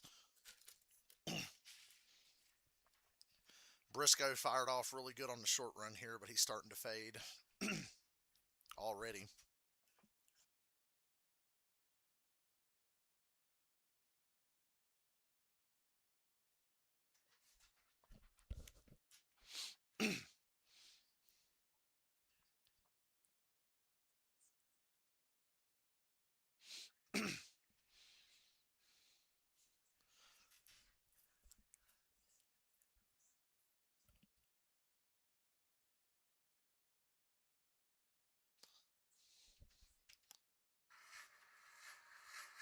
Everybody is chasing Team Penske's Ryan Blaney. He has not only cleared those he was racing with, like Chase Briscoe and Bubba Wallace earlier, he's cleared out. But the big difference is, come back to that decision. Do you take 2 or do you take 4? Well, we've got an Lap times are about even, slightly in favor of Blaney at the moment. everybody else took 2 tires. Bubba Wallace, who was chasing him down, took 4. Is that going to be the winning?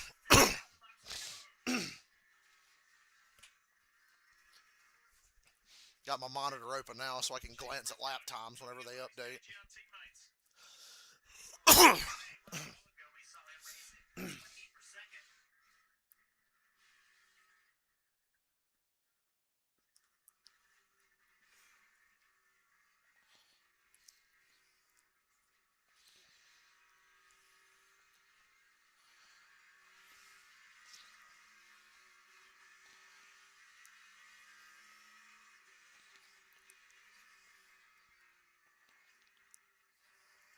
Josh Berry arrives on the scene.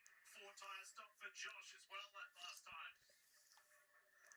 Josh passed the 5 car. A couple laps ago, Larson got by Berry on the restart.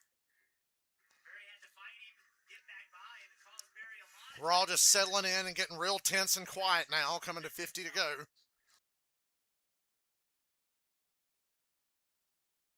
costly. Doing a good job of getting himself back to the field. Difference is, in years past, Jeff, that would probably have been the last pit the race started. With the tire fall off this year, I don't think it would be just an easy decision to come put 4 tires on it. Probably some guys will think they can stay on old tires 2, 4. It'll be a mixed bag once again. But If the caution comes out again, 2 tires wins the race. this has been a track where the driver, Jeff, with 60 to go, you kind of look at the cars in front of you, unless we had a restart or a mistake, that was where you were probably going to settle in. Well, and also, you don't know what's going to happen with Blaney as this run goes on. It could start falling off on speed. Larson completing the pass. Blaney might fall off, and Eric Jones is crawling around the apron with a problem. He's off turn 2 with a transmission problem. Down low on the apron, there's an access road coming up. How much improvement this car, this team has made. Go to the access road. There you go. there's a road course down here that he's A little bit of a shortcut. going to use to get back to pit road. It's under power, but it's like, oh, now it's not. It's finally shut off. Uh-oh. Tell you what, that 2-tire call is working just fine right now for Blaney. He's extending his lead. 43 is down on power, coasting down the access road. In the last lap, Oh, Lord. Christopher Bell on Ryan Preece. That would be the fight for He's third. almost to pit road. It's rolling. He's probably got to get to his box. Those 4 tire stops, but then again, 47 to go from here. Bubba is not catching Blaney. They're running dead equal lap times most of the time. Toyota Racing on board Christopher Bell.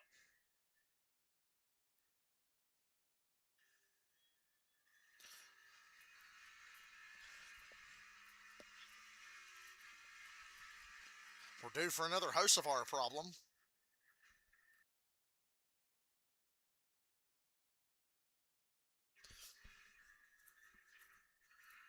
What do you like the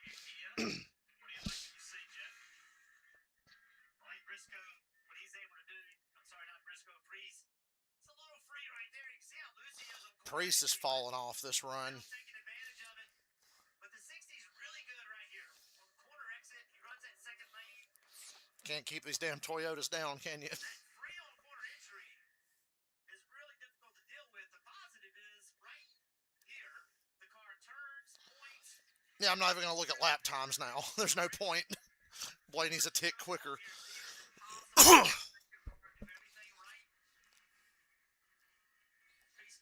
Best Bubba can hope for is to just maintain steady pace and hope Blaney comes back to you. Side by side, that's reeled in that 21 of Josh Berry. He's hoping he can get a little diamond maybe and try to get the 20 and the 60. There you go, up the track. Gonna try to get it turned off this third lane. Gas it up. This is huge for Ryan Priest. He hasn't had a top 5 all season, and he sits in third at the moment, 44 laps from home, and fighting to try and make it into the chase.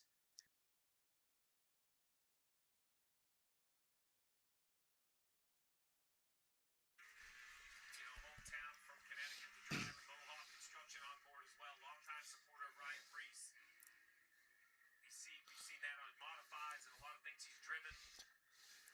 I love that when the area of the country supports their driver, right? Partners come out, fans come out. And they take a lot of pride in the success Ryan Priest has had. They really do. When you come up here, you see a lot of Ryan Priest t-shirts. And it's special to him. It means so much to race in the Northeast. He came here as a kid, used to ride his bicycle around. Blaney, Bubba, Priest, Bell, Josh Berry 5th. Laps are running out. And it doesn't look like anybody has anything for Blaney.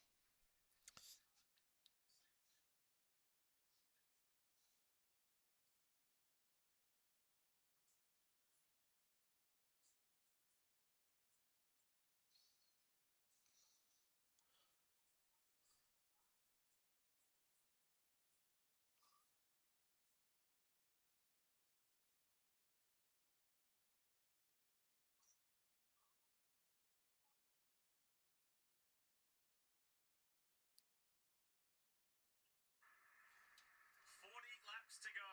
That's all. Here in Loudon, New Hampshire Motor Speedway, and Ryan Blaney keeps extending his lead in that. Blaney's lead sitting right at 2 seconds. Bubba has not made a dent in it this run, but he's driven away from Ryan Priest behind him. Blaney's out quite a bit on him. Almost 2 seconds. Let's see what this lap gets us. Josh Berry's not been able to get by those 2 cars.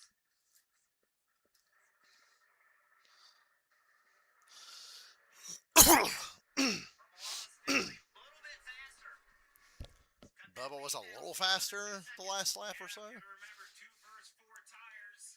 It's not a huge difference, just a handful of laps on the left sides, but it all makes a difference, and it makes a bigger difference the longer we run.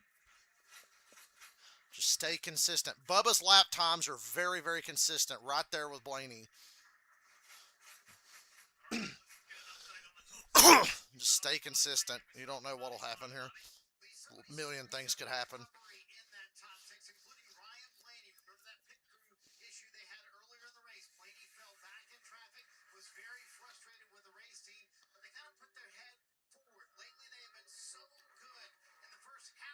For this 12 team. Well, today, a nice recovery. Terrific call by Jonathan Hassler, and they have the lead right now with 37 to go. Recovery for Bubba Wallace from qualifying yesterday when he was very upset. They started 23rd today, but on pace and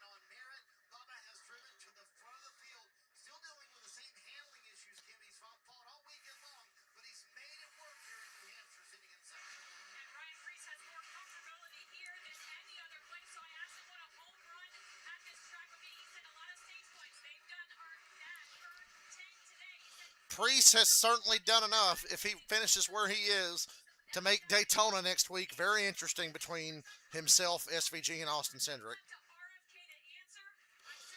Remember one of the first stops of the day for Christopher Bell. Caught his right front tire changer, Blake Houston, when they were trying to do right side tires only, and they have recovered as well. Coming up through the field, Bell still trying to get Ryan Priest right now for that third spot, Lee. Priest loose. Look at Barry. Ah! Tries to go right through the middle. That door got closed. Bell is clear of Priest. And today, the ever-present Josh Berry's been driving his ass off today. Almost went over his head a couple of times, but kept it together, and he's doing a good job.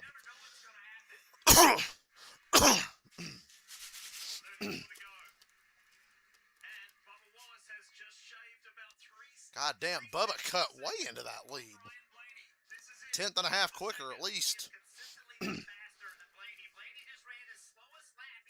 Making the pass is a whole other thing, though. You think Bubba would move his homie out of the way?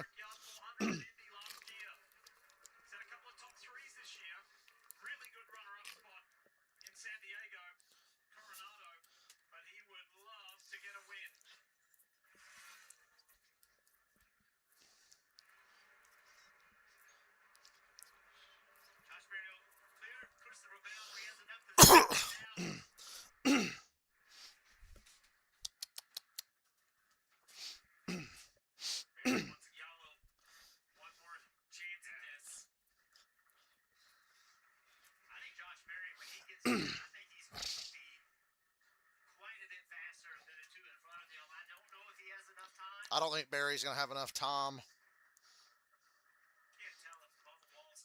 31 laps to go.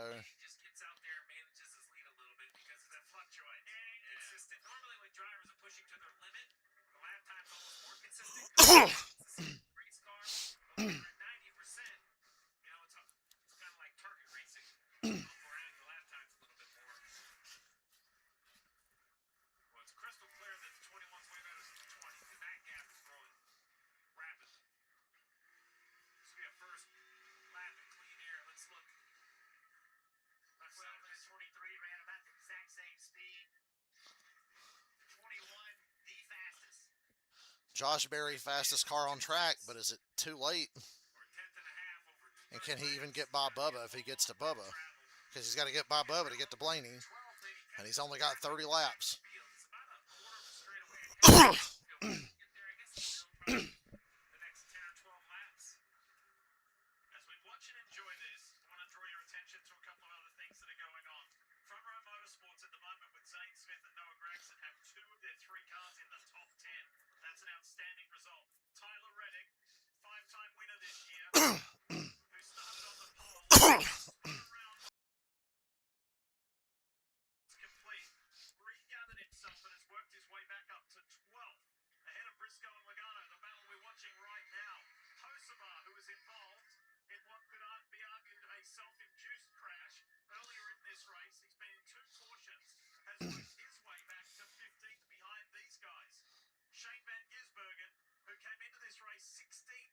Chase standings sits in 20th.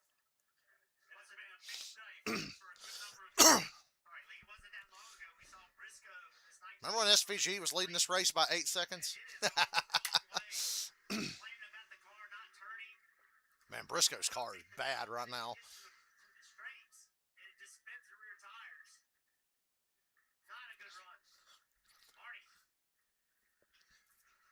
See the struggling in the center of the corner for the 19, and they're also talking about how much speed they give up on entry. Yeah, great point, Jeff. A moment ago, Chase Briscoe was battling for the lead. Now he's trying to hang on there way back in, where is he? 14th right now, trying to hang on to that over Hosamar. You see how high the 19's running in the corner. Compare him to the 77, the 19 runs up clear out of the dark pavement area.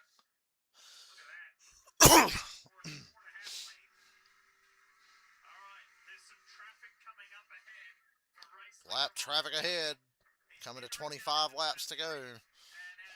Bubba's cut the lead down to a second and a half. I know Blaney is managing the gap and not pushing, but he's given up a little bit of time with traffic ahead. That could add up. I still would not count Josh Berry out. If something slows this 12 car down, like this traffic you're talking about, Josh Berry is quite a bit. He is 3 tenths faster than this 12 car. 25 laps to go. He's going to have a little help, but that is by far the fastest car on the racetrack. Blaney, Bubba, and Berry to fight it out with 24 to go when he crosses the line this time. Dave Burns, tell us more about Josh Berry. They just radioed the driver and told him it's going to be close, but you should catch them by the end of this race. To point out, he's the fastest car now, so the 21 driver knows he's got the pace. That's just not just hyperbole. Neither is his last 4 weeks. He just gave up too much on the last pit stop and at the start of this run. It's just going to be hard to overcome. Traffic taken care of by Ryan Blaney. More to come. Gap is 1.7 seconds to Bubba Wallace. It was Cody Ware, Austin Dillon he's got by. John Hunter Nemechek is the next. And does that... The lap cars are playing nice so far. Cody Ware, Austin Dillon, John Hunter Nemechek. Back to Dave's point about Josh Berry. He's 2 seconds behind Bubba Wallace. We'll continue to watch that gap. Josh Berry's so damn fast. Seemingly angry today. He's been frustrated. He's been fired up on the radio. He's fighting for his future. We don't know where he can go, but he's... I believe Josh Berry can drive.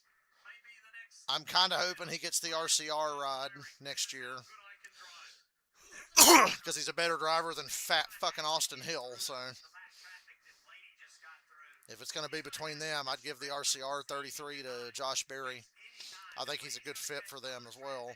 But there, if you look at the map, his crew chief wasn't lying to him. I think it comes down to Bubba Wallace. I'm not concerned about the lap traffic. I'm concerned about Blaney or Bubba Wallace holding Berry up. If he holds him up for 4 or 5 laps, that I think will be the real sticking point for Josh. Well, Bubba's definitely not going to lay over for Berry after Berry put the bumper to him earlier. He's not going to wreck him or do anything because he would have earlier if he was going to.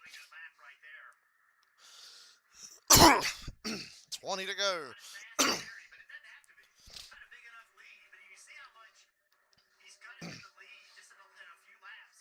Lap cars are playing nice, giving Blaney everything he wants.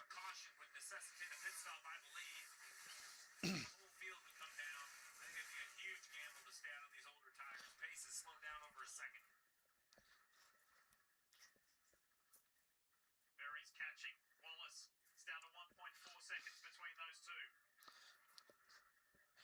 2 weeks away from the chase for the cup kicking off Just over 20 miles at Darlington. I will be there with 19 laps remaining. for the return of the chase. Berry get by Cody Ware and John Hunter Nemechek effectively and not lose too much time to Bubba Wallace to give himself a chance. He's 3.5 seconds.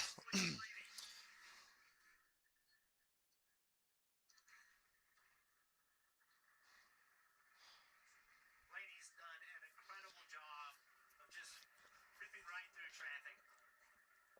On these short intermediate tracks, I'm talking about the flat 1 milers and the short tracks, Team Penske looks almost unbeatable. And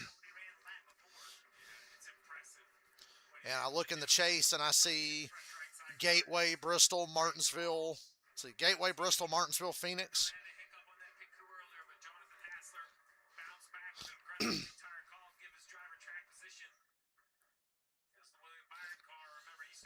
Waiting for somebody to melt a bead and fucking, or blow a brake rotor on the right front. Let's balance it out here. You're giving the crew chief credit. Let's, with Jeff standing here, let's give the driver credit. He had to control his temperament when things didn't go well very much. And he dropped to 14th place. He didn't lose his mind. He didn't lose composure. Methodically worked his way back up through the field. Still boasts a 1.8 second lead over Bubba Wallace. 3.5 seconds over Berry. Laps are winding down. There'll be just 16 left. When Ryan Blaney he crosses the line now. The 2023 NASCAR Cup Series champion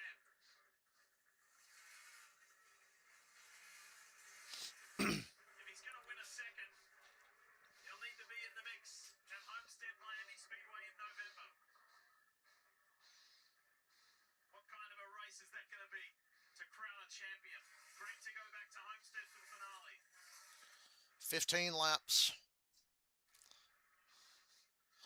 Been a long day for a New Hampshire race.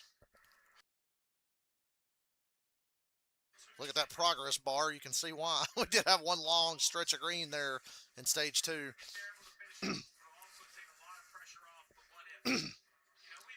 Barry is going to get to Bubba. That's pretty clear at this point.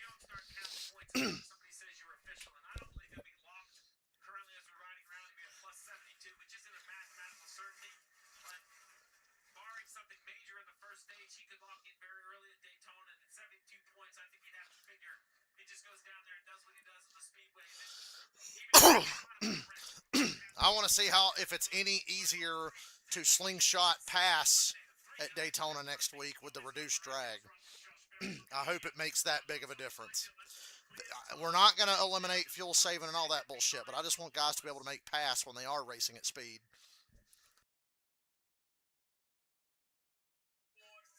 We got that to look forward to next Saturday. Because there ain't going to be any practice.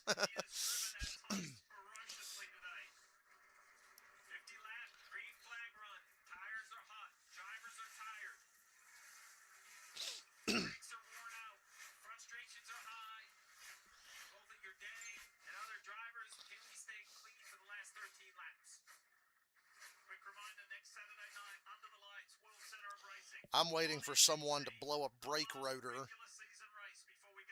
and bring out a late caution and send this into absolute chaos.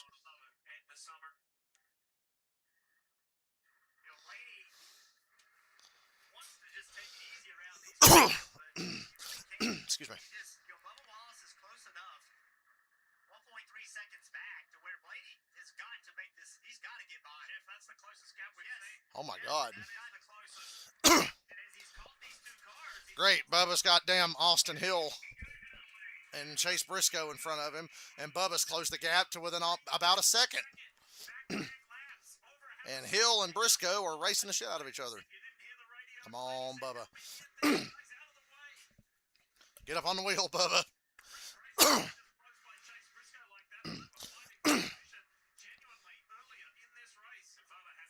Yeah, Briscoe was literally side by side with Blaney for the lead when the last restart happened. 1 second even with 10 laps to go. It is insane to see Chase Briscoe go from fighting Blaney for the lead at the start of this little run to now he's getting lapped. 2 seconds covering the top 3 cars. This is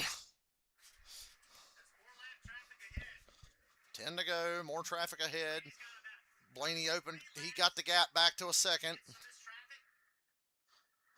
9 to go.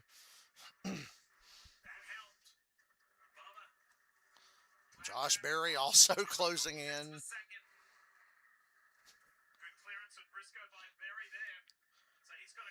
At this point, if I'm Blaney, I'm more worried about Josh Berry than I am Bubba, period. Because Berry could blow by both of them if the circumstances work out.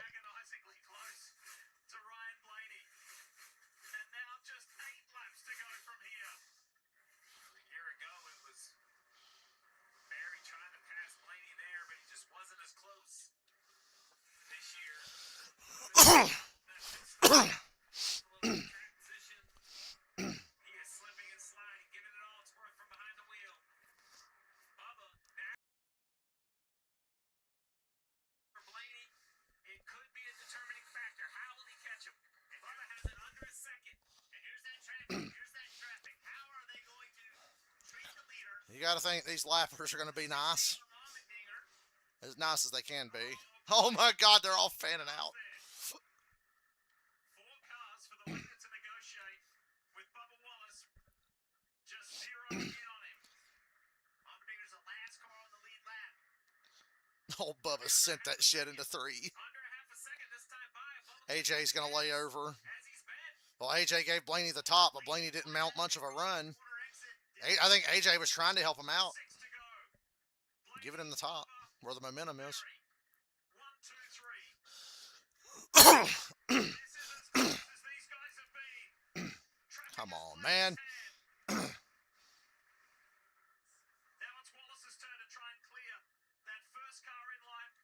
which is AJ Armandinger. Custer is next up for Blaney. Oh, Bubba put together one hell of a lap there, dude. 5 to go. No, I would say that was advantage. Bubba 41 lays over and gives Blaney the inside. he's stuck at the bottom. Will he have a clear exit? Bubba's going to rip that top where there's a little more momentum to carry. Off track, these guys are great mates. Blaney couldn't clear the 41. He'll get him into 3 this time. Now Bubba. Oh, Bubba locked it up. Shit.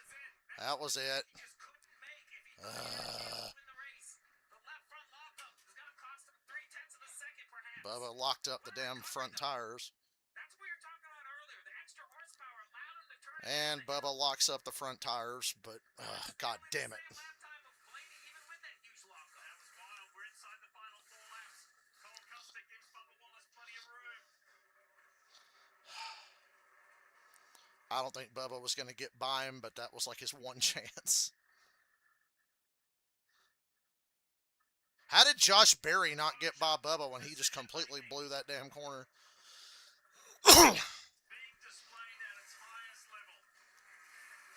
It's still not over. There's still traffic he's got to get What's the through. fucking 34 doing, man?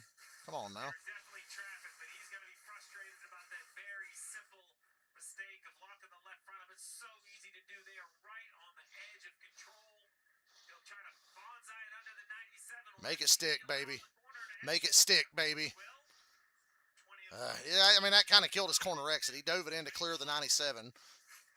2 to go. Nobody between Bubba and Blaney. Oh, Hocevar's up ahead. back from 14th place. A hiccup on pit road. I swear, if Hocevar cost Blaney this race, I'd die laughing. Oh, Hocevar laying over. Uncharacteristically smart move from Hocevar. Oh, Bubba. Can't drive it in that deep and run the top, man.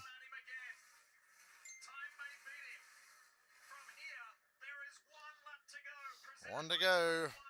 Hocevar let them both go.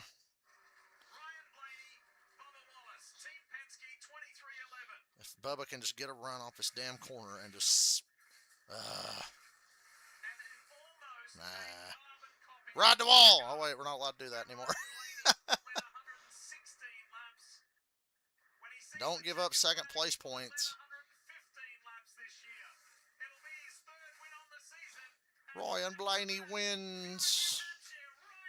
Bubba Wallace second. Josh Berry third.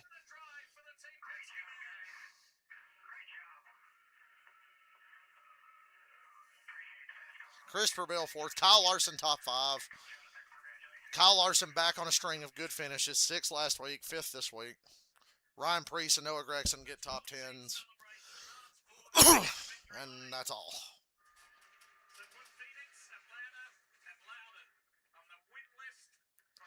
Drove too deep in the corner and had to hit the brakes harder than usual, and it locked up the front tires and he slid. But he shockingly didn't lose that much time. Period. No idea how he didn't give up second place to Berry.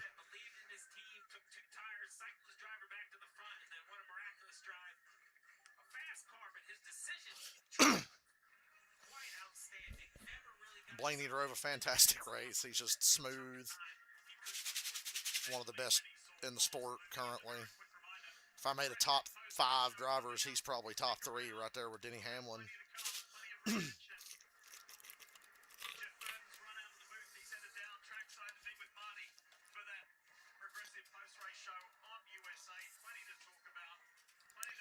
Crazy race. Despite the predictable winner, you knew Blaney and the Penske cars were going to be good. Josh Berry really showed out today. I wanted to bet money on him, didn't have the balls to do it, so I saved my money. But at times, it looked like Berry was going to run away with this thing. Winning cup races is fucking hard.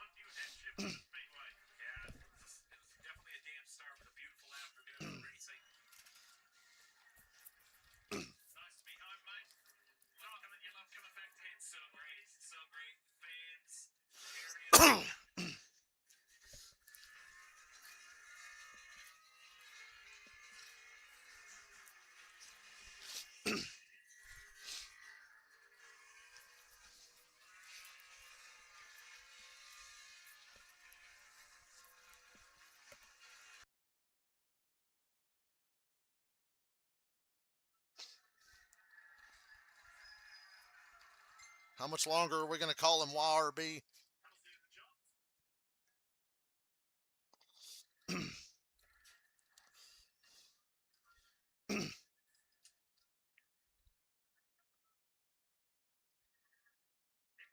Coon standing by. It's going to be a very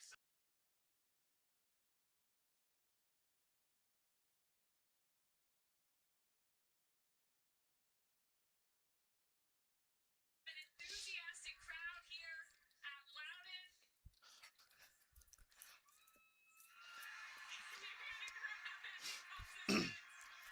a rebound for this 12 team after that bobble on pit road. I can pretty much guarantee you're going to see some crazy shit next Saturday. But then the great call by your crew chief Jonathan Hassler to take 2 tires, but you were the only driver that was able to hit one with 2. How did you do that, especially with how precise you had to be through that lap traffic there at the end? Yeah, that made it difficult, but that was a good call after our issue on pit road. We did 2 at the end to try to hopefully get the lead, and we did. It was a long run to the end there, the longest run we had, and just trying to manage. Team Penske completely turned their season around. And Bubba kind of came on pretty hard there. 3 for Blaney, Managed the lap traffic. 2 for Logano, Cindric currently in the chase. But what a cool race. What a fun day starting in the rain. It ended up being a beautiful day. Everybody who came out, I really appreciate it. Thanks for sticking with us, and hope you enjoyed a good race. 1 race to go until the chase starts. You're solidly second in the standings. What does the win now do? Just turning up the wick this close to the chase run. We always want to continue momentum. And Team Penske has been on a heck of a tear the last couple months. So props to everybody at Team Penske who's keeping their head down, working hard.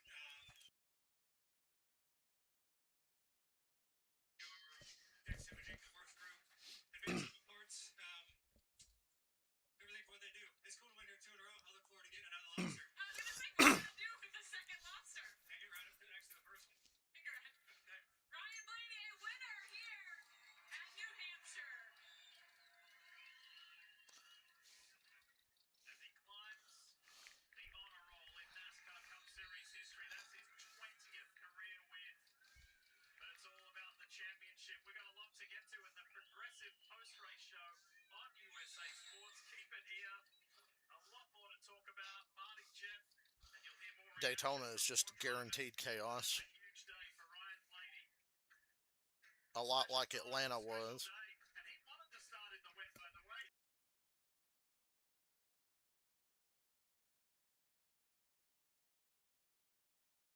Hang around and catch an interview maybe with Bubba or Josh Berry. I'd like to hear from them after the terrific races they both had.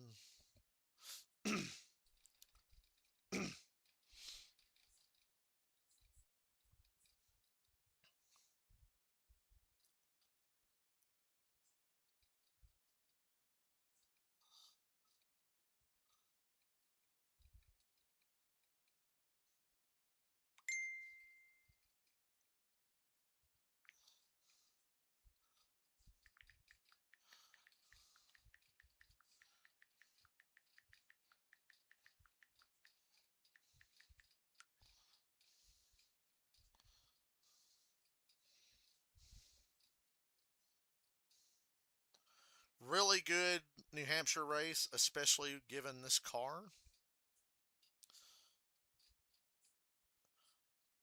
Still a little frustrating that somebody on 2 tires could win that easily.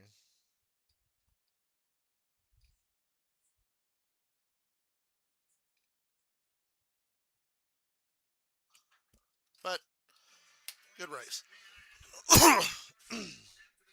And he takes it a second straight here at New Hampshire Motor Speedway with his good friend Bubba Wallace chasing him down. Bubba said after the race, man, that one time I took the brakes, that's what did it for me. Didn't have a shot after that, but Ryan Blaney is in victory lane once again. Gets out in front of the crowd there and pulls in here to victory lane. Here's how the chase standings look with 1 race left in the race. Priest is 31 out. He's really the only one that's got a chance. Priest winds up gaining 19 points here at his home racetrack. He's now 31 Shane Van Gisbergen. How about the rally for Austin Cerndick? Very late. He winds up finishing 12th today. He's got a little extra cushion at plus 44 above Ryan Preece. It winds up being a second place finish for Bubba Wallace. Dave, you're with him. Second name for Bubba sounded like it might have been a challenge, even though you were challenging for the win. Yeah. That's the thing I kind of hate about this place. The last time we ran good, it's one of the worst driving cars. We finished third. The worst driving car I've had this year, and we finished second. So it's just been saying it all week long. Like I think I finally know. Like throw out the field that I'm chasing, which is hard to do as a race car driver. Searching for that right front, it's never really there. But we fought, man. I had a nice day, just by myself, regrouping, and got the head right, and just knew I had to fight all day, and that's what it takes. And where it starts with these people on this 23 team, that they push me to be the absolute best, and I fail them in my life, but they stick behind me, and it's super cool. So I appreciate that. Appreciate some Cora being on our way to Camry. Excited to get home and see Amanda, Max, and Cameron, and go have some fun at Daytona. Jason, your friend there at the end, he's clearly got he's got a lot of traffic in front of him too, but that lockup at the end with a few laps to go, but did that seal it?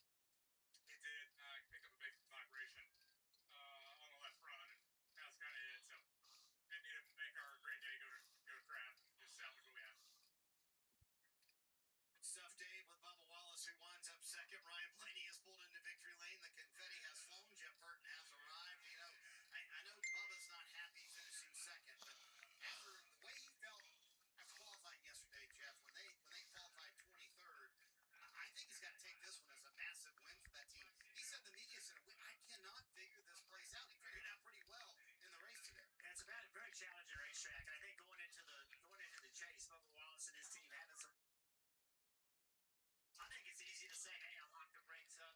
That messed us up. And it really didn't hurt the lap time that much. It wasn't that big of a cost.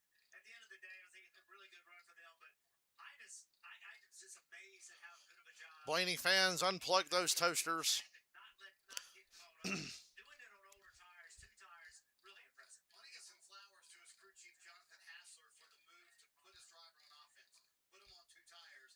I want to ask you, number one, as a driver, is that what you want? And then number 2, was that their only move to get them back in the game because they knew they had the best car? For sure. The 12 and the 21 had the most speed all day long. You had to give your driver an opportunity to get that track position back, and then put it in his hands. If they run you down on 4 tires, they just run you down. But the only way you're going to win this race is give him track position, and the only way to get that back was with the 2 tires. What an effort from Josh Berry, who just continues the absolute roll here at New Hampshire. It's a third. Dave is with Josh Berry. Josh Berry did so much today to try to make it happen. Ultimately, at the end, what was lacking? Yeah, I mean, we just slid a little long in that last stop. Was trying to get everything I could, and we didn't have pit stop was a little slower too. We just kind of gave up too much track position early. And I mean, fought hard to get back through there, man. I mean, that was everything I had, and that's everything I could do today, and it was pretty good. I'll say that too. But no, it was a lot of fun, and just a great job by these guys. The car was really solid, and yeah, just to manage the rain and the drying track and all the different conditions we had to stay up front like we did. It was a good day. When your crew chief tells you you have time, you're catching him, it'll be close. Do you do the math in your head, or do you just bear down and just go for it? Because you were catching them.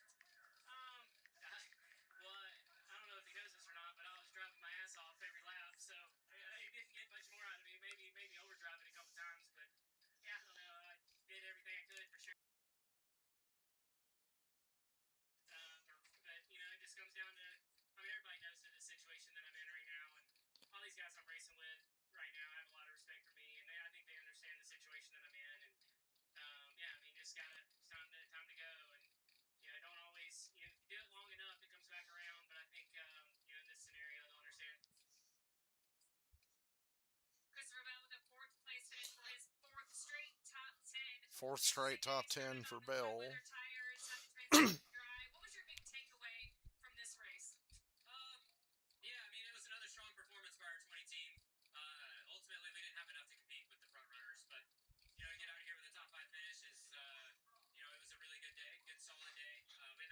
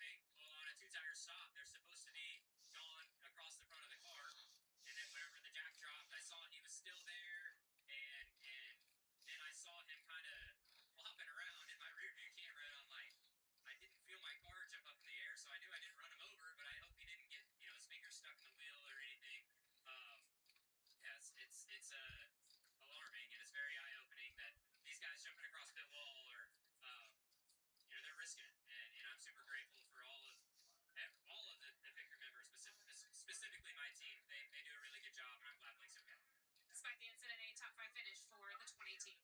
Yeah, I want to echo what Christopher Bell said. Glad to see that Blake Houston is okay, former college baseball player, and he immediately waved off everyone. But Jeff, you kind of take that onus on you as a driver when something like that happens, and you have to move forward from it as well.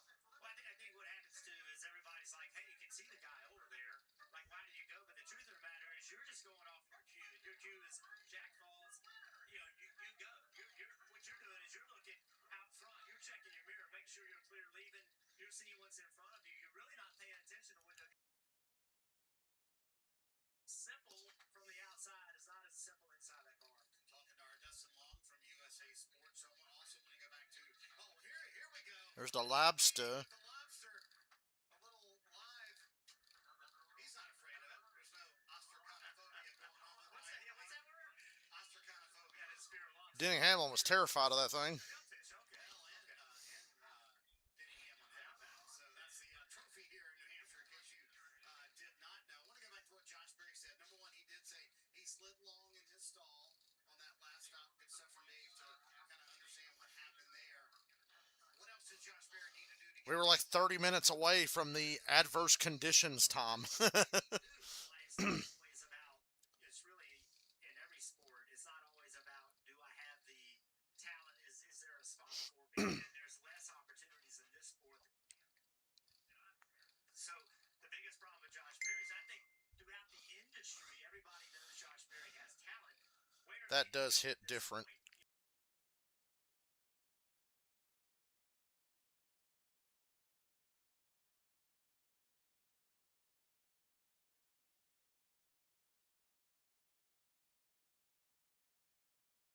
Even if it's not in Cup, if it's a place somewhere else, whether it's O'Reilly's or in trucks, where he can show everybody and then work himself back up here. We've seen many great drivers in our sport. Dale Jarrett, Mark Martin, just a few that have been in the sport, left the sport, and then come back with great success. Fourth straight top 10 for Josh Berry and the Wood Brothers. First time they've had fourth straight top 10 since Morgan Shepherd in 1990. 4 straight top 10s. It's the first time since Morgan Shepherd did it in the 21.